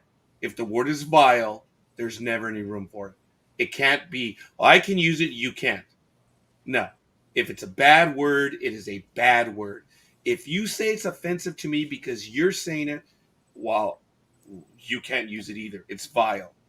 So I never tell people, well, that's racist, that's insensitive. It's a bad word, period. And I knew I was going to lose my train of thought there, Speedy, and I'm sorry. That's why I never tell people, no. It's not a racist word. It is a bad word. That's what we need to consider when we're actually saying something like that. Because racist, What's racist, folks? Times change. Words change meaning. Gay. Come on. Yep. Look at that. Yep. Gay means happy and free. In the dictionary, it's happy and free. Okay? I think that's the third definition now, isn't it? Yeah, things change. Okay, yeah, you're right. But I mean, that was only because when you read books from the 18th century and they use gay a lot, you kind of giggle. Oh my goodness! Even from the 1950s, gay and queer. Yeah, but I'm just saying, 1800 they meant happy and free. But when you read it now, it's like, oh, he's gay. But I know that sounds stupid. That sounds dumb too. But still, you giggle a little bit because you know what they're supposed to mean, but it makes it seem like another way around. But yeah, plus with the millennials and Gen Zeros, these definitions change every day to suit what they want to mean. Oh, no kidding. Yeah. Well, just remember back in the day, guys. I mean, when we were, Scorekeeper, Almighty, and myself were younger, when someone was deaf and mute, you would say they were deaf and dumb. Dumb meant you couldn't speak. Oh, remember? Oh, yeah. I forgot about that. Yeah, and of course now, if you were to say that now, oh my God, they would, you'd be ostracized. And that's fair. Okay, that's fair today because it has changed. Yeah, no, that's what I'm saying. That going by what you're saying, that the word meaning changes throughout the decades as people change. What was offensive now would not have been offensive in the 50s. What was offensive in the 50s might not have been offensive in the 20s. But let me add, and Big Dog's not implying it. I just, for the audience sake, the N word was not a good word then. It is not a good word now. No. Oh, I'm just saying in general. And you effing millennials that think by adding an A onto it, it makes it okay. No. It's the root word. Study your roots, you morons. Well, the problem is they don't read anything from last century. That's right. They don't read. Yeah. No, they don't read anything from last century. Everything is now. If you try to bring up history, they just blow you off like you're a Gen X or a boomer. And that's what. Yeah. And they think you're crazy, but they don't want to research anything. They just want to make up their own stuff to suit whatever suits their needs. And like you said, Roger, the N word was never acceptable. And I might have used it a few times when I was very young, when I didn't know any better not very often. And another word I don't use anymore is ain't. So, and sometimes when I'm watching a TV program and someone says ain't, I'm thinking, what? Oh yeah. But I realized I don't use that anymore. I just broke myself of that habit. But because everybody used to say that when they were a kid, at least I did, was ain't that, but not anymore. Many of us did. But we've got different things now. A lot of things are changing. Even I can't remember it now, but they've even made a softer word, a more acceptable word for pedophiles. So, so it doesn't sound so bad. And I can't remember I can't remember what it is now. I have to. Someone told me that disgusting degenerates. Well, no, this is like a tame word, so it doesn't seem like they're such a bad person. It's like, that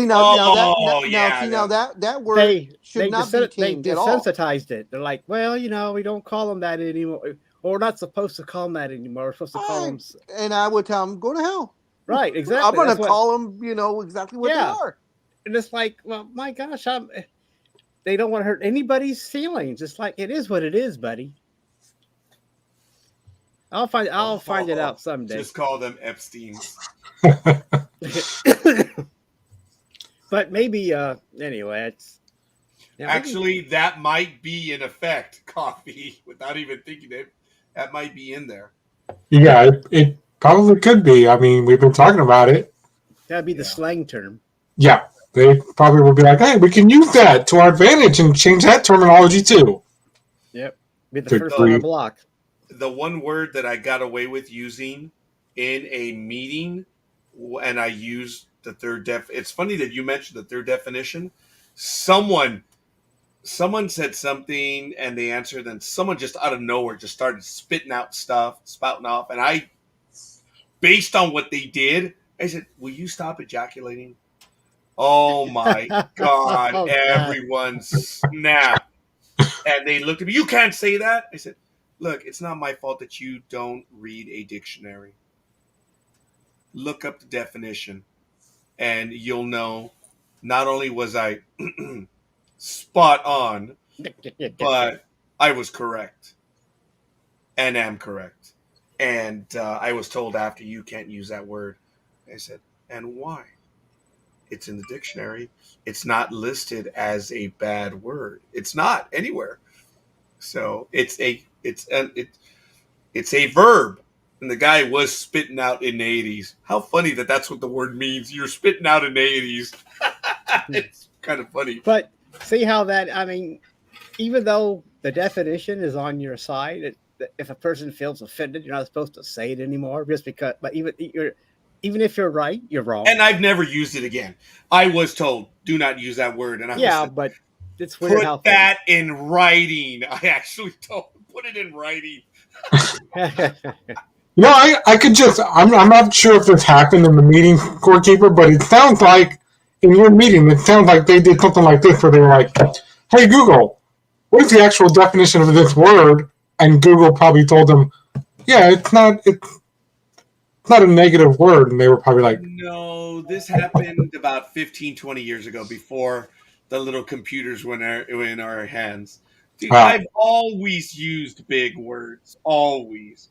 And it's when I'm bored in a conversation, to take control of the conversation, I will, whip out the big words. I've always done it. You want to flummox an engineer? Just use a big word. That's it. You'll lose them, and it's funny. Just use a big word, and they're like, what? So, I have seen so many people when I say stuff in meetings that they're on their phones looking up the word. That is funny. That is. Oh man, that's fun. But that's just me being a jerk during the meeting because I'm bored. Are they white people? Everyone. Oh, a lot of people. Dude, I'm just saying, here's Latino has to teach English to the white people. Oh, that's funny. I don't know what I'm trying to say, but it seems ironic. I mean, I'm not dissing you. I'm just saying, you, brother. I got you. Yeah, no, it's everyone and anyone. Now, the funny thing is that Big Dog has known me for years, that I don't just come up with a list. It's just, it happens, huh, Big Dog? Where I will just use the word. The funniest one was on Sports Talk with the guys.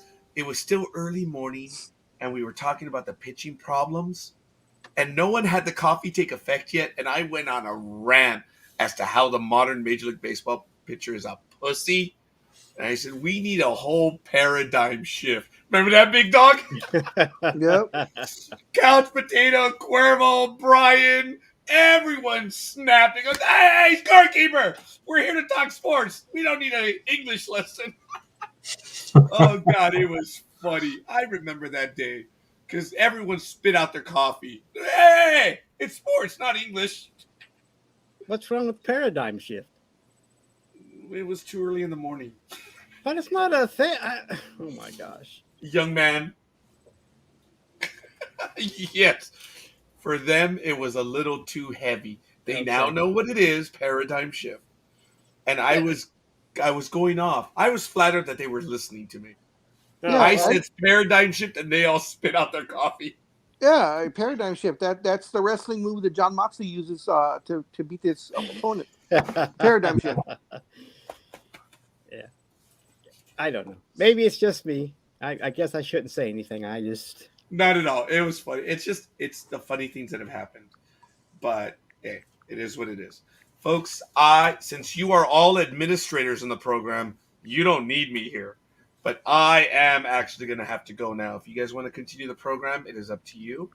But I do have to be on my way. I do have to run 2 errands, and then I have to be back for my 12 o'clock appointment, which is in about an hour and 40 minutes. So you're not running to Starbucks. I know that you've got all that coffee back there. So. Yeah. No, I have my coffee right here, and I'm learning to drink regular decaffeinated coffee. And I'm okay with it. Tastes the same. Yeah, it's the flavor. I love the flavor. I'm not missing the caffeine. So, it's good. I'm all right with it. I thought my world was over when I purchased decaffeinated coffee. I was like, what did I do, you dumb, stupid moron, blah, blah, blah. I got like 96 cups of those, of the K-cups. I'm like, oh, man, it's been more than 15 days. I can't return it anymore. And I'm like, Arr. Well, I opened up the cheaper box, and I'm using it, and it's good. So I'm drinking decaf. And I'm going to see if I can take someone out tomorrow and watch the movie Jackass. Just remember, laugh when that person laughs. Oh, Good. God, I will laugh. All Good I man. can say is that she laughed during Free Guy, and she was not exactly into that movie, but she enjoyed Free Guy. I'm like, okay, if she died laughing for Jackass, then I have to go watch Jackass. Well, thanks for taking our advice. Oh, hell yeah. I was listening, gentlemen. At this point, I have nothing other than to listen. And remember to buy the medium popcorn and make sure you always keep it in your lap. And put a hole in the bottom. He's like, what? Let me think about this for a minute. Just think it that way. It gets it ready, and plus it lubricates at the same time.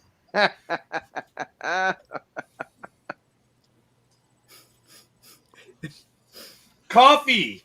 I have never seen any of the movies, but I commented to Big Dawg a few months ago that when we went to go see a movie, I was so disgusted by the preview, but then I noticed that at each moment she was dying laughing throughout the entire preview. I was like, it's never going to happen.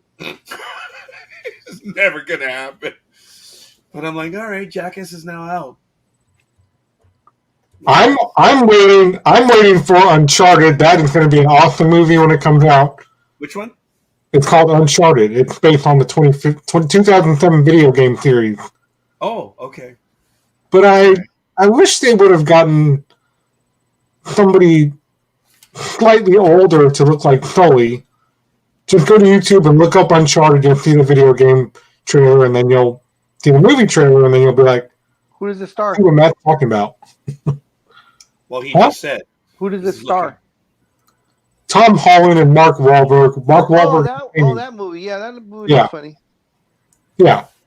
I'm going to try and get Anthony and a whole bunch of friends down here that way I won't have to be that guy that goes to the movie theater by himself. You know? So what I don't know the character. So which is the one you wanted older? Tom Holland or Mark Wahlberg? Both of them. They should have had somebody else besides Mark Wahlberg. Well, Mark Wahlberg, he could have played the second generation guy to be older, but he's not older. He doesn't have gray hair. Versus like what they did, there's a YouTube trailer about it where somebody did a 15-minute thing to direct it. I'm like, well, that's good. They got the right people for that. But as far as the Hollywood aspect, they chose Mark Wahlberg to play Sully. Like I said, he doesn't have gray hair at all. Why didn't they get Morgan Freeman or a white version of Morgan Freeman? The Almighty right here. He looks just like Sully. I do, don't he could have played him. That's right. I could have played him. But because my last name is Sullivan. That so was not me. Whose stomach just went crazy right now? It wasn't mine. It must be Speedy again. I heard it because he's laughing. Yeah. He's laughing. That's Dude, right. I heard that roar. But let's go back, Speedy. What does that have to do with dating women? That's what we're talking to Roger about. All I heard was, I heard, and I'm going to do it. That's it. So, I mean, I'm going to endeavor to follow your advice. I'm just joking with there, Speedy. I'm looking forward to that movie too. So I plan on seeing it sometime. Probably when it comes out on Blu-ray, not until so anyway, I mean, I thought that Holland was too young too, but we'll see, because he's playing this high school kid in Spider-Man, and now he's going to go and do this. But I like Holland, don't get me wrong, but we'll see. I don't judge any actor anymore after Michael Keaton. So playing Batman. Yeah. I stay away. I just back off. I might complain and I'll back off, say, no, Michael Keaton should have shown us how wrong we can be. Oh, yeah. Oh, my God, yeah. Now we look back and appreciate the take he gave it, huh? Yeah, it's like, wait a minute. We just got butt fucked by Michael Keaton. So, though, I knew he wasn't tall, but I was like, okay, fine. I didn't join the get rid of him thing, but I was like, well, okay, we'll see. And I was okay with it, man. But there are people that still are unhappy about it. Yeah, but a majority of the people changed their mind after they complained. Yes. And oh my God, he was. And I guess I didn't like his comedies, so I was already against it because I didn't like all of his comedies, and now he's going to play this role, and he pulled it off. And I've always thought with all the Batman that there have been, I've always thought Michael Keaton was the better Batman, but Val Kilmer was the better Bruce Wayne. Oh, yeah, because I always thought he portrayed Bruce Wayne, the best as far as the billionaire philanthropist, womanizer. He had that look, kind of the walk, the whole thing, more than Keaton, because Keaton's not an exceptionally good-looking man, not like Kilmer, and I always thought those were the good balance between the two.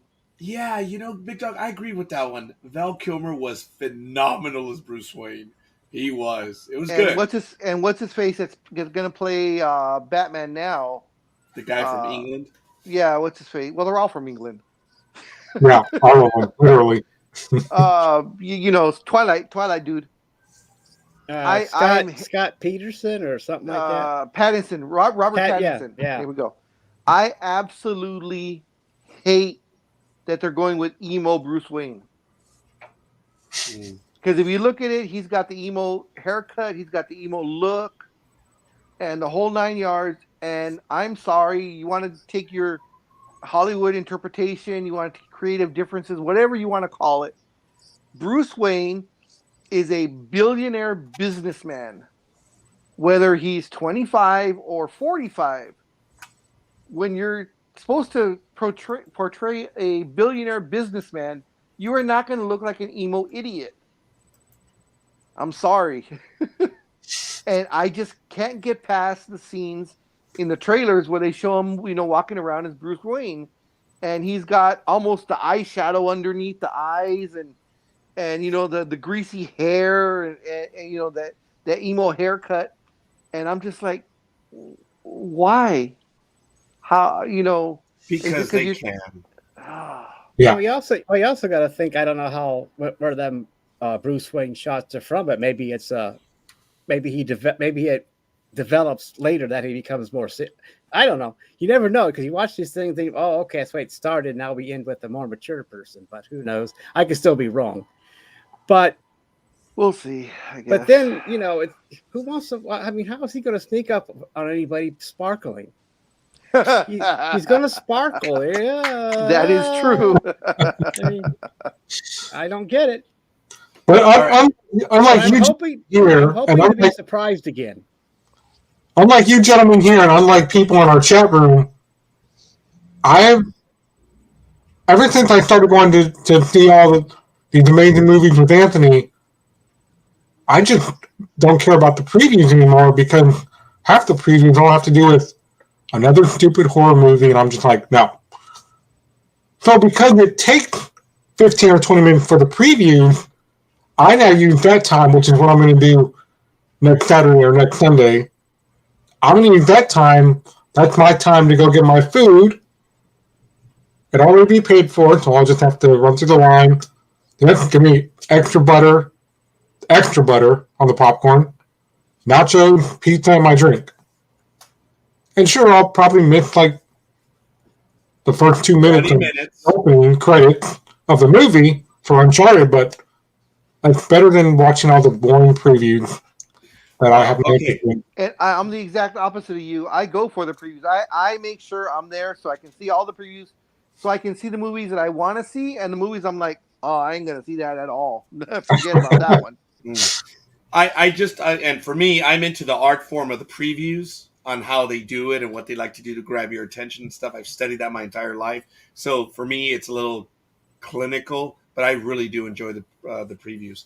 But Speedy, the reason why there are so many horror movies is because of what these gentlemen have been guiding me to do. Horror movies are for teenage boys to go out on dates. That's what they're for. That's the directed audience. It's always been horror movies are date movies. And if you didn't know that, okay. Anyway. Yeah, it's so the girl gets scared and jumps into your arms. Yeah. And vice versa nowadays. That's why I took a date to a haunted house. That's right. Sorry, we're old, we're sexist, but that's why it is. Okay, I'm not going to tell that story. All right, guys, hit the end broadcast when you guys are done. I have to go. We'll see you guys. Have a good day there, Raj. That's why I'm on the phone, so I actually have somewhere to go at noon, so I have to get ready also. All right, either way, All like right. I say, I got to go. We'll see you guys. Have fun. All right. So what time? When do you have to leave there, Big Dog? Very soon. I'm actually get an answer to a cheerleading. I'm having a little trouble hearing you. You sound like anyway, you sound like a robot. Yeah, you sound like R2D2. I think you're freezing up too. All right. Yeah. See, so real quick there, Speedy, do you have any wrestling news for us? Yeah. Go ahead. The Royal Rumble pay-per-view, I can't believe what they did and why they did it. Are you back? Are you good? Nope. Nope. Lost him. I'm gonna log back in or leave. Yeah, he's going to log back in. But yeah, the Royal Rumble pay-per-view was less than predictable. I'm back. Okay, yes, you're back. But what they did with Victoria is terrible. She has great wrestling abilities, and they're like, well, let's just have her get eliminated. Then they had Molly Holly. They had everybody that they could think of to put in both the men's and women's Royal Rumble. The Edge and Beth Phoenix versus, who was it? Miz and Maurice? Miz and Maurice, yeah. That was a pretty good match. It was a decent match. Yeah. The Rumble was okay for the most part. The men's Royal Rumble was horrible. Yeah, it's horrible. I agree there. There was no real big surprises. Yeah. The women's Royal Rumble, it was fine that they had all the Hall of Famers or all the women that have been there before, but it didn't do anything. They really didn't do anything really much with it other than Lita, maybe. You know, but they could have grabbed from the NXT roster. They could have grabbed from the indie scenes. Since Vince was talking about the Forbidden Door, because of Mickie James, who had a decent showing also. And I was real surprised they let her come out with the belt. I thought they would have her come out without it, but she came out with the TNA Championship belt. So, that gave kind of hope, but good matches. The Rollins Reigns match was good. It was the best match of the night. Yeah. Across the board, I think. But then Rollins always does great matches, no matter who he's in with.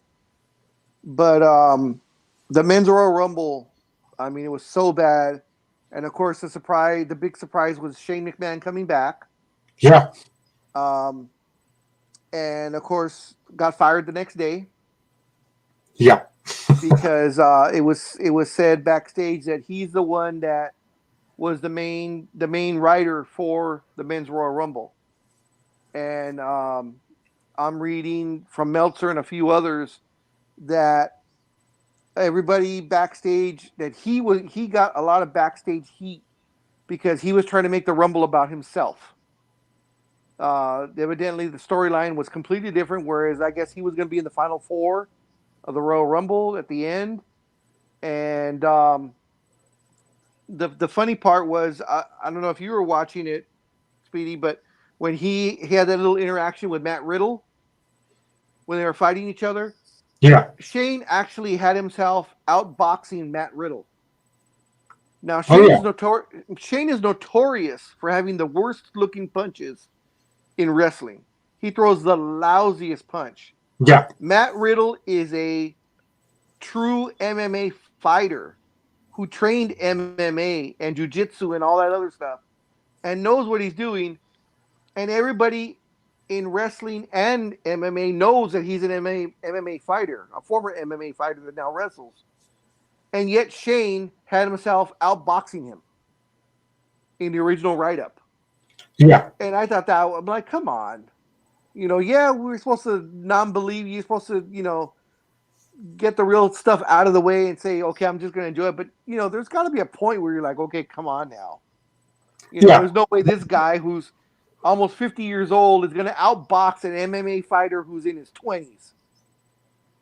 Late 20s, maybe 30 at the most. There's no way. Come on. And it was a nice touch to have Ivory come out with the whole right to censor thing, but it's just, well, she's the only member of right to censor. Nobody else really showed up, so why would you? They should have had her come out with her original theme music. It was just her gimmick, and she was in and out so fast because, she is 60 years old. I looked her up real quick because one of the guys was saying, so she's like 60 or 61, and I don't think she still wrestles regularly anymore. So they probably just had her made her parents probably paid her 10, 15 grand to show up. Come in, do her little spiel, and then throw her right back out over the ring. So yeah, but there was no surprise to the men's Royal Rumble. Everybody knew that Brock was going to show up at number 30. Yeah. What they should have done was have some nobody come out or some lower tiered guy come out, like who was I thinking? Kind of like a Santino Marella type of guy, whoever that would be. And have him as number 30, and as he's coming down, Brock comes down and beats the crap out of him and takes his spot. That would have been a little bit more exciting, rather than just Brock shows up and we're like, okay, we know who's going to win. Yeah, because that's what everybody thought was going to happen, because the women's Royal Rumble, as we both discussed just a few minutes ago, it was better than the men's because, the only real NXT talent they had that moved up to the main roster was Aaliyah. She's doing her thing with Natalya and who's the better, and Natalya was pissed off that on SmackDown she beat her for the better record of Guinness World Records and all that. And they had her down to the final 6 and stuff like that, and I'm like, well, that's good. But the men, they totally flopped that, and there's even a fan that showed what happened on somebody that wasn't, I think they did it out of spite, or it legit happened where they were like, I wasn't supposed to be eliminated, you made a mistake, you're next, I was first. So, I'm like... Oh, that's another thing, Kofi screwed up his spot. Yeah, Kofi screwed up his spot big time and noticeable as hell. Well, they had to do it because his feet touched the floor, so he was out. So Vince wasn't happy with that one because they probably had some great spots. Almighty, in case you don't know, there's a wrestler. His name is Kofi Kingston. Very athletic. Does really over the top stuff. Now the Royal Rumble is a battle royal, so you got to throw the guy over the top rope, and his feet have to touch both feet have to touch the ground for him to be eliminated. Well, Kofi every year does something different where they throw him out, but either he lands on top of somebody so his feet haven't actually touched the ground, or he actually jumps to the railing and sticks to the railing and kind of hops around and does the thing so he gets back into the ring. Well, this time he tried to make the jump to the railing, but I guess his hands were too slippery or something, so when he tried to grab, he kind of slipped and both his feet touched the ground. And everyone saw it, so there was no way you could say, oh, well, only one foot touched or whatever. So he was eliminated. But usually he does what's called high spots, where he does all the spectacular stuff. So he came in, did that spot like 2 minutes into his part of the match, and he was already gone. So, so his whole shtick whatever big stuff he had planned just went by the wayside. Oh man. So did that disappoint the fans then? That he didn't get a chance to... Yeah, because every year they look forward to him coming in and say, "Oh, what's he going to do this year?" Because one time he landed on top of a guy, and the guy like threw him off, but he landed on top of the announcer's table. Yeah, so he called across the announcer table, and he asked one of the announcers. He said, "Give me the chair, give me the chair." So he gets the chair and he hops on. He gets on the chair and hops on the chair to get back to the ring. Yep. Because of course his feet have never touched the ground, and the refs are like right there going, "Okay, let's see what happens." So he gets in, and they're like, "Okay, he's back in." So everybody looks for something, but as I said, so I just added to the badness of the final match. And we have breaking news right now about that. Ronda Rousey will be taking on Charlotte Flair at WrestleMania. Oh, everybody knew that. Yeah, everybody knew that. The WWE is the worst at keeping secrets. Exactly. Now AEW on the other hand, I don't know if you saw, but Tony Khan, who runs AEW, already made the announcement that someone from the Forbidden Door will show up on AEW Dynamite on Wednesday. And he says it will be a wrestler from another federation. They could still be working for that federation. And he said, and the very last sentence was the one that was kind of cryptic, where he said, "If you want to slam the door on that other federation, you are more than happy to." Yeah. So a lot of conjecture is, of course, Keith Lee, Johnny Gargano, or Karrion Kross. Any one of them. Now, I'm not too sure how it works with NXT. I don't know if you know, Speedy. What is their non-compete clause? I know in when you're on the main roster, it's 90 days. But I was told by different people that it's only 30 days for NXT. Do you know if there's what it's supposed to be? It's 30, 60, 90. Is it the same as the main roster, or do you know if it's 30 days? It's 30 days for them. 30 days for NXT? Because they're only on NXT. Other than that, they don't work. So they're allowed to do some shows. That's why, No. I'm saying once they get let go, like Gargano is gone. But when you're gone, like say Samoa Joe, who got fired, or Karrion Kross, or those guys, it's 90 days. You cannot show up to a televised show for 90 days. Is NXT the same way, or is it just 30 days? No, it's 30 days for NXT. Okay, so if it is 30 days, then Gargano's eligible. Because if it was 90 days, Gargano wouldn't be showing up next Wednesday. It wouldn't be till March. Probably till March, yeah.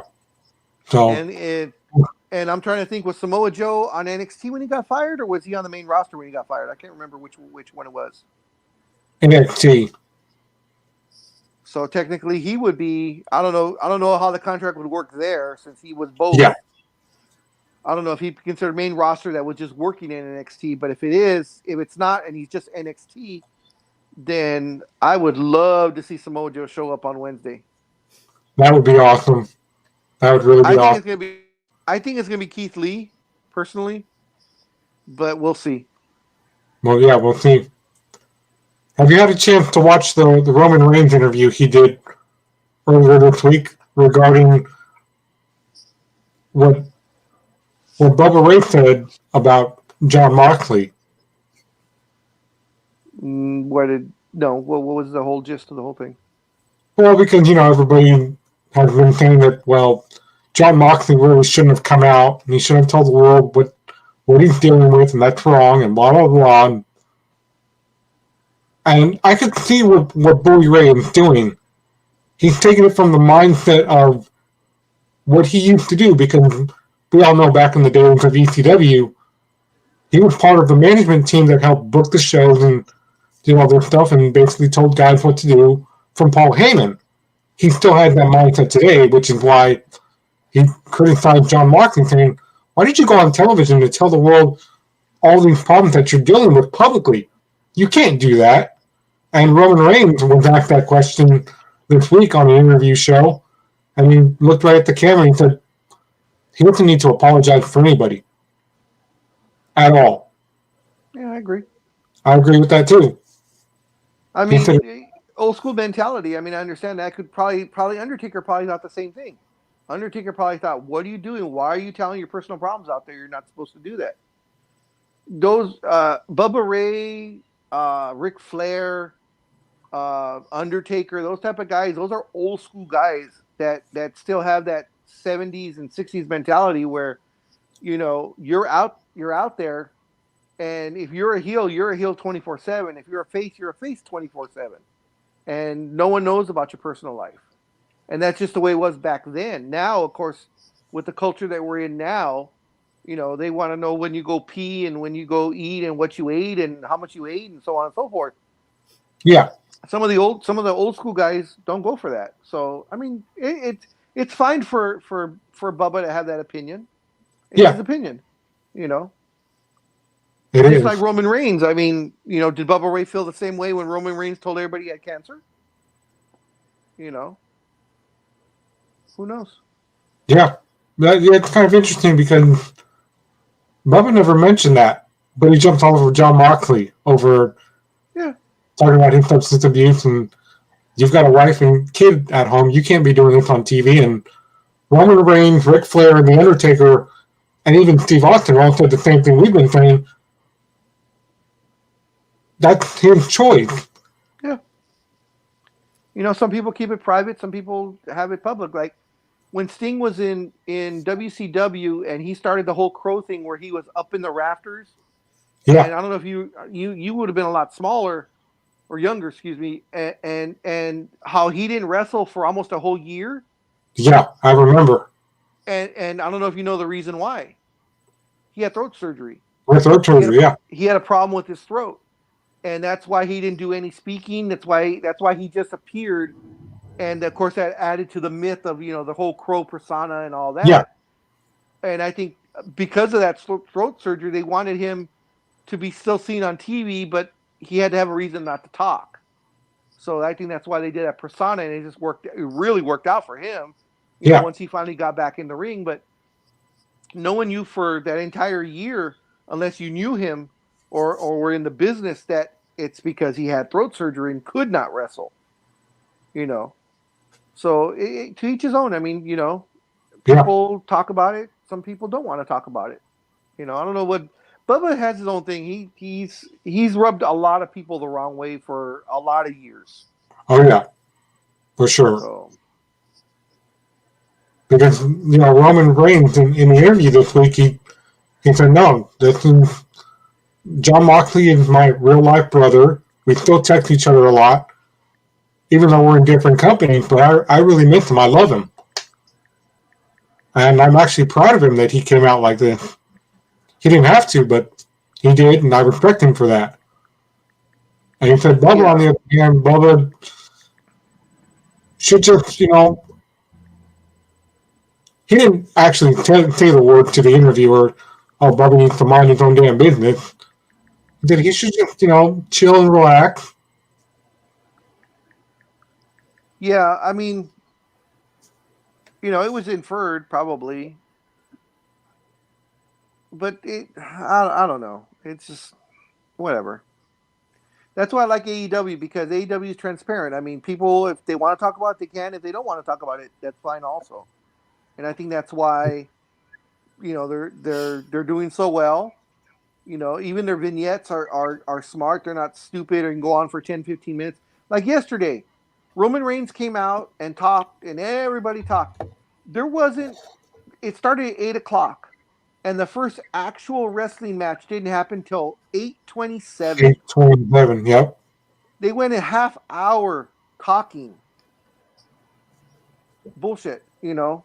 Why? You know, you cut that shit down to 5-7 minutes like they do in AEW. Have wrestling on a wrestling show. Oh my God. What a concept.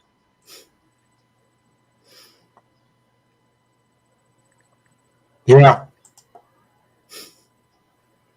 And, you know, ever since returning to the ring for AEW, CM Punk, he's been going through different ring attire, in case you hadn't noticed.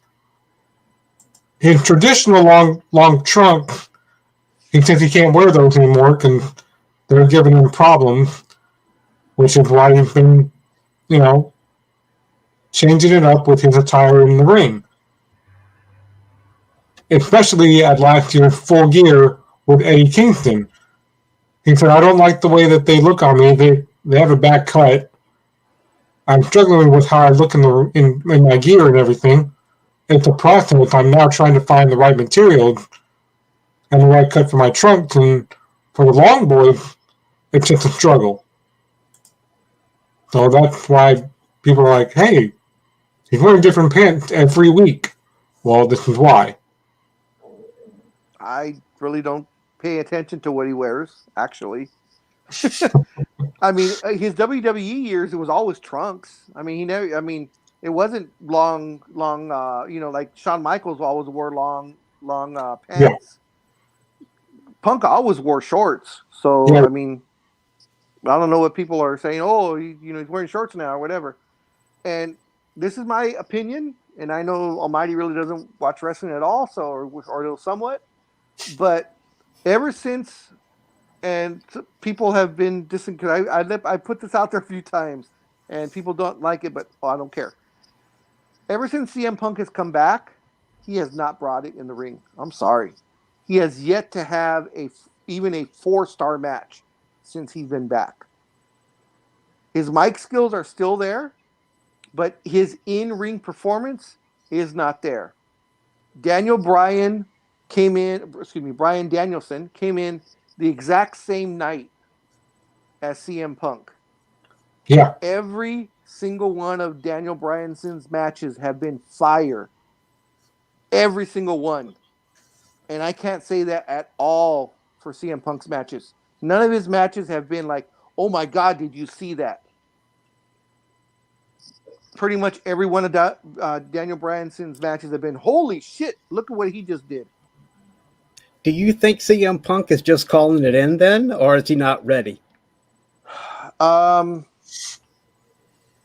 don't think he was ready for the weekly grind, to be honest. Being out for 7 years, and hearing all the chants and the we want him back and so on and so forth. And when he finally came back, I think in his mind he thought he was still CM Punk from 7 years ago.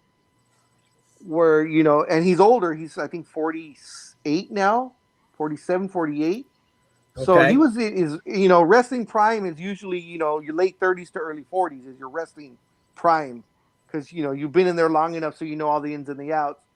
And those 7 years he was gone, I think he missed a majority of some really great matches that he could have had.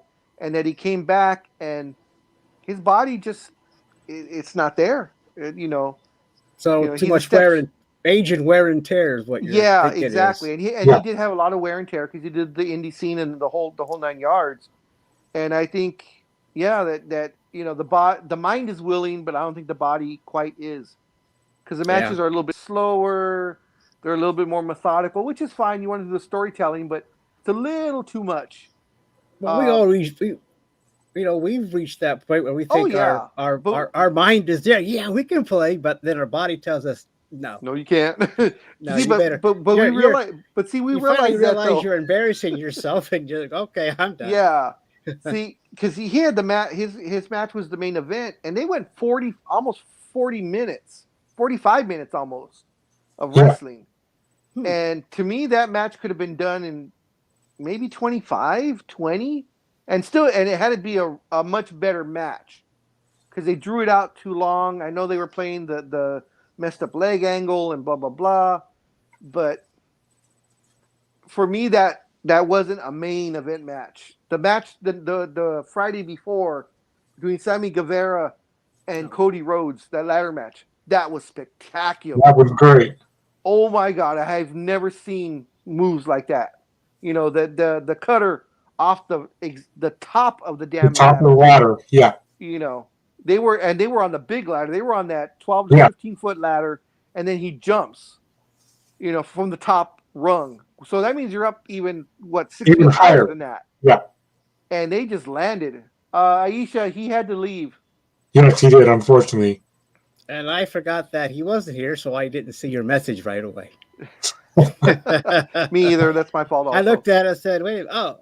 So I hope you're still here. Welcome back. It doesn't say what time you posted that, so I hope you're still around. And I hope everything was okay with your mother. So Hopefully you do. Or as you would say, mom, I think. I could be wrong. Yeah, stretching back from her mom's house. Yeah. Her mom's place or something like that.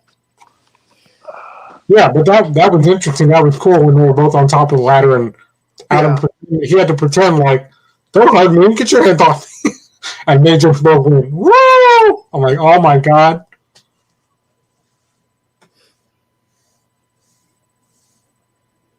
Oh, we lost the big dog. Yeah. He comes and goes.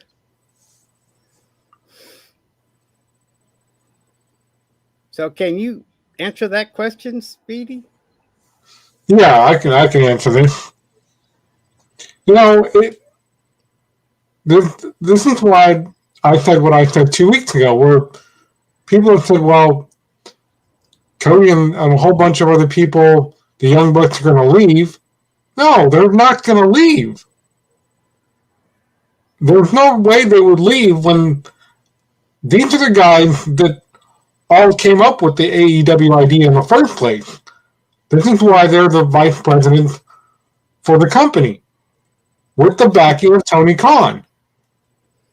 Sure, Cody's doing the whole go big or go home show, but that's on an entirely different night. That's on Wednesday, you know. And then AEW is on, Rampage show is on Friday night. Then the regular Dynamite show on Wednesday. Tuesdays are the YouTube channel show that they do. So he can appear at any time, any point, any way he wants to, because this is what they started doing. So, you know.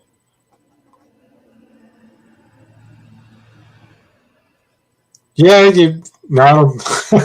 don't think you scared off Big Dog. Well, you might have. But then again, he did say he had to be somewhere by 11:30, so it's almost 11 o'clock now. He may come back to say goodbye. He probably will. That's why the screen is still up there. He didn't disappear like Big Dog. I mean, like Scorekeeper did. So.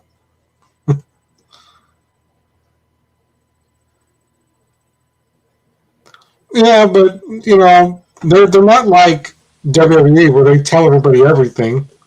Hello? Hello? Yeah, we can hear. We heard you for a second. Only got 1 second from the Big Dog. Yep. Maybe we can try again.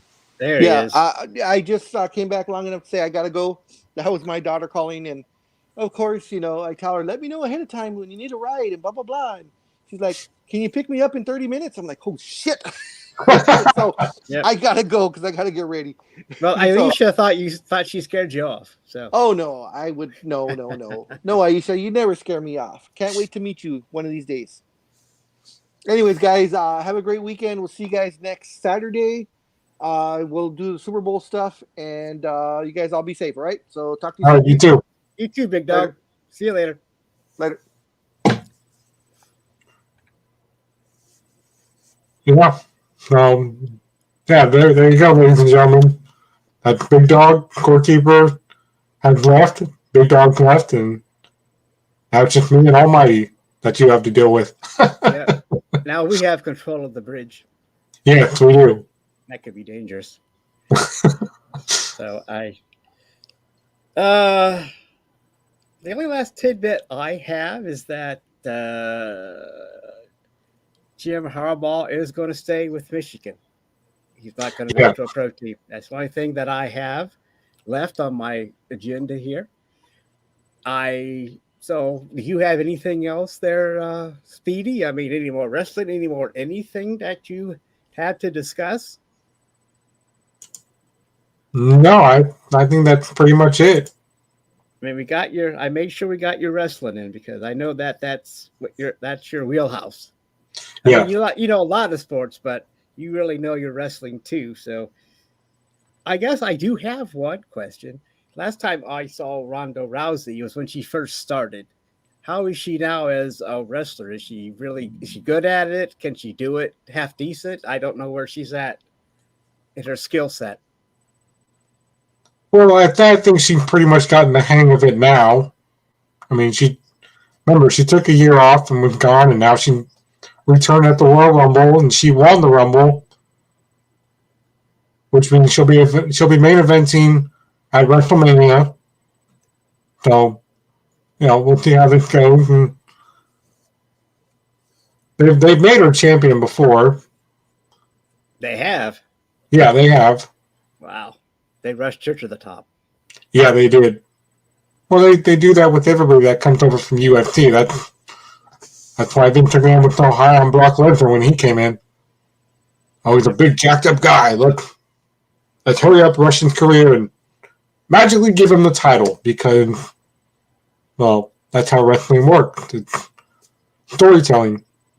Well, I know that. I mean, that's what people get into, all the shit talking. I mean, that's part of it. Yeah. And the storylines and stuff like that. I mean, this is a entertainment venue, and they have to talk before they get in that ring. You know that. So, I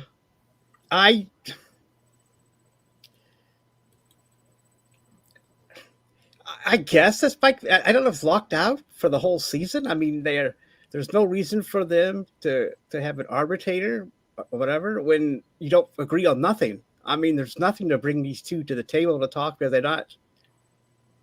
they have nothing in common right now. I mean, I don't know. And we're already into what?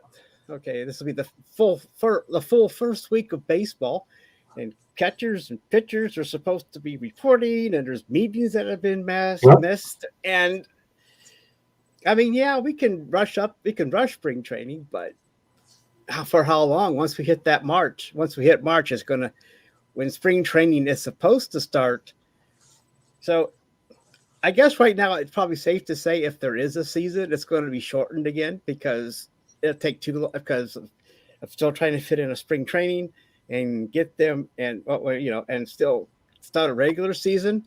I think if it gets into April's all the season starts at the last day of March, so it's almost safe to say that they will have to be adjustments to the schedule because nothing's going to happen unless some big breakthrough in the next 4 weeks. I really don't see anything happening.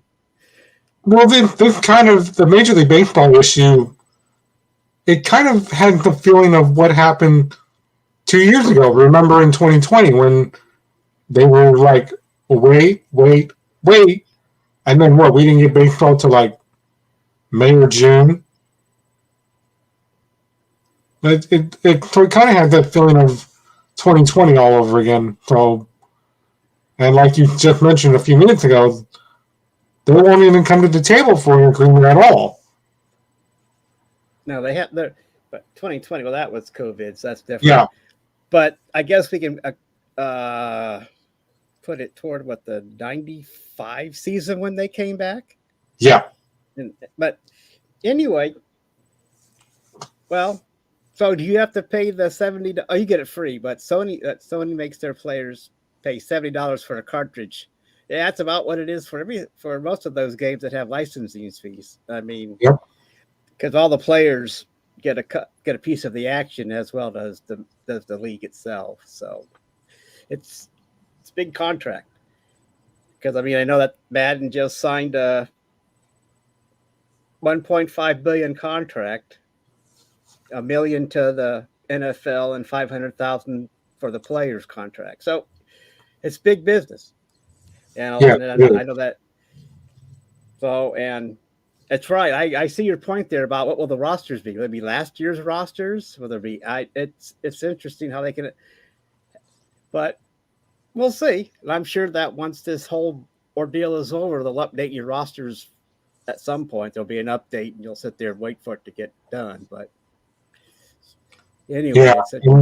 I don't know if you have. I don't think you clicked on it yet, but Aisha has a message for you about the rugby score. Oh gosh darn it! I am such an idiot. Let's see. Is that it? Wow. Whoa, Ireland won 29-7 over Wales, and Scotland 20-17 over England. And you did ask for me to give the final score. Almighty, job done. Well, thank you, Alicia. Thank you for enlightening our audience on rugby. No, I'm interested. I mean, yeah, me too. Is your okay? I don't know how to put this. Is your British rugby the same as Australian rugby? Oh, that's a good question. And I'm only asking that is because is there any chance of them playing in the playoffs together and having that Australian British battle going on, which would be intense? I think so. It's just a question. I don't know if there's any. I've seen rugby, but I don't know. I know Canadian football is different from American football. That's why I ask. Yeah. And it's also the same thing because as Americans, we call soccer, but if you go to Mexico or Spain, soccer, is that right? Yeah, but if you go to Mexico or if you go to Spain, they're like, "No, we call it football. It's not soccer, it's football." It's like, okay, calm down. Didn't mean to, it makes sense calling it football, but football's already taken before, so we had to change. We had to change the name. What can I say? We're stupid Americans. I can't. Yeah.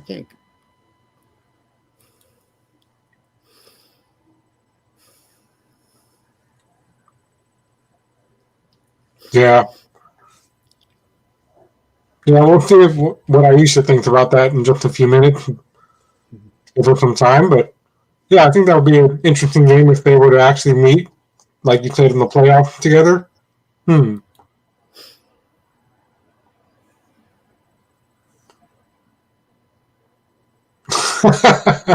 Handball.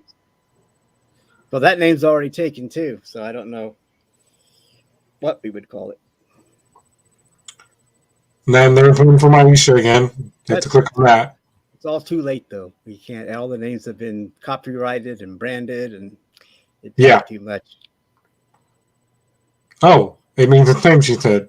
Oh, okay. All right. Well, now we know the answer to that. Okay. Well, I didn't know they did that. I didn't know there was interplay. Thank you for that. Now I know that I asked a stupid question, and I'm not stupid because I don't know anything about. I've seen it, and I know that the Aussies play it. So, and I guess I just call them Australian. I don't know. I don't call them Aussies. I don't think about it that way. I guess my bad. So that's cool. That's good to know. Yeah.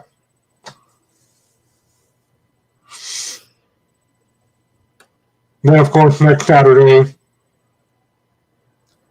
I don't know how they got to go ahead to go through with this, but the Elimination Chamber pay-per-view will actually be taking place next Saturday in India. They're going back to Saudi Arabia. Okay. But I don't know. The women want an Elimination Chamber match. That's what they roughed up last night on SmackDown. But that's a lot of metal equipment to take all the way to Saudi Arabia, plus the ring and the lights. So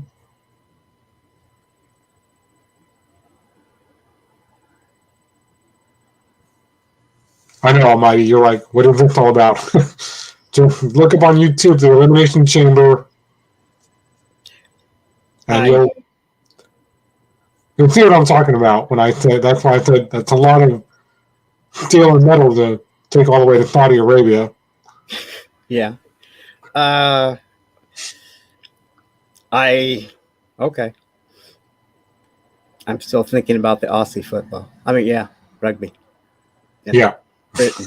So, I don't know why. I was thinking about America too, because then they all. I thought, oh wait a minute, they all play. They all play it in the Olympics, so it has to be standardized. So. What did Aisha say now? No, it's the same thing I posted. I believe. No. Right there. Yeah. I don't know what I'm doing. Don't ask me. I'm sorry I missed it. That's that. Yeah, that's back. Oh, okay. The rules over there are the same like the NFL here. Okay. Okay. All right. So that means both teams have 3 timeouts and stuff. Well, I don't know. I've seen it played, and it's, you know. I guess I've probably seen it played probably during the Olympics. I probably watched the rugby things. And sometimes maybe late at night at ESPN back in the day. Yeah. Yeah.